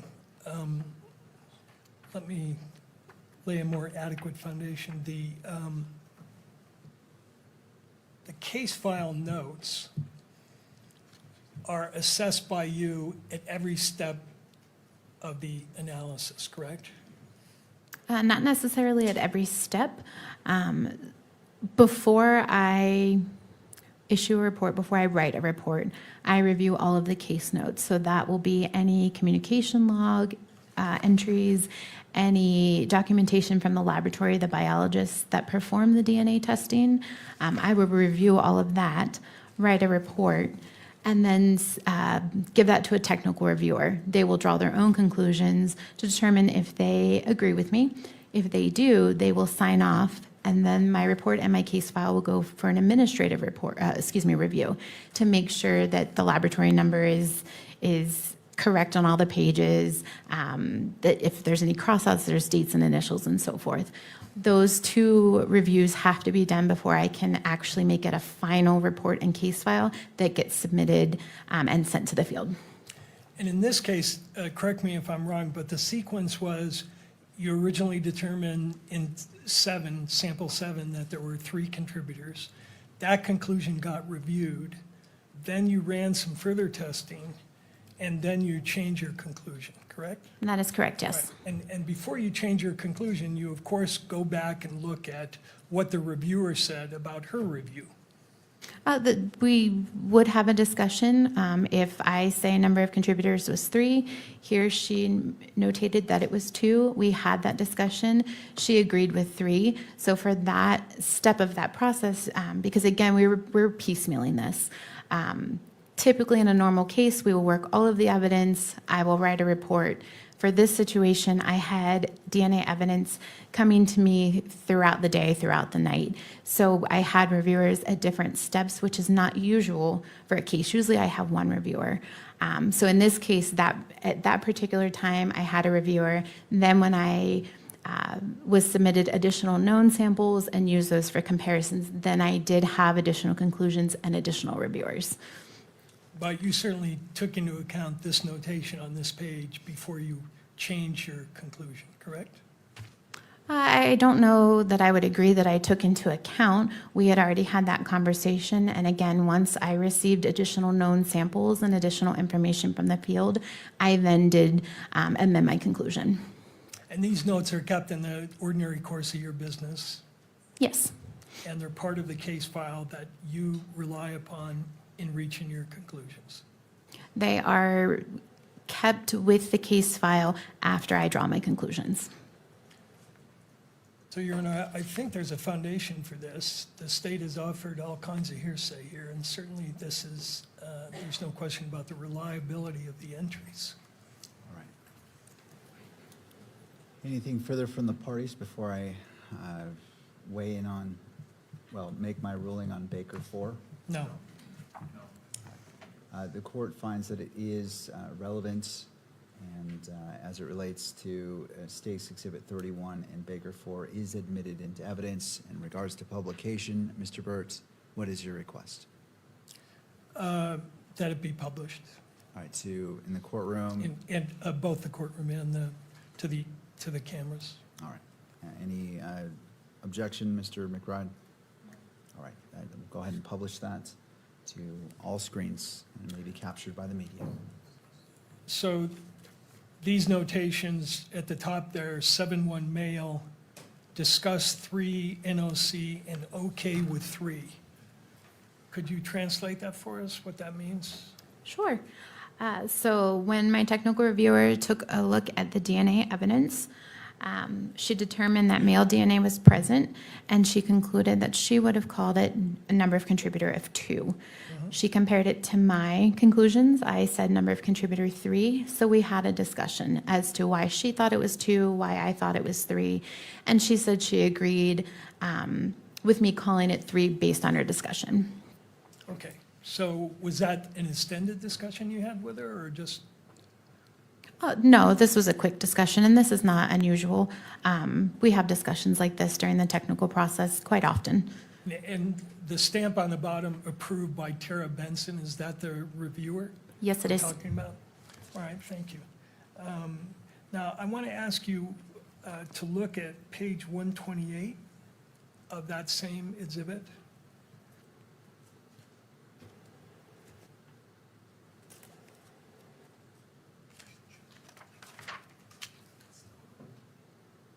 No.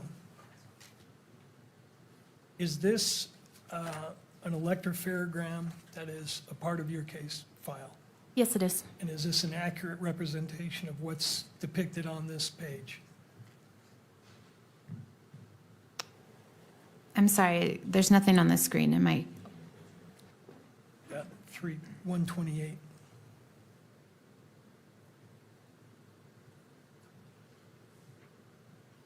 Yes, it is. I move that into evidence, Your Honor. This would be Baker 4, page 128. Oh, I thought I already admitted Baker 4. Is this a different? The previous one was Baker 4, as I understood it. Yeah, Baker 4, page 365. Oh, okay. So And Baker, so this is Baker 4, page 128. right, so the previous admitted exhibit is Baker 4, 365. The current proposed one is Baker 4, 128. That's correct. All right, Mr. McBride. If I could have just a minute to update my notes on those page numbers. All right. 365 was the previous one, unless I heard it wrong. Yes, that's right. All right, and the current one is 128.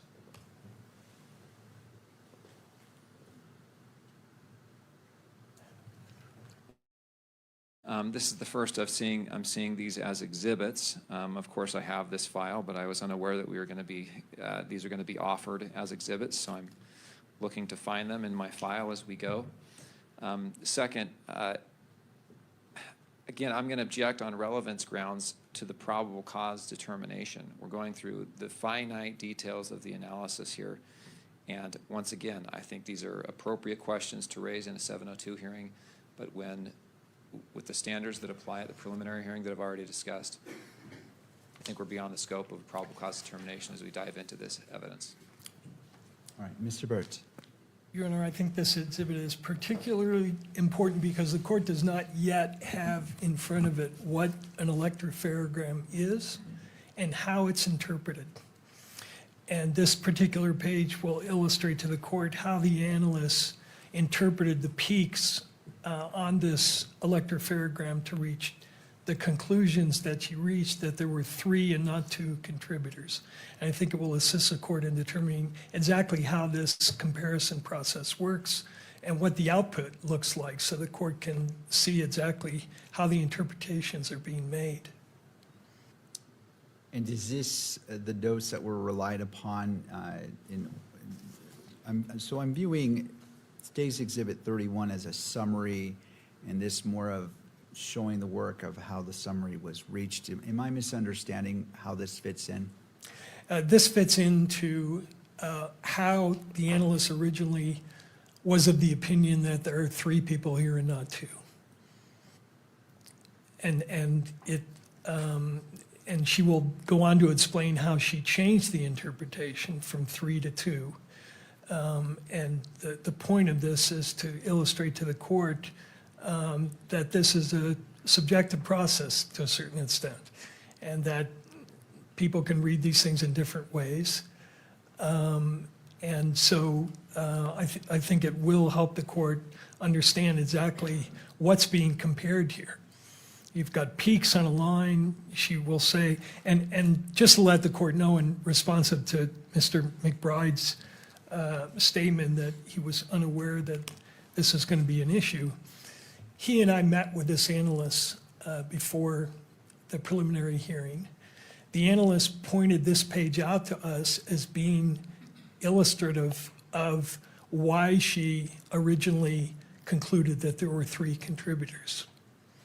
So this is not something that's being sprung on the state. He was a part of that conversation, and this particular page was identified by the analyst, not by me. So it is important to understand why we went from 3 to 2 and what impact that has on the numbers that the state is offering.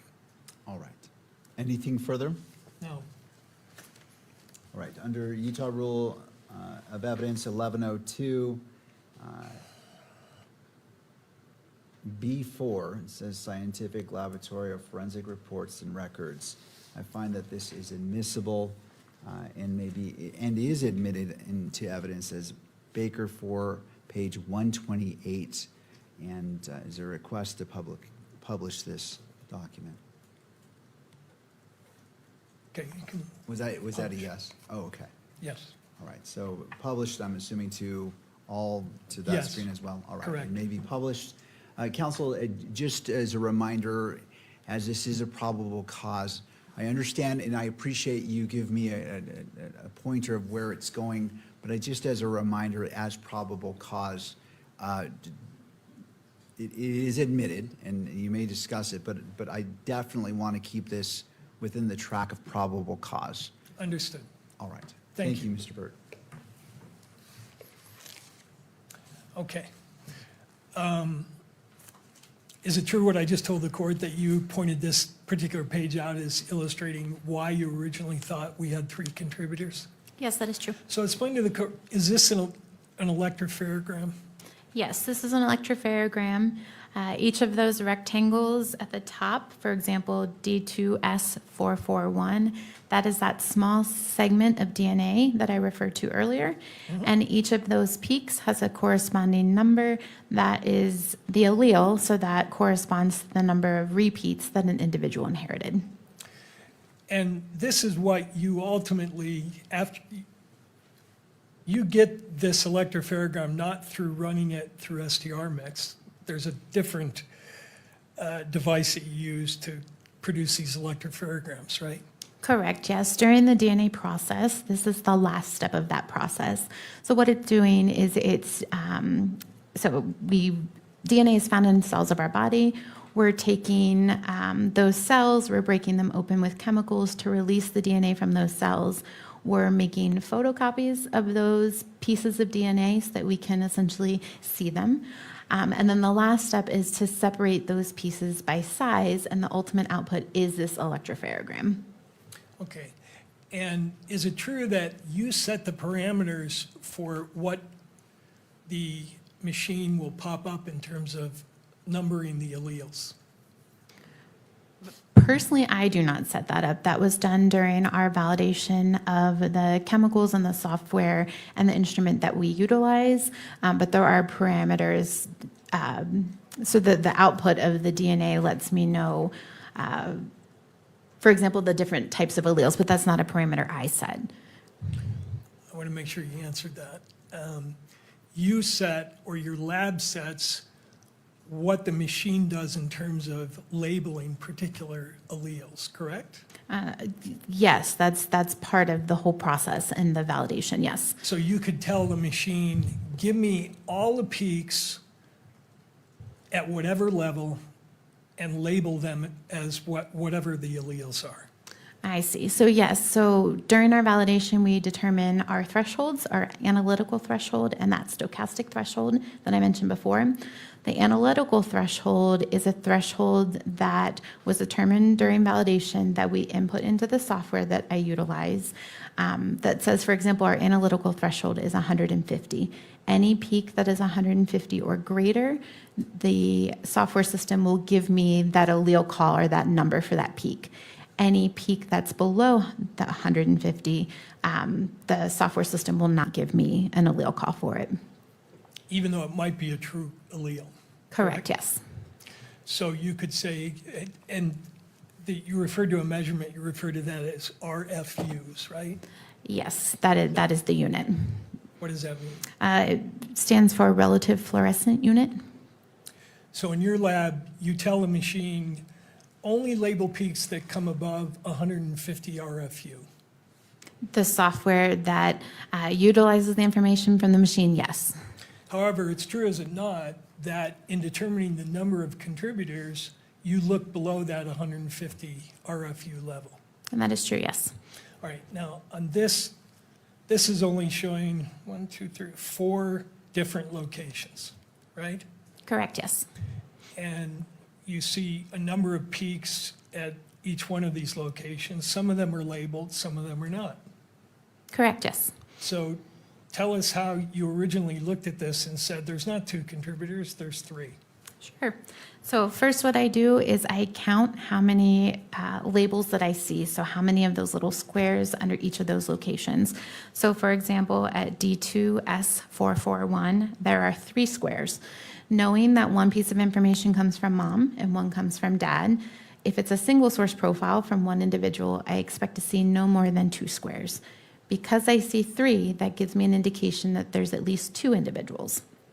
Same thing for the next D19S433, and as well as FGA. There were 3 peaks that were called. So I knew this had to be at least 2 individuals. Then what I do is I take a look at the peaks that are not called and determine, could there potentially be a third person included? So for example, at D2, the location farthest to the left, I'm asking myself, that 12 in that bottom box, is it the same contributor as, for example, the 22 under FGA all the way to the right? Because I see peaks that are not labeled, it could be that the 12 belongs to one individual and those 2 peaks that are not called belong to a second or third individual. And that at FGA, I could be seeing the 22 from that third person, but that second person has dropped out. Because I'm able to use information below the threshold and I see peaks, that gives me an indication that I can increase my number of contributors to 3, which I did in this case. Okay, and when did you reach that conclusion, time-wise? If I recall, it was somewhere around September 12th. And when did you change your conclusion? That I would have to refer. Sure.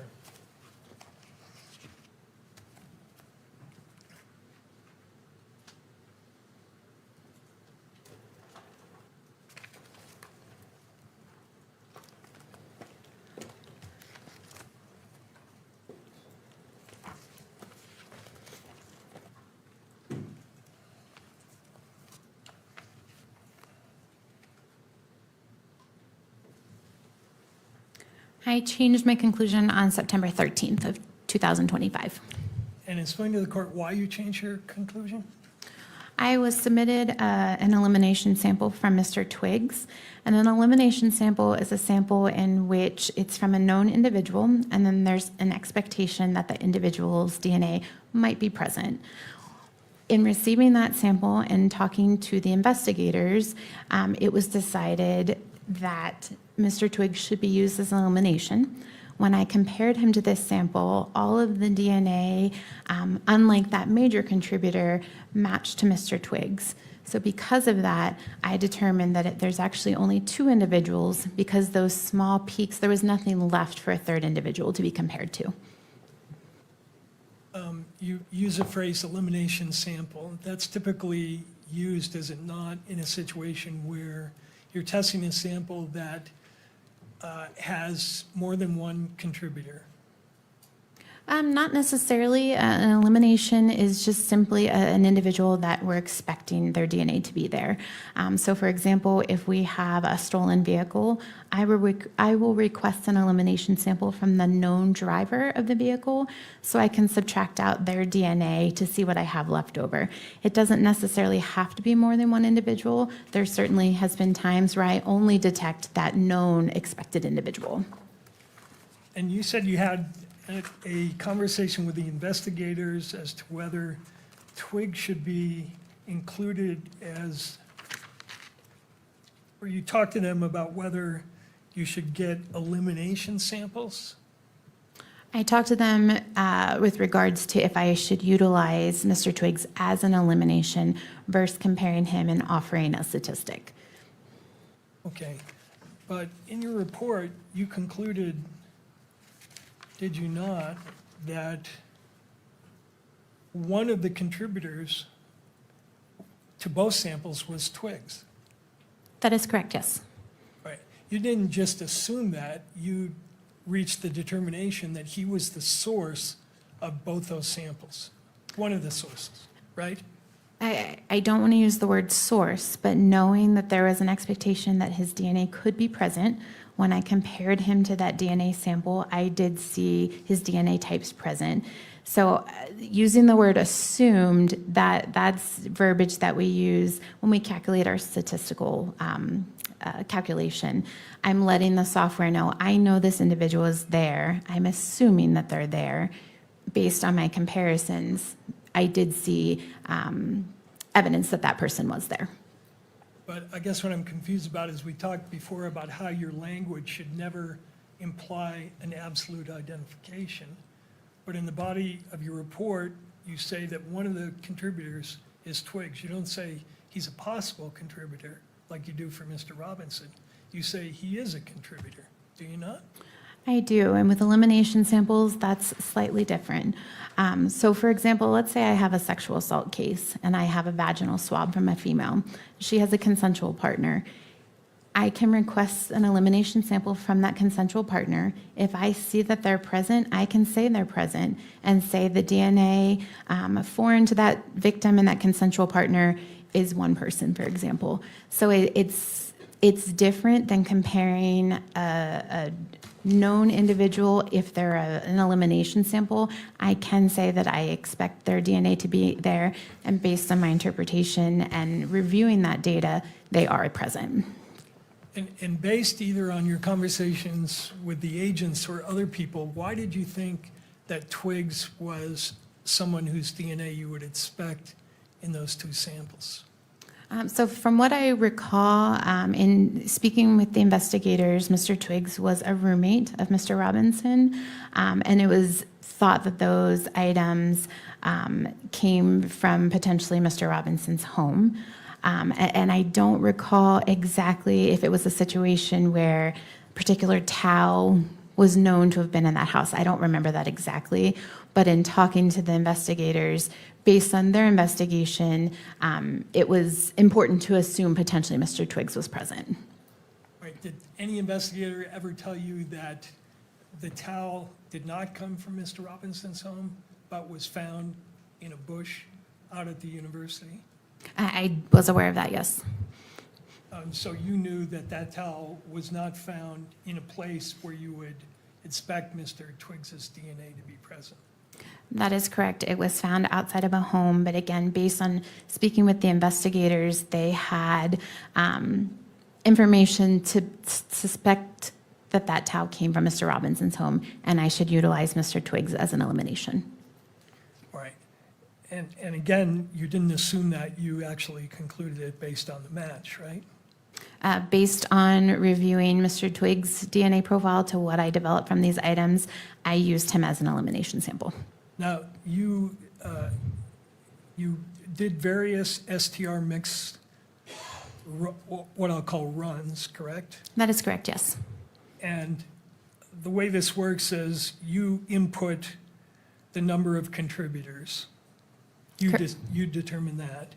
And then they also have something called HD and HP, right? Correct, yes. Tell the court what that is. So those are different propositions. So in calculating the likelihood ratio compares the probabilities of seeing a DNA profile given one of two different scenarios or explanations or hypotheses. One is that a particular person of interest is a contributor, and the other is that an unknown, unrelated individual is a contributor. So depending on the question being asked is how I set up star mix, number of contributors. For example, if I'm utilizing someone as a known elimination sample, I will apply their DNA profile both to the HP and HD. And the theory of this HP is the prosecution hypothesis, right? Correct, yes. And HD is the defense hypothesis. Correct, yes. So, and these are things you plug in based on your understanding of what the prosecution and the defense are contending. Correct, yes. So how do you plug in the HD in a case where you don't yet have a defense postulating what their theory is? So HD, or the defense hypothesis, is simply the DNA profile, the probability of the DNA profile, given that it's another unknown, unrelated person to the prosecution's potential person of interest. Mr. Burt, I don't want to interrupt your line of questions, but we've been going for just shy of 2 hours. Would right now be a good time It'd to be a take great 15 time, Your Honor. All right, Thank let's you. take a 15-minute break. Let's see. We'll come back at 3:50. Court is in a brief recess.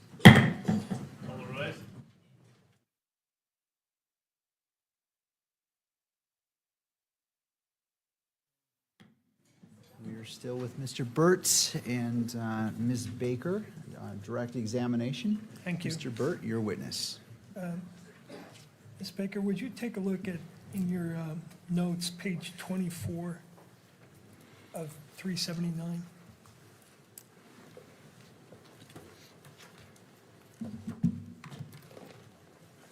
Very bottom of the page.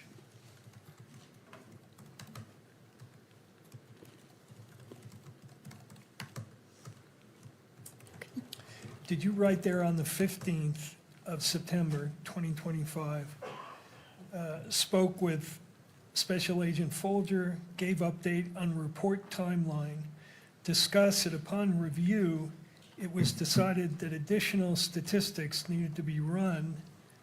Report will still be issued with Twiggs as an assumed contributor per previous discussions with Folger and Carmack. You see that? Yes, I do. And what additional statistics needed to be run at that time? So at that time, I believe I ran statistics with just Twiggs comparing that individual to the sample. If I may refer, I think that was the only additional.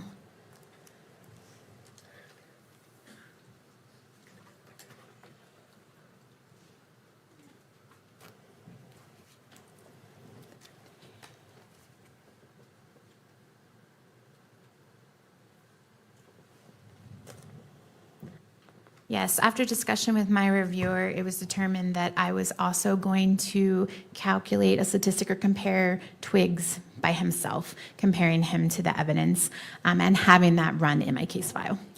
Okay. And could you go to tab 38, page 39?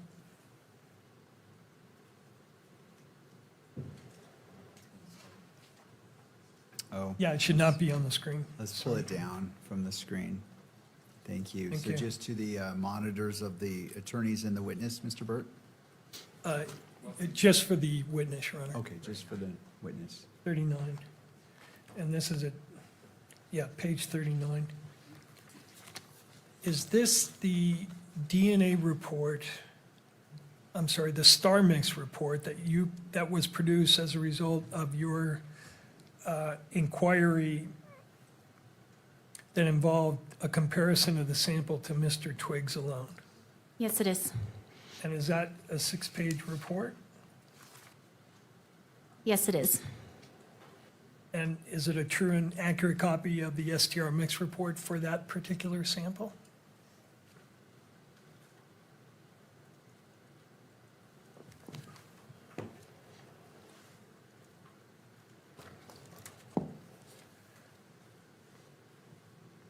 Yes, it is. I'd move that into evidence, Your Honor. This would be Baker 38, page 39 through 44. Baker 38, page 39 through, I'm seeking admission as well as publication to the audience and the camera. I just want to make sure I have the label correct. Baker 38, pages 39 through 44. Did I hear that correctly? That's correct, Your Honor. All right. To the state? Yes, Your Honor, I object on grounds of relevance to the probable cause determination. All right. And Mr. Burt, would you like to respond? Submitted, Your Honor.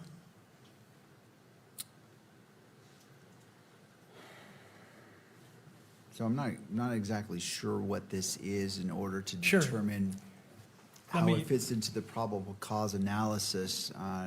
Sure. So a little bit more information, because as of right now, I don't have enough to admit it. Understood, and I apologize to the court.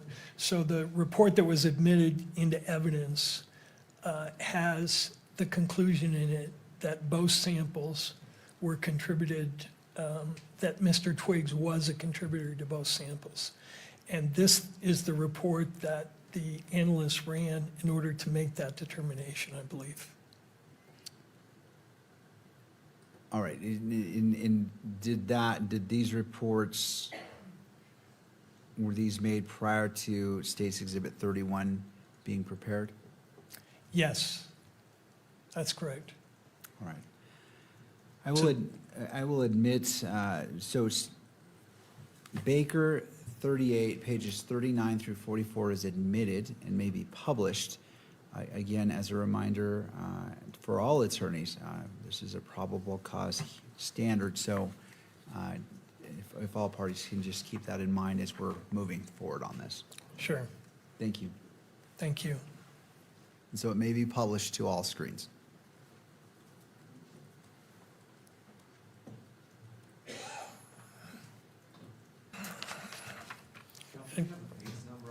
Yeah, it's page 39. No, the actual Bates number, I'm happy to provide the file and provide this to the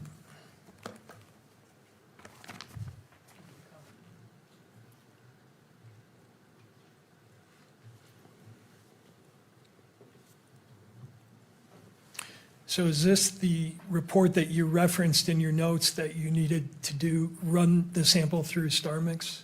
Yes. Now, at the top, this is the StarMix unit dated September 15th, and it relates to item 7-1, correct? That is correct, yes. All right. And then down below that, the kit used, if you could go to the summary of the input. You tell the software program, assume there are two contributors, right? Correct, yes. You input sample 7A, Correct, yes. and when you input it, it's just the raw data, right? Correct, just the numbers from the graph. The numbers, and then known contributors under HP, the prosecution hypothesis, Correct, yes. right? And you put in sample 61, right? Yes. That's Twiggs's known sample. Correct, yes. And then the known contributors under the defense hypothesis, you left that blank. Correct. Is that because you didn't know what the defense hypothesis was? No, again, the defense hypothesis for this situation, if I'm comparing someone, is an unknown, unrelated individual, and that is taken into account during the calculation. Okay, and then you input that data, and what you get out from that is a likelihood ratio, right? Correct, yes. So let's go to page 2 of that report. And is this a summary of the results from that test on the 15th in terms of a likelihood ratio? Yes, it is. What is a likelihood ratio? What does that mean? A likelihood ratio is a statistic that calculates the probability of seeing a DNA profile given one of two different hypotheses. One is that a particular person of interest is a contributor, and the other is that an unknown, unrelated individual is a contributor. The probability with the higher number gets the support, and the magnitude of the support is determined by the ratio of those two numbers. That's pretty technical stuff, but the bottom line is that the software computes the numbers, and then you look at those numbers and determine whether it has any significance, right? I don't know that I would say if it has significance. I report the value that's calculated. Right, and why is one column, these columns relate to different, what are called population databases, right? That is correct, yes. The one on the far left, BAH, is an FBI population database on Bahamians, And African Americans, yes. African Americans. Another one for Caucasians, Correct, yes. SEH is Southeast Hispanics, Correct. and then Southwest Hispanics. Correct. Objection. That's all I have on that. I'm just trying to explain the chart. All right, well, there's an objection. Let's pause and turning to Mr. McBride. Sure. Your Honor, at this point, I'm going to object on, again, grounds of relevance to probable cause hearing. State v. Drosbeck, State v. Merrill, State v. Ramirez that the court has cited, all hold that the court should bind the defendant over for trial unless the evidence is wholly lacking and incapable of reasonable inference to prove some issue which supports the prosecution's claim. I don't know that any of this analysis goes to whether or not the expert's testimony and her report is wholly lacking and incapable of reasonable inference to prove her result in this case. We're far beyond this. We're hours into this examination. This feels like a 702 hearing to me. I think we're far beyond a probable cause hearing, Your Honor. I would ask the court to sustain the objection, not allow questioning on this or any other matter that does not deal with the issue of probable cause. Thank you, Mr. McBride. Mr. Burt. Your Honor, the state offered this report on a very technical, complex, scientific area of inquiry.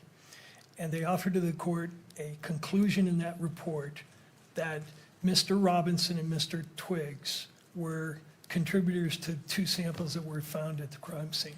They obviously think that's relevant to the probable cause inquiry, or they wouldn't have offered the report in the first place. So having done that, I think the defense is entitled to inquire whether those conclusions are reliable, because that, again, is the court's ultimate determination here, reliability of this evidence. And the court can decide it's not relevant, it's not reliable, therefore I'm not going to rely on that in determining probable cause. And that, or the court could say it is reliable and it bolsters up other evidence that the court is going to hear from. So the particular report in front of us goes directly to the issue of whether the expert correctly concluded that Twiggs not was a possible contributor, but was a contributor. And the state's theory here apparently is that both Mr. Robinson and Mr. Twiggs are somehow connected to this crime scene. So I think when the court sees what the numbers were generated and how that compares to her own standards for assessment, the court will see that the conclusion is not justified that she reached. Well, I understand what both parties are saying, and at a probable cause hearing, the issue is whether we walk 1 mile or 100 miles down the path, and so I want to keep it limited to 1 mile and as opposed to 100 miles, because that would exceed the probable cause standard for a preliminary hearing for what is before me. And so, Mr. Burt, as it relates to the objection, I'm going to sustain it in part. If you want to briefly address this and move on, you certainly may choose to do so, but as it relates to where we're at, my hope is we can keep this very brief as Yes, opposed I to can do going that. through all this, so we can move on to whatever else you would like to present. Thank you. We'll do that, Your Honor. And in the interest of doing that, could you bring up on the same screen part of her report, People's Exhibit 31? And let's take that off? Oh, assuming? I'm going to need that up there because I need to do Oh, it. so is it part of the same, because it was on that screen, I want to make sure that what you're calling up on the screen right now, is it part of this that was already admitted or something else? It's part of this, which has already been admitted, compared to people, or plaintiff's exhibit 31, which I has see, also been okay. admitted. Okay, So thank they're you. both I just in. wanted to clarify. Sure. All right, so if you, and do you want that published on this, all Yes. screens? All right, let's go ahead and do so. And the chart I would like you to bring up from that report is on page 5.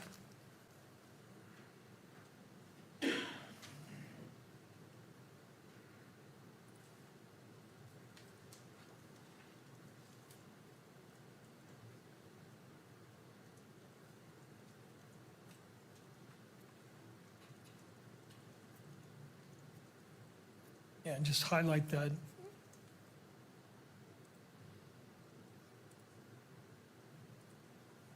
Thank you. So what we've blown up there is from your report, plaintiff's 31, and you provided this chart in the report, correct? That is correct, yes. Explain to the court how this works, what this chart is supposed to represent. Sure. So this is our verbal scale. In addition to the numerical likelihood ratio value that I provide, I also give a qualitative or a verbal equivalent to that numerical value. That gives some kind of context to what that likelihood ratio means. Okay, and on the left, explain what the greater than 1 million, less than 1 in 100 means. What does that scale relate to? Sure. So that scale is the numerical value of the likelihood ratio.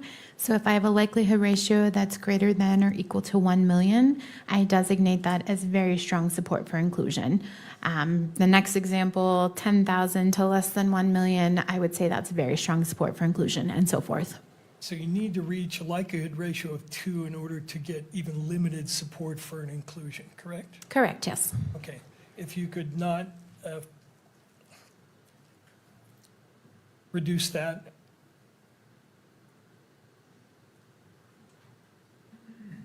And go to page 2 of the report on the left.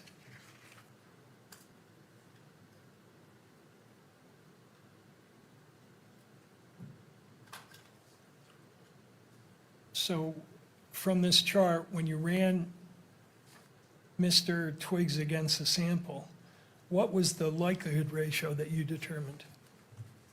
I believe this chart is not the comparison to Mr. Twiggs. That's not in the report? The chart at the bottom of the screen is not my comparison to Mr. Twiggs.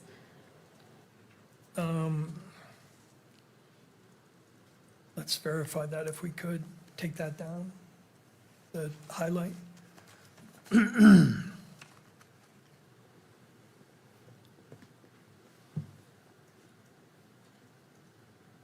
And repost 38, page 45. I'm sorry.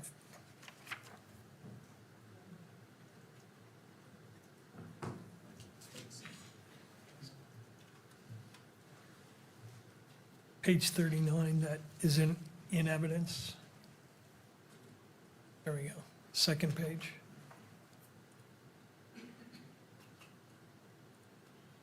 Is this the likelihood ratio from your Twiggs comparison? Yes, it is. Okay. Now, what was the likelihood ratio that you calculated based on this chart? The likelihood ratio was 1. 1. Yes.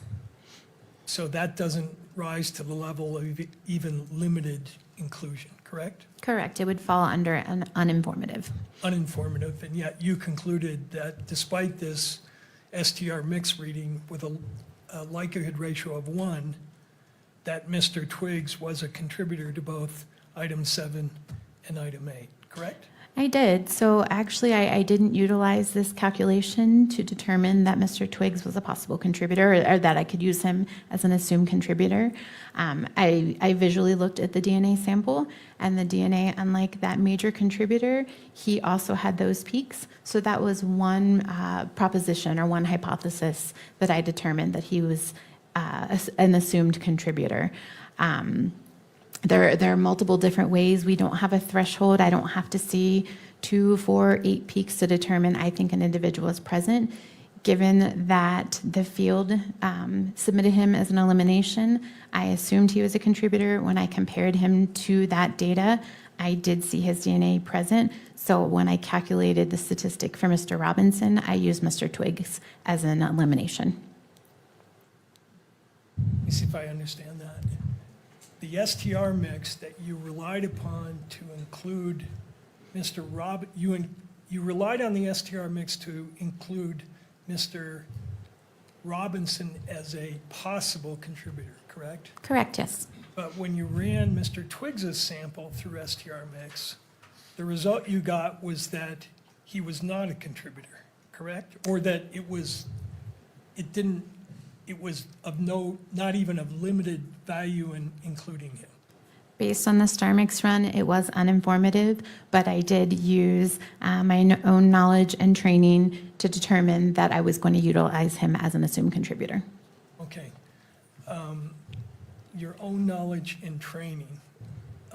Is there some standard that you use for deciding when not to rely on the star mix results and when to sort of disregard it and rely on your training and experience? I can't say that I disregarded it.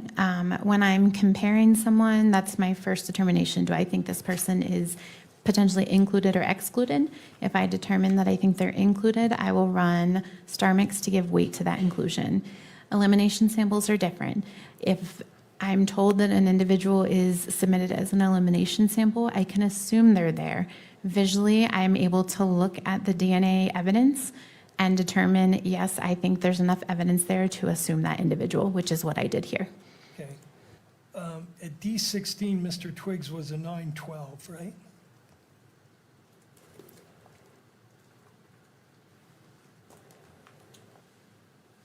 According to your electropherograms.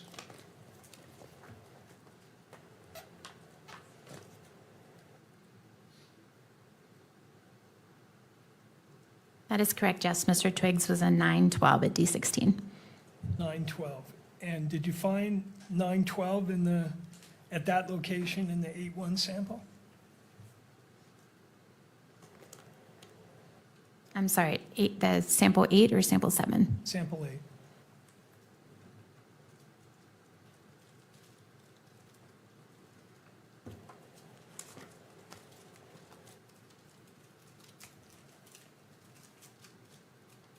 The only piece of information I had for sample 8 at item D16 was a 12. And you said Twiggs at that was a 912, right? Correct, yes. But at that location, the evidence sample was not a 912, but a 12. That was the only piece of information that was recovered at that location. Let me ask you about your interpretation rules for excluding someone. Is this an accurate statement? This is from Butler's textbook. In forensic DNA analysis, if any STR locus fails to match when comparing the genotypes between 2 or more samples, then the comparison of profiles between the question and the reference sample is usually declared a non-match, regardless of how many other loci match. I would agree with that if it's a single source sample. So single source, again, meaning from one individual. If I have a DNA profile from evidence and I compare it to a known individual, if there's a difference at even one location, I can say it's an exclusion. If I have a mixture, it's not that cut and dry. I have to take into account how many people are in that mixture, how many pieces of information I have, is there potential dropout. So it's just because someone may not be present in a mixture doesn't necessarily mean that I'm going to automatically exclude them. I see. At D19S, what was Mr. Twiggs's type?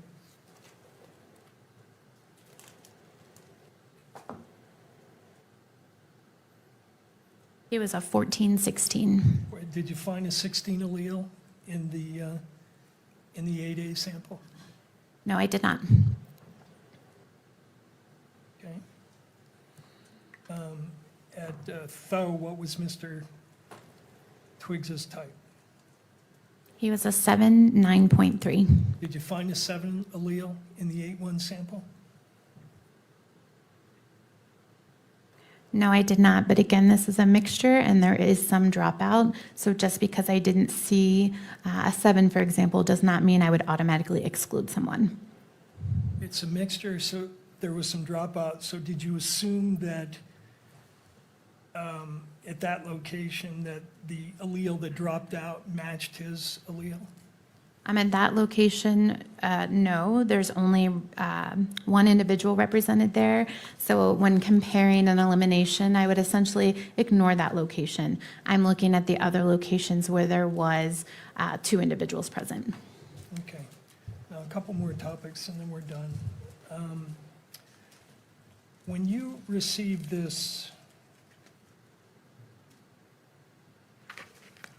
evidence, you got more than 7 and 8, correct? You got a number of other samples. Correct, I did. You got a backpack, which you labeled as Exhibit 9, and a bunch of items from that backpack, correct? Correct, yes. You were initially told that those items related to things that may have been discarded by the suspect.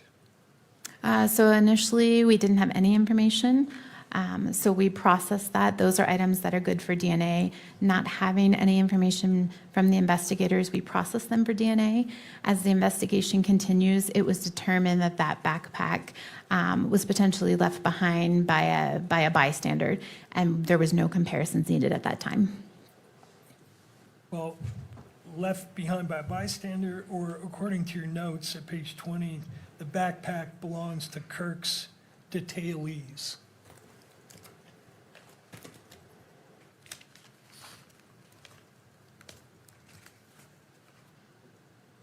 Yes, based on the individual that was not my communication log, that was someone else within the laboratory. That was the information that they received. Before you received any samples, did you request to perform what's called destructive testing on the samples? Yes, I did. And destructive testing is essentially consuming the sample, cutting the cotton off of the Q-tip or the swab, subjecting it to testing. There's nothing remaining. I have to request permission to consume prior to doing so, and I did in this case. And why did you do that? That is part of our protocols, that we have to request permission to consume, and we consume, so DNA, we can't see it, so when an item is swabbed, we don't know how much DNA is on that swab, if anything, or how that swab was used. Did someone just swab using one side of it? Did they roll it and use all sides? Because I don't know that, it's our practice to consume that swab. It's our best chance of getting any DNA evidence. And that's a determination that you made in this case before you even saw any of the evidence, correct? Determination to consume? Yeah. Yes. Okay. Now, remember I referred to that NRC report? Yes. 1996. Did they say there a wrongfully accused person's best insurance against a possibility of being falsely incriminated is the opportunity to have the testing repeated? Such an opportunity should be provided whenever possible. Yes, that does say that. And does your laboratory have a policy, standard 7.4, which says, where possible, the laboratory shall retain or return a portion of the evidence, sample, or extract? That is correct. And we do actually return the remaining extract, the liquid from our DNA testing. So we did consume the swab. However, there was a small amount of liquid that was left and returned.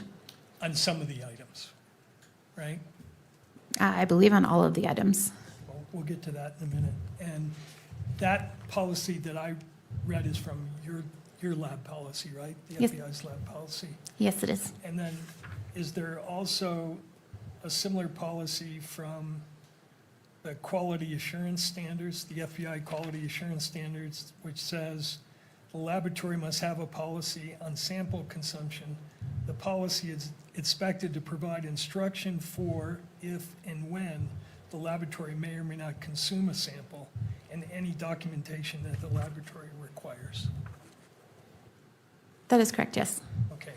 Now, your report indicates that certain samples were destroyed, consumed, correct? That is correct, yes. And which samples were consumed?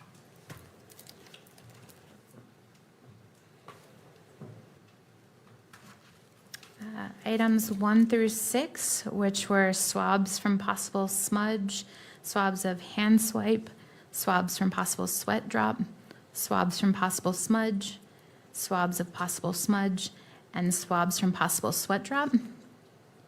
In addition to items 54 and 55, which were swabs of swiped finger areas and swabs of stairwell railing. Okay, so when you wrote in your report that those items were consumed, which of those items, and by that you mean the actual swab was consumed? Correct. So a swab is just like a Q-tip. So the cotton portion of that swab was cut off the wooden stick, placed into a tube, subjected to DNA testing. So we consider that consuming. But again, there is liquid at the end of the process that is returned to the field. And the normal procedure in terms of sample preservation would be something called sample splitting, right? You split the swab and you use half, you save half so that your testing results can be replicated and retested. So yes, however, again, I don't know how an item is swabbed. So even if I were to cut that swab in half, it could be that I'm testing the half that doesn't have any DNA and the other half may have some DNA. Or the swab may have a little bit of DNA on one side and a lot on the other side. So for the best possible chance of getting a DNA profile, it is our practice to consume the entire swab. So for the first 6 items, those were swabs that were taken from the northeast corner of the Losee building, correct? Correct, yes. And you used all of the swabs, and you concluded that there was no DNA present on any of those items, correct? That is correct. So you couldn't do any comparative testing. Correct. There was nothing for me to compare to. Okay, and what did you have left after you did that in terms of the volume of extract? What was left? So it was approximately 3 microliters, so a very small portion. Very small portion, and you actually used 10 microliters to do your testing of those samples, right? That is correct, yes. So if you didn't get any results with 10, what you left over would not be sufficient to get any sort of independent testing done, correct? It could be tested. However, my expectation, if I took 10 microliters and did not get any DNA, the remaining 3 would also still not give me any DNA. Okay. And for item 55, that was 2 swabs of a stairwell, from a stairwell railing where the suspect touched the railing, right? As far as I know, they were swabs from a stairwell. And correct me if I'm wrong, but I understand from your lab notes that you took those 2 swabs and combined them into one sample and then used the whole sample, right? That is correct, yes. Okay. Before you did that, did you inquire whether the 2 swabs came from 2 different areas? For instance, maybe the suspect touched it here, but the other sample was taken somewhere else? I did not. They were both labeled as coming from the same stairwell, and they were packaged together. So our policies and procedures is that we can combine those 2 together. And when you do that, you create a mixture, right? I don't know that I would agree that combining the 2 would create a mixture. Given the item of evidence, a stairwell railing, I don't necessarily expect that one swab would have one person, the second swab would have a different second person, and combining the 2 of them creates a mixture. However, I don't know that for certain, but again, I don't know is DNA present, so our procedure is to combine and consume those swabs. And in this case, when you did that, what you got was a complex mixture, right? I did. I got DNA from more than 5 individuals, so I could not provide a conclusion. All right. Now,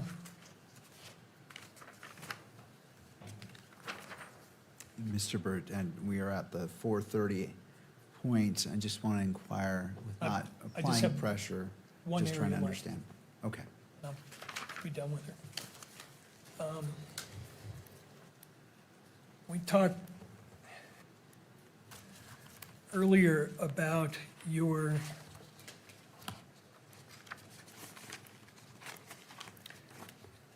testing of the length of the DNA sequence, the length of the DNA boxcars, not the sequence of A, C, T, and G within those sequences, within those boxcars, right? Correct, yes.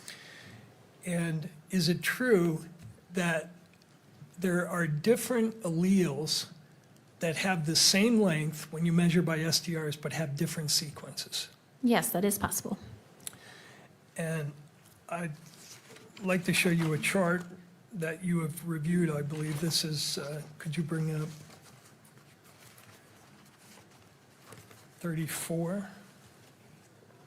This is not in front of the, on the public screen, just for the witness. And is this a chart that you reviewed to, that I prepared to, and you looked at to see if I had correctly stated what alleles were found? Yes, it is.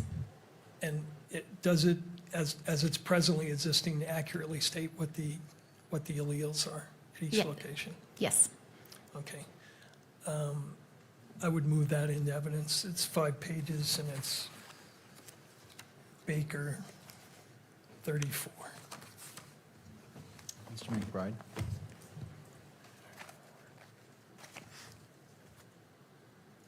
Yes, I object. Unless this exhibit is reasonably likely to defeat the prima facie showing of probable cause, this is irrelevant to the preliminary hearing. Mr. Burt? Your Honor, this exhibit and the next one go directly to whether the comparisons being made between Mr. Robinson's sample and the evidence samples are usable and reliable to make a determination that he is a probable contributor. I'm not sure I'm following with what you're saying on there, right? And maybe it's just because it's late in the day. Could Yeah, you it could repeat be. that? So this chart illustrates what allele she found at each location for Mr. Twiggs and Mr. Robinson, and for the evidence samples, the 71A and 81A. The other alleles are on here as well, but we're going to focus on 71 and 81. And for instance, Your Honor, at the, you'll see that under the first reading there is for Tyler Robinson at the D3 location. He is a 17. Okay, and take that down. And then if you go down to the 7-1 towel sample, which is what the topic is of this report introduced by the state, you'll see that she found a 17 there as well, measured only by the length of the DNA strand. And what she's going to testify to is at this location and 5 or 6 others, there are alleles, all of which measure here 17, but actually contain different sequences. And that her testing that she used does not measure for those differences. And so as it relates to probable cause, that's what I want to keep coming Sure. back to. Again, if this was a trial, this may be a little bit different analysis that the trial judge applies, but as a magistrate, taking a look at this and looking at the probable cause standard, how does this comport? So it comports because it goes to the ultimate opinion expressed in the report that the state is offering, that the report offers reliable support that Mr. Robinson is a possible contributor. And we're asking the court to consider that the comparisons are only based on a limited number of length-based comparisons, and that there are sequence differences so that she cannot distinguish, and I believe she'll testify, she cannot distinguish based on the testing that she did in at least 5 separate locations, whether the evidence sample and Mr. Robinson's sample, or for that matter, Mr. Twiggs' sample, matches the sequence differences here. And this is my final area, and I think I can do it very efficiently, and I think it is important for the court to consider, especially as it relates to the comparison to Mr. Robinson. Mr. McBride. And she is also going to testify that the analysis she does is based on looking at the totality and all of the different markers that match and are consistent, and that's how she comes to the opinion that she does. The point is, there are explanations that are susceptible to different interpretations and arguments. Ultimately, we're going to have an expert hearing where all of the literature is going to be before the court, and the court's going to determine if it meets a threshold of reliability for admission at trial. But at this stage, even granting that there may be some argument that may come from defense counsel's position, the court can't weigh it. This does not go to the probable cause determination, and I don't think it's relevant. And this exhibit in particular is not relevant without the testimony of the witness, and so the exhibit should not be admitted on its face either. But that's why I was trying to lay a foundation that she would, and offered a proof to the court that she would testify that in fact there are these sequence differences at the 5 or 6 locations, 6 different locations, relevant to the comparison to Mr. Robinson. And when the state says the court cannot weigh it, the court can weigh reliability. The court has ruled that. So we're simply asking the court to take into account the limited nature of these comparisons and the fact that she cannot, based on the testing that she performed, tell the court whether there are differences between, at these 5 locations. She can't match Mr. Robinson to the question samples because she didn't do sequence testing. And she'll also testify that the FBI is in the process of implementing this kind of testing. All right. Thank you to both sides. I'm going to allow the admission of this evidence, but I'm also going to set a limit of a limited number of questions. We are now at 4:40. This is on the cusp of whether it is applicable to the probable cause standard. I want to afford defense its full opportunity, but I still have to rein it in to keeping it to probable cause and not going into a full exploration, because that's not the purpose of a preliminary hearing. So I will admit Baker 34, but Mr. Burt, I'm going to limit you to how much time do you need to address I just this? need about 4 or 5 minutes. I'm going to, the next chart will be the chart with the, what are called isoalleles displayed for the court, so the court can see what we're talking about, and that's it. All right. I'm just going to have her document that, in fact, I've accurately stated what the alleles are that have sequence differences. All right. So it is Mr. McBride. Just on a second matter, which is, I need to cross-examine this witness. She's got to leave town today. I would like 20 minutes to cross-examine the witness. All right. Well, I will go with the I accept Mr. Burt's representations in the amount of time, and I'm going to talk less because that's consuming more time, and also allow the state the appropriate time for cross-examination given the nature of this witness having to travel. So, Mr. Burt, I'll turn to you. This has been moved into evidence. Do you want it on the screens? Actually, I don't need it on the screen, just in the interest of efficiency. Pull up the next one, please. Okay.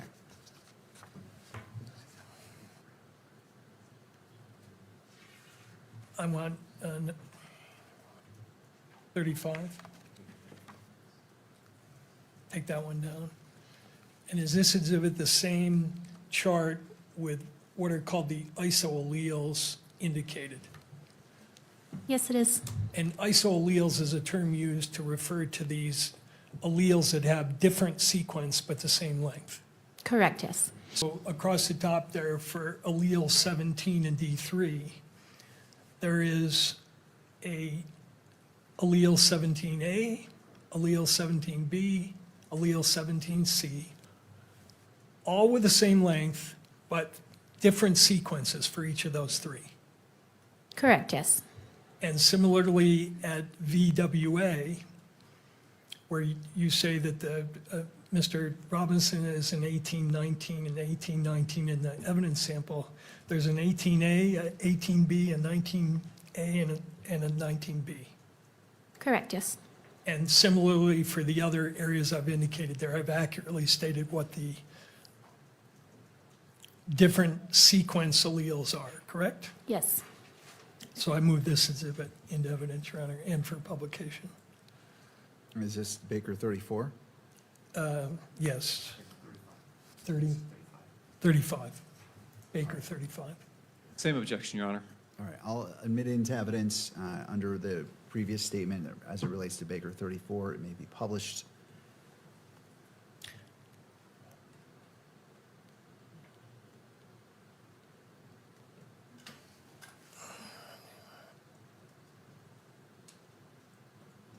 And as you look at these 5 areas, you can't distinguish the evidence samples from Mr.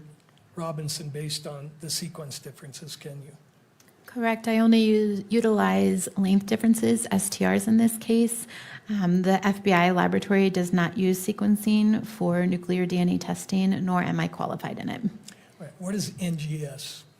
NGS stands for Next Generation Sequencing. And your laboratory is involved in validating next generation sequencing, correct? We utilize next generation sequencing for mitochondrial DNA, which is a different subset of DNA testing, but not for nuclear DNA testing, which is what we're talking about today. Right. But the people who market STR mix also market a sequence platform, do they not? I'm not aware if they do or do not.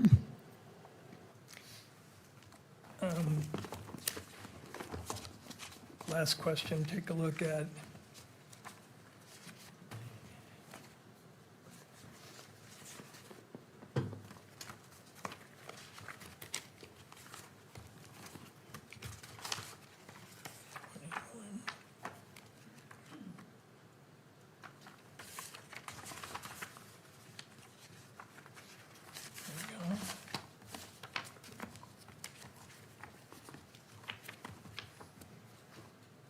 well, I'll save that for redirect. Thank you. Thank you. All right, turning to the state, Mr. McBride.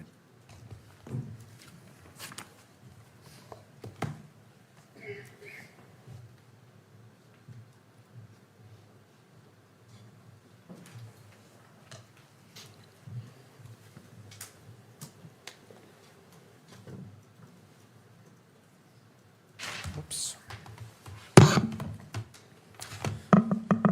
Good afternoon. Good afternoon.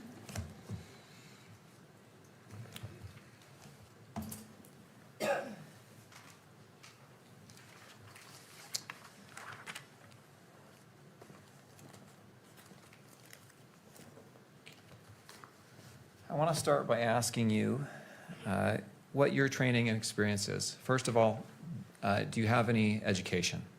Yes, I do. I have a Bachelor's of Science in Biology from Salisbury University.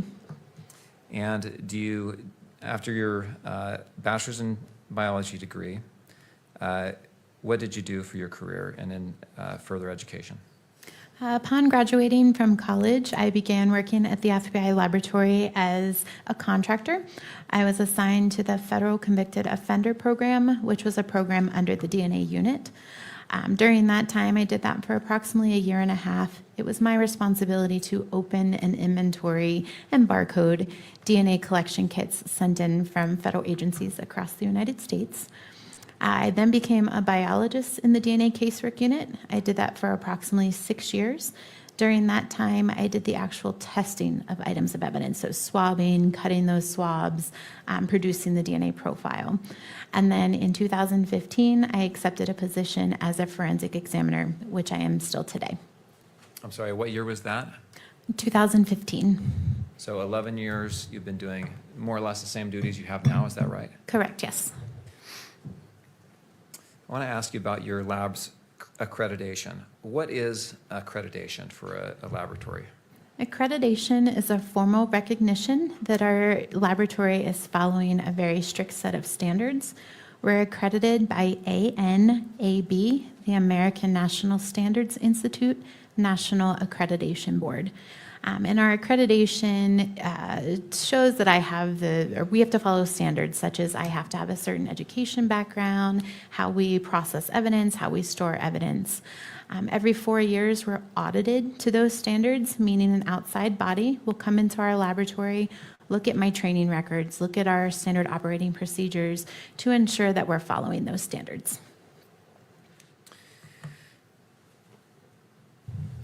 And you mentioned your training. So what do you have to do as an examiner there, as a scientist there, for your lab to maintain its accreditation? So for my training program, I had to complete a 2-year training program. During that time, I learned the science behind DNA testing, and I showed that I understood that science by completing oral board examinations and written examinations. I also then had to show that I could relay those scientific results to a jury by completing moot court exercises. And before becoming qualified, I then took something called a competency exam, or it's like a final examination to show that I'm qualified to perform my duties.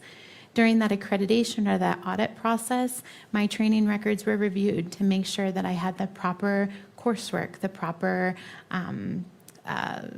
college degree, as well as completing successfully that training program. And do you have to keep up with ongoing education to maintain your, do you have a certification? I'm not certified, I'm qualified as an examiner. To maintain your qualification, do you have to have ongoing education? Yes, on a yearly basis, I have to complete at least 8 hours of continuing education, and this can be done by attending conferences or lectures or reading scientific literature. Do you also have to undergo proficiency testing? Yes, and a proficiency test is a test that we receive from an outside vendor. I process that test like I would any other case and submit that those answers to determine if I'm satisfactory or unsatisfactory. This tests not only me to see if I'm still proficient in my qualifications, but it also tests the laboratory process to ensure that we're getting accurate and reliable results. Now, as you discussed your work in this case, you talked about your work needing to be reviewed by another analyst. Correct, yes. And is that true in every single case? Yes, in every one of our cases, they have to undergo a technical review in addition to an administrative review. And it sounds like during those technical reviews and administrative reviews, there's discussions between you and other analysts. Is that accurate? Yes. And is that an opportunity for training and learning as well? Yes, absolutely. And I assume that training and learning goes both directions, that you're learning and you're also helping others understand your thought process, which may train them as well. Is that accurate? That's true, yes. The tools you use, are the tools you use validated? Yes, they are. And what does that mean to have a tool that you use validated? So a validation is a thorough testing of a process or procedure. So before we subject any evidence to testing, we ensure that those process and procedures will work within our laboratory. Based on the validation, we create something called standard operating procedures, or SOPs, and these are kind of like cookbooks. It gives us step-by-step instructions on how to do our process and procedures. And then both myself as an examiner as well as the biologists were all trained to those standard operating procedures and tested to those standard operating procedures during proficiency tests. Now, you've talked about, I think, a couple of the tools you use. One you call StarMix, is that right? Correct, yes. And is that tool validated? Yes, it's validated both developmentally and internally. Developmentally it's validated by the creators of the software. And then we, the FBI laboratory, also tested StarMix to ensure that we could use it within our laboratory and produce accurate and reliable results. Now, when you say it was developmentally validated, is that in a peer-reviewed study? Yes, it is. And is StarMix used, how widely is StarMix used throughout the world? StarMix is used in approximately 120 laboratories, both domestically and internationally.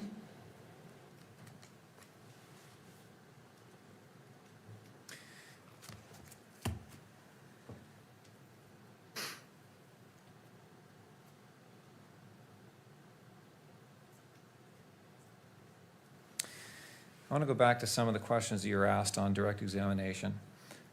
You were asked about an Exhibit 8.4, Baker 8.4, which is the DOJ Ultra, which is the Uniform Language, what does that stand for? Uniform language for reporting and testimony, I believe. Okay.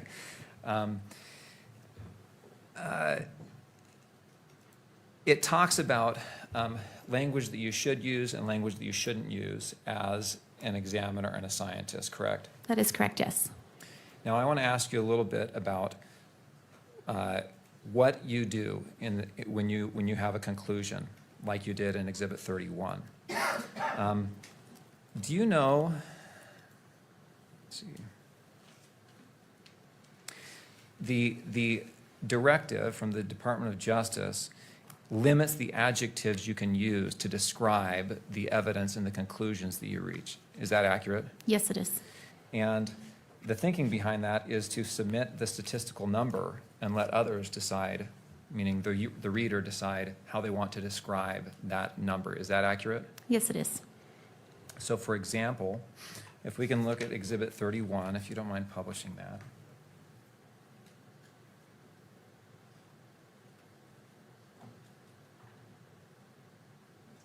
Yes, and that's been admitted, so if we can put it on the screen.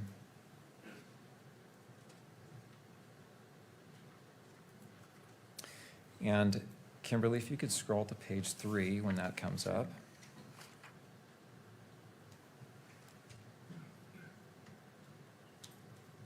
Thank you. So item 7 sub 1 is the swabbing from the towel from the rifle. We have the number in a written form in the second paragraph beneath the heading, and then beneath that you have a table, correct? That is correct, yes. And the likelihood ratio gives the number, right? That's the likelihood ratio.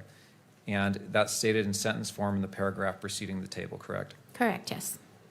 The only language you can use to describe what that number means from the DOJ directive is very strong support for inclusion, correct? Correct, yes. And the sentence there that says the DNA results from item 7.1 are 1.7 octillion times more likely if Twiggs and T. Robinson are contributors than if Twiggs and an unknown, unrelated person are contributors. The reader can assign whatever value they want to that, correct? What do you mean? Meaning adjective to describe what that means. Sure, yes.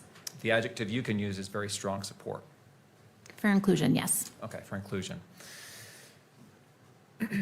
All right, if we go to 8.1, if you'll, Kimberly, if you can scroll down just to make that a little bit easier to view. Same question there. The results are from 8.1 are 30 quintillion times more likely if Twiggs and T. Robinson are contributors than if Twiggs and an unknown, unrelated person are contributors. The adjective you're allowed to use is very strong support for inclusion again, correct? Yes.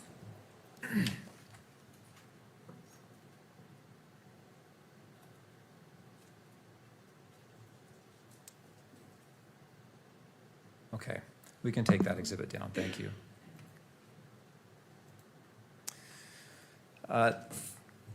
You were asked about formal activity level, and you described this as the lab cannot testify about, or you cannot testify about what action left the DNA on the object. Is that right? That is correct, yes. Does that mean that an individual did or did not touch? Well, let me ask you this. How can DNA get onto an object? DNA can get on an object via direct contact, so an individual touching an object. It can also end up on an item via body fluids, such as blood, or through transfer. So if I were to touch an object, and then that object is given to someone else, my DNA could potentially be on that other individual through the transfer of DNA. And your lab you cannot testify as to what precise action left the DNA on the object, correct? Correct, I cannot. Okay. Same question about time. You can't testify about the exact time that DNA was left on an object, right? Correct. But there are some indicators that may give some information about how long and the conditions under which DNA was placed on an item, like degradation. Yes, degradation or the condition of the item. So again, if a firearm, for example, is in a river, I would expect with the water rushing over that item, I may or may not be able to detect DNA. Also, if there's an item of evidence that is exposed to the elements, something that's been left behind 10 years ago, I don't necessarily expect to recover DNA, but something that may have been left yesterday, I might be able to detect DNA. An item that has been left in the dirt or has been rubbed in the dirt, could that affect your ability to recover DNA? It could, yes. Could it also affect degradation? Yes. Can UV rays affect degradation? Yes, it can.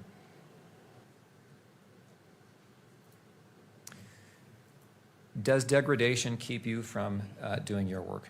No, it does not. Is degradation normal? Yes, it is.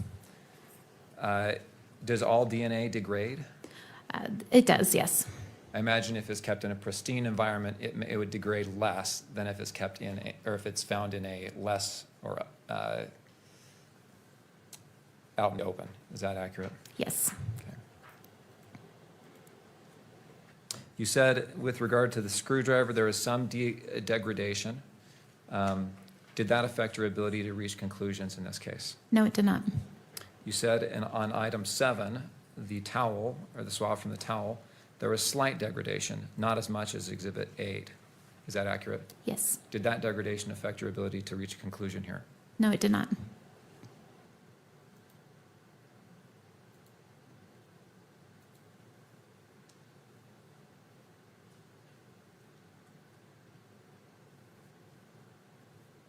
You're asked about the PCAST report.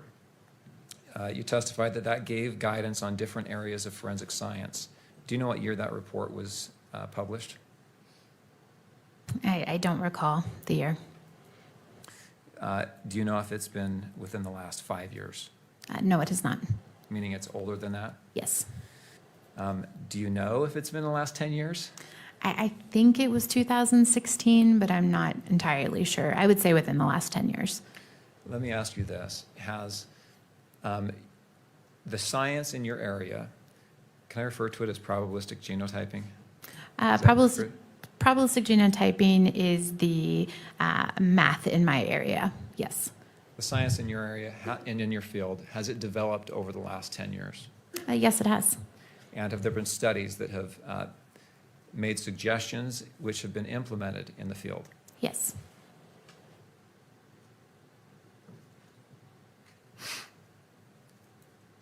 You testified about Exhibits 7 and 8, that they both had mixtures. Excuse me.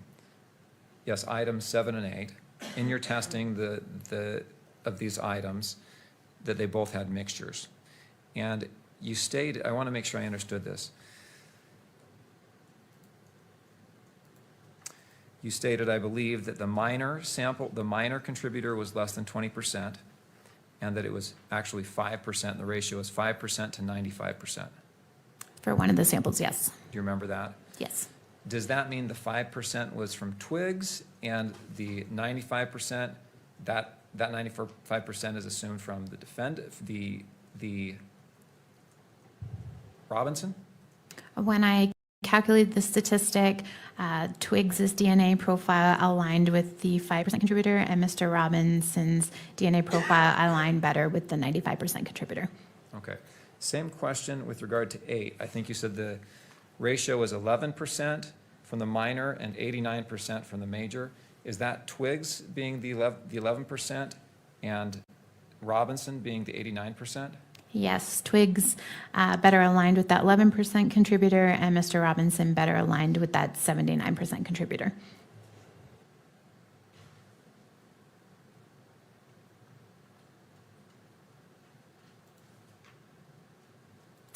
You're asked about Baker 4, an exhibit that was titled Baker 4 365. Do you remember this exhibit by chance? I don't have a copy of it, so, well, Do you have Baker 4, 365? Put that up.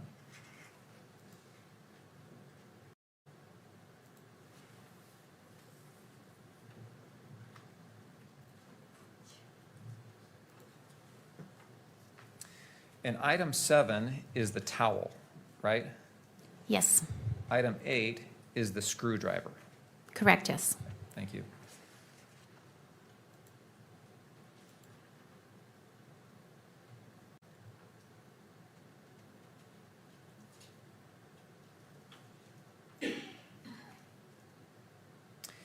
You know,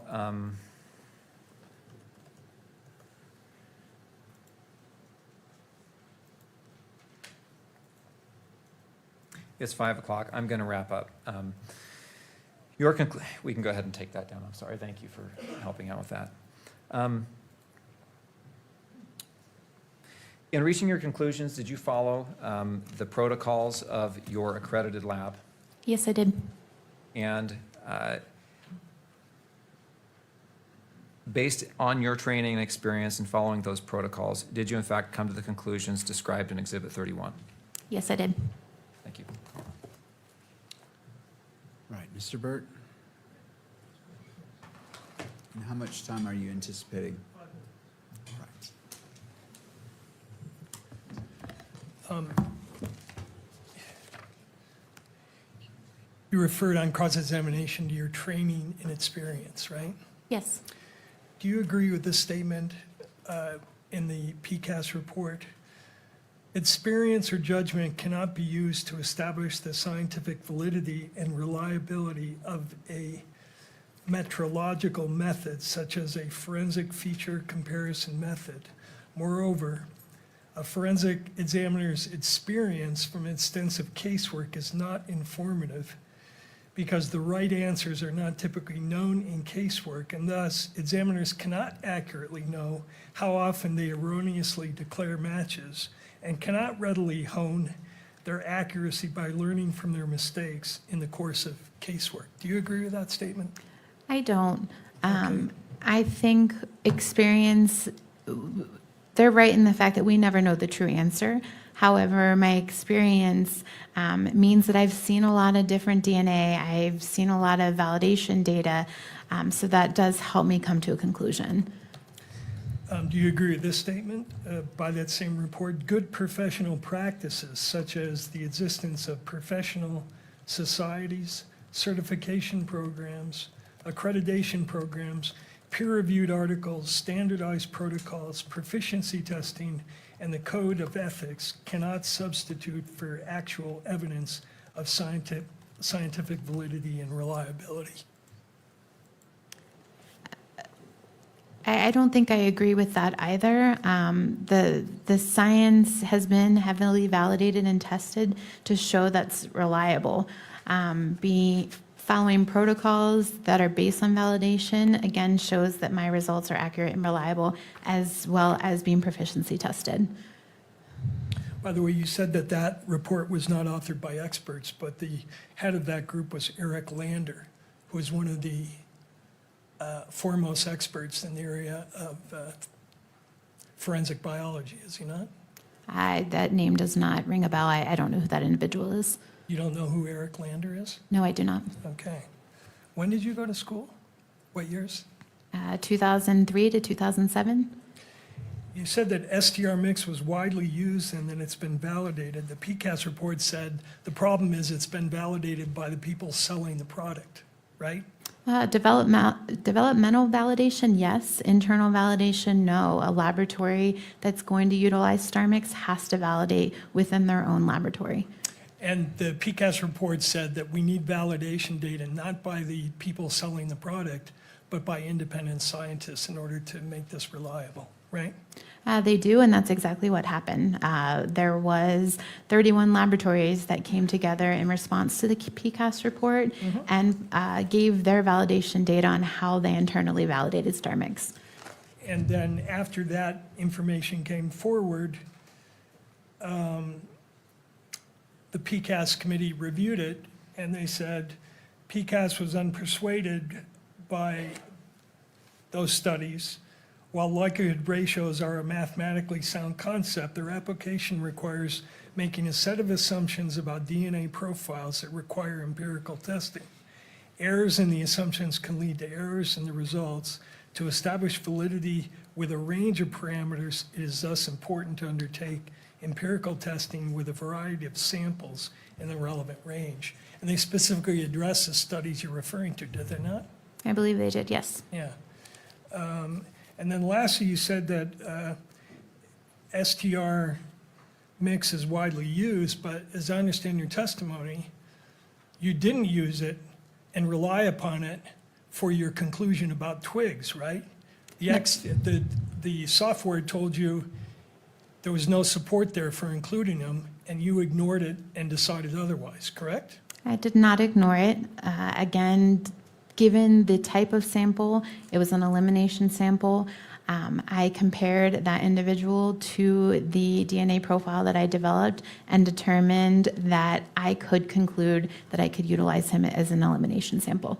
You said your laboratory was accredited, correct? Yes. But you're aware that in 2004, the Inspector General did a comprehensive audit of your laboratory and published a report called the FBI DNA Laboratory Report, a review of protocol and practice vulnerabilities, which found a number of errors in the way that your lab does testing, correct? Objection. The 2004 study is hardly relevant to this proceeding 22 years later. It's relevant because he's relying on accreditation to somehow say that these results are valid. This lab was accredited when this study was done. I'll allow this single question. She may respond, so I'm overruling the objection, and then we'll continue to move forward. You're aware of that study, right? No, I'm not. Okay, thank you, that's all I have. All right. Anything further for this witness? Yes, I think there's one follow-up that needs to be asked. You were asked that, or you testified that you never know the true answer with field work, correct? Correct, yes. And that's compared to ground truth studies where you do know the true answer and you can compare the conclusions that analysts draw with the true answer, the ground truth answer that is the basis of the study. Is that right? Yes, and that is what our validation is. Your validation actually studies is a ground truth test in essence. Yes. Okay, thank you. Anything further for this witness? Thank you. May this witness be excused. Yes. All right, thank you, Ms. Baker. You may step down. Thank you. All right. Well, does either party need the benefit of the record before we go into recess? No, Judge. All right. Having both parties say no, we'll go ahead and be adjourned until tomorrow at 1 p.m. We do not have morning court for this proceeding, and we'll start up at 1 p.m. in the afternoon. The court is in recess.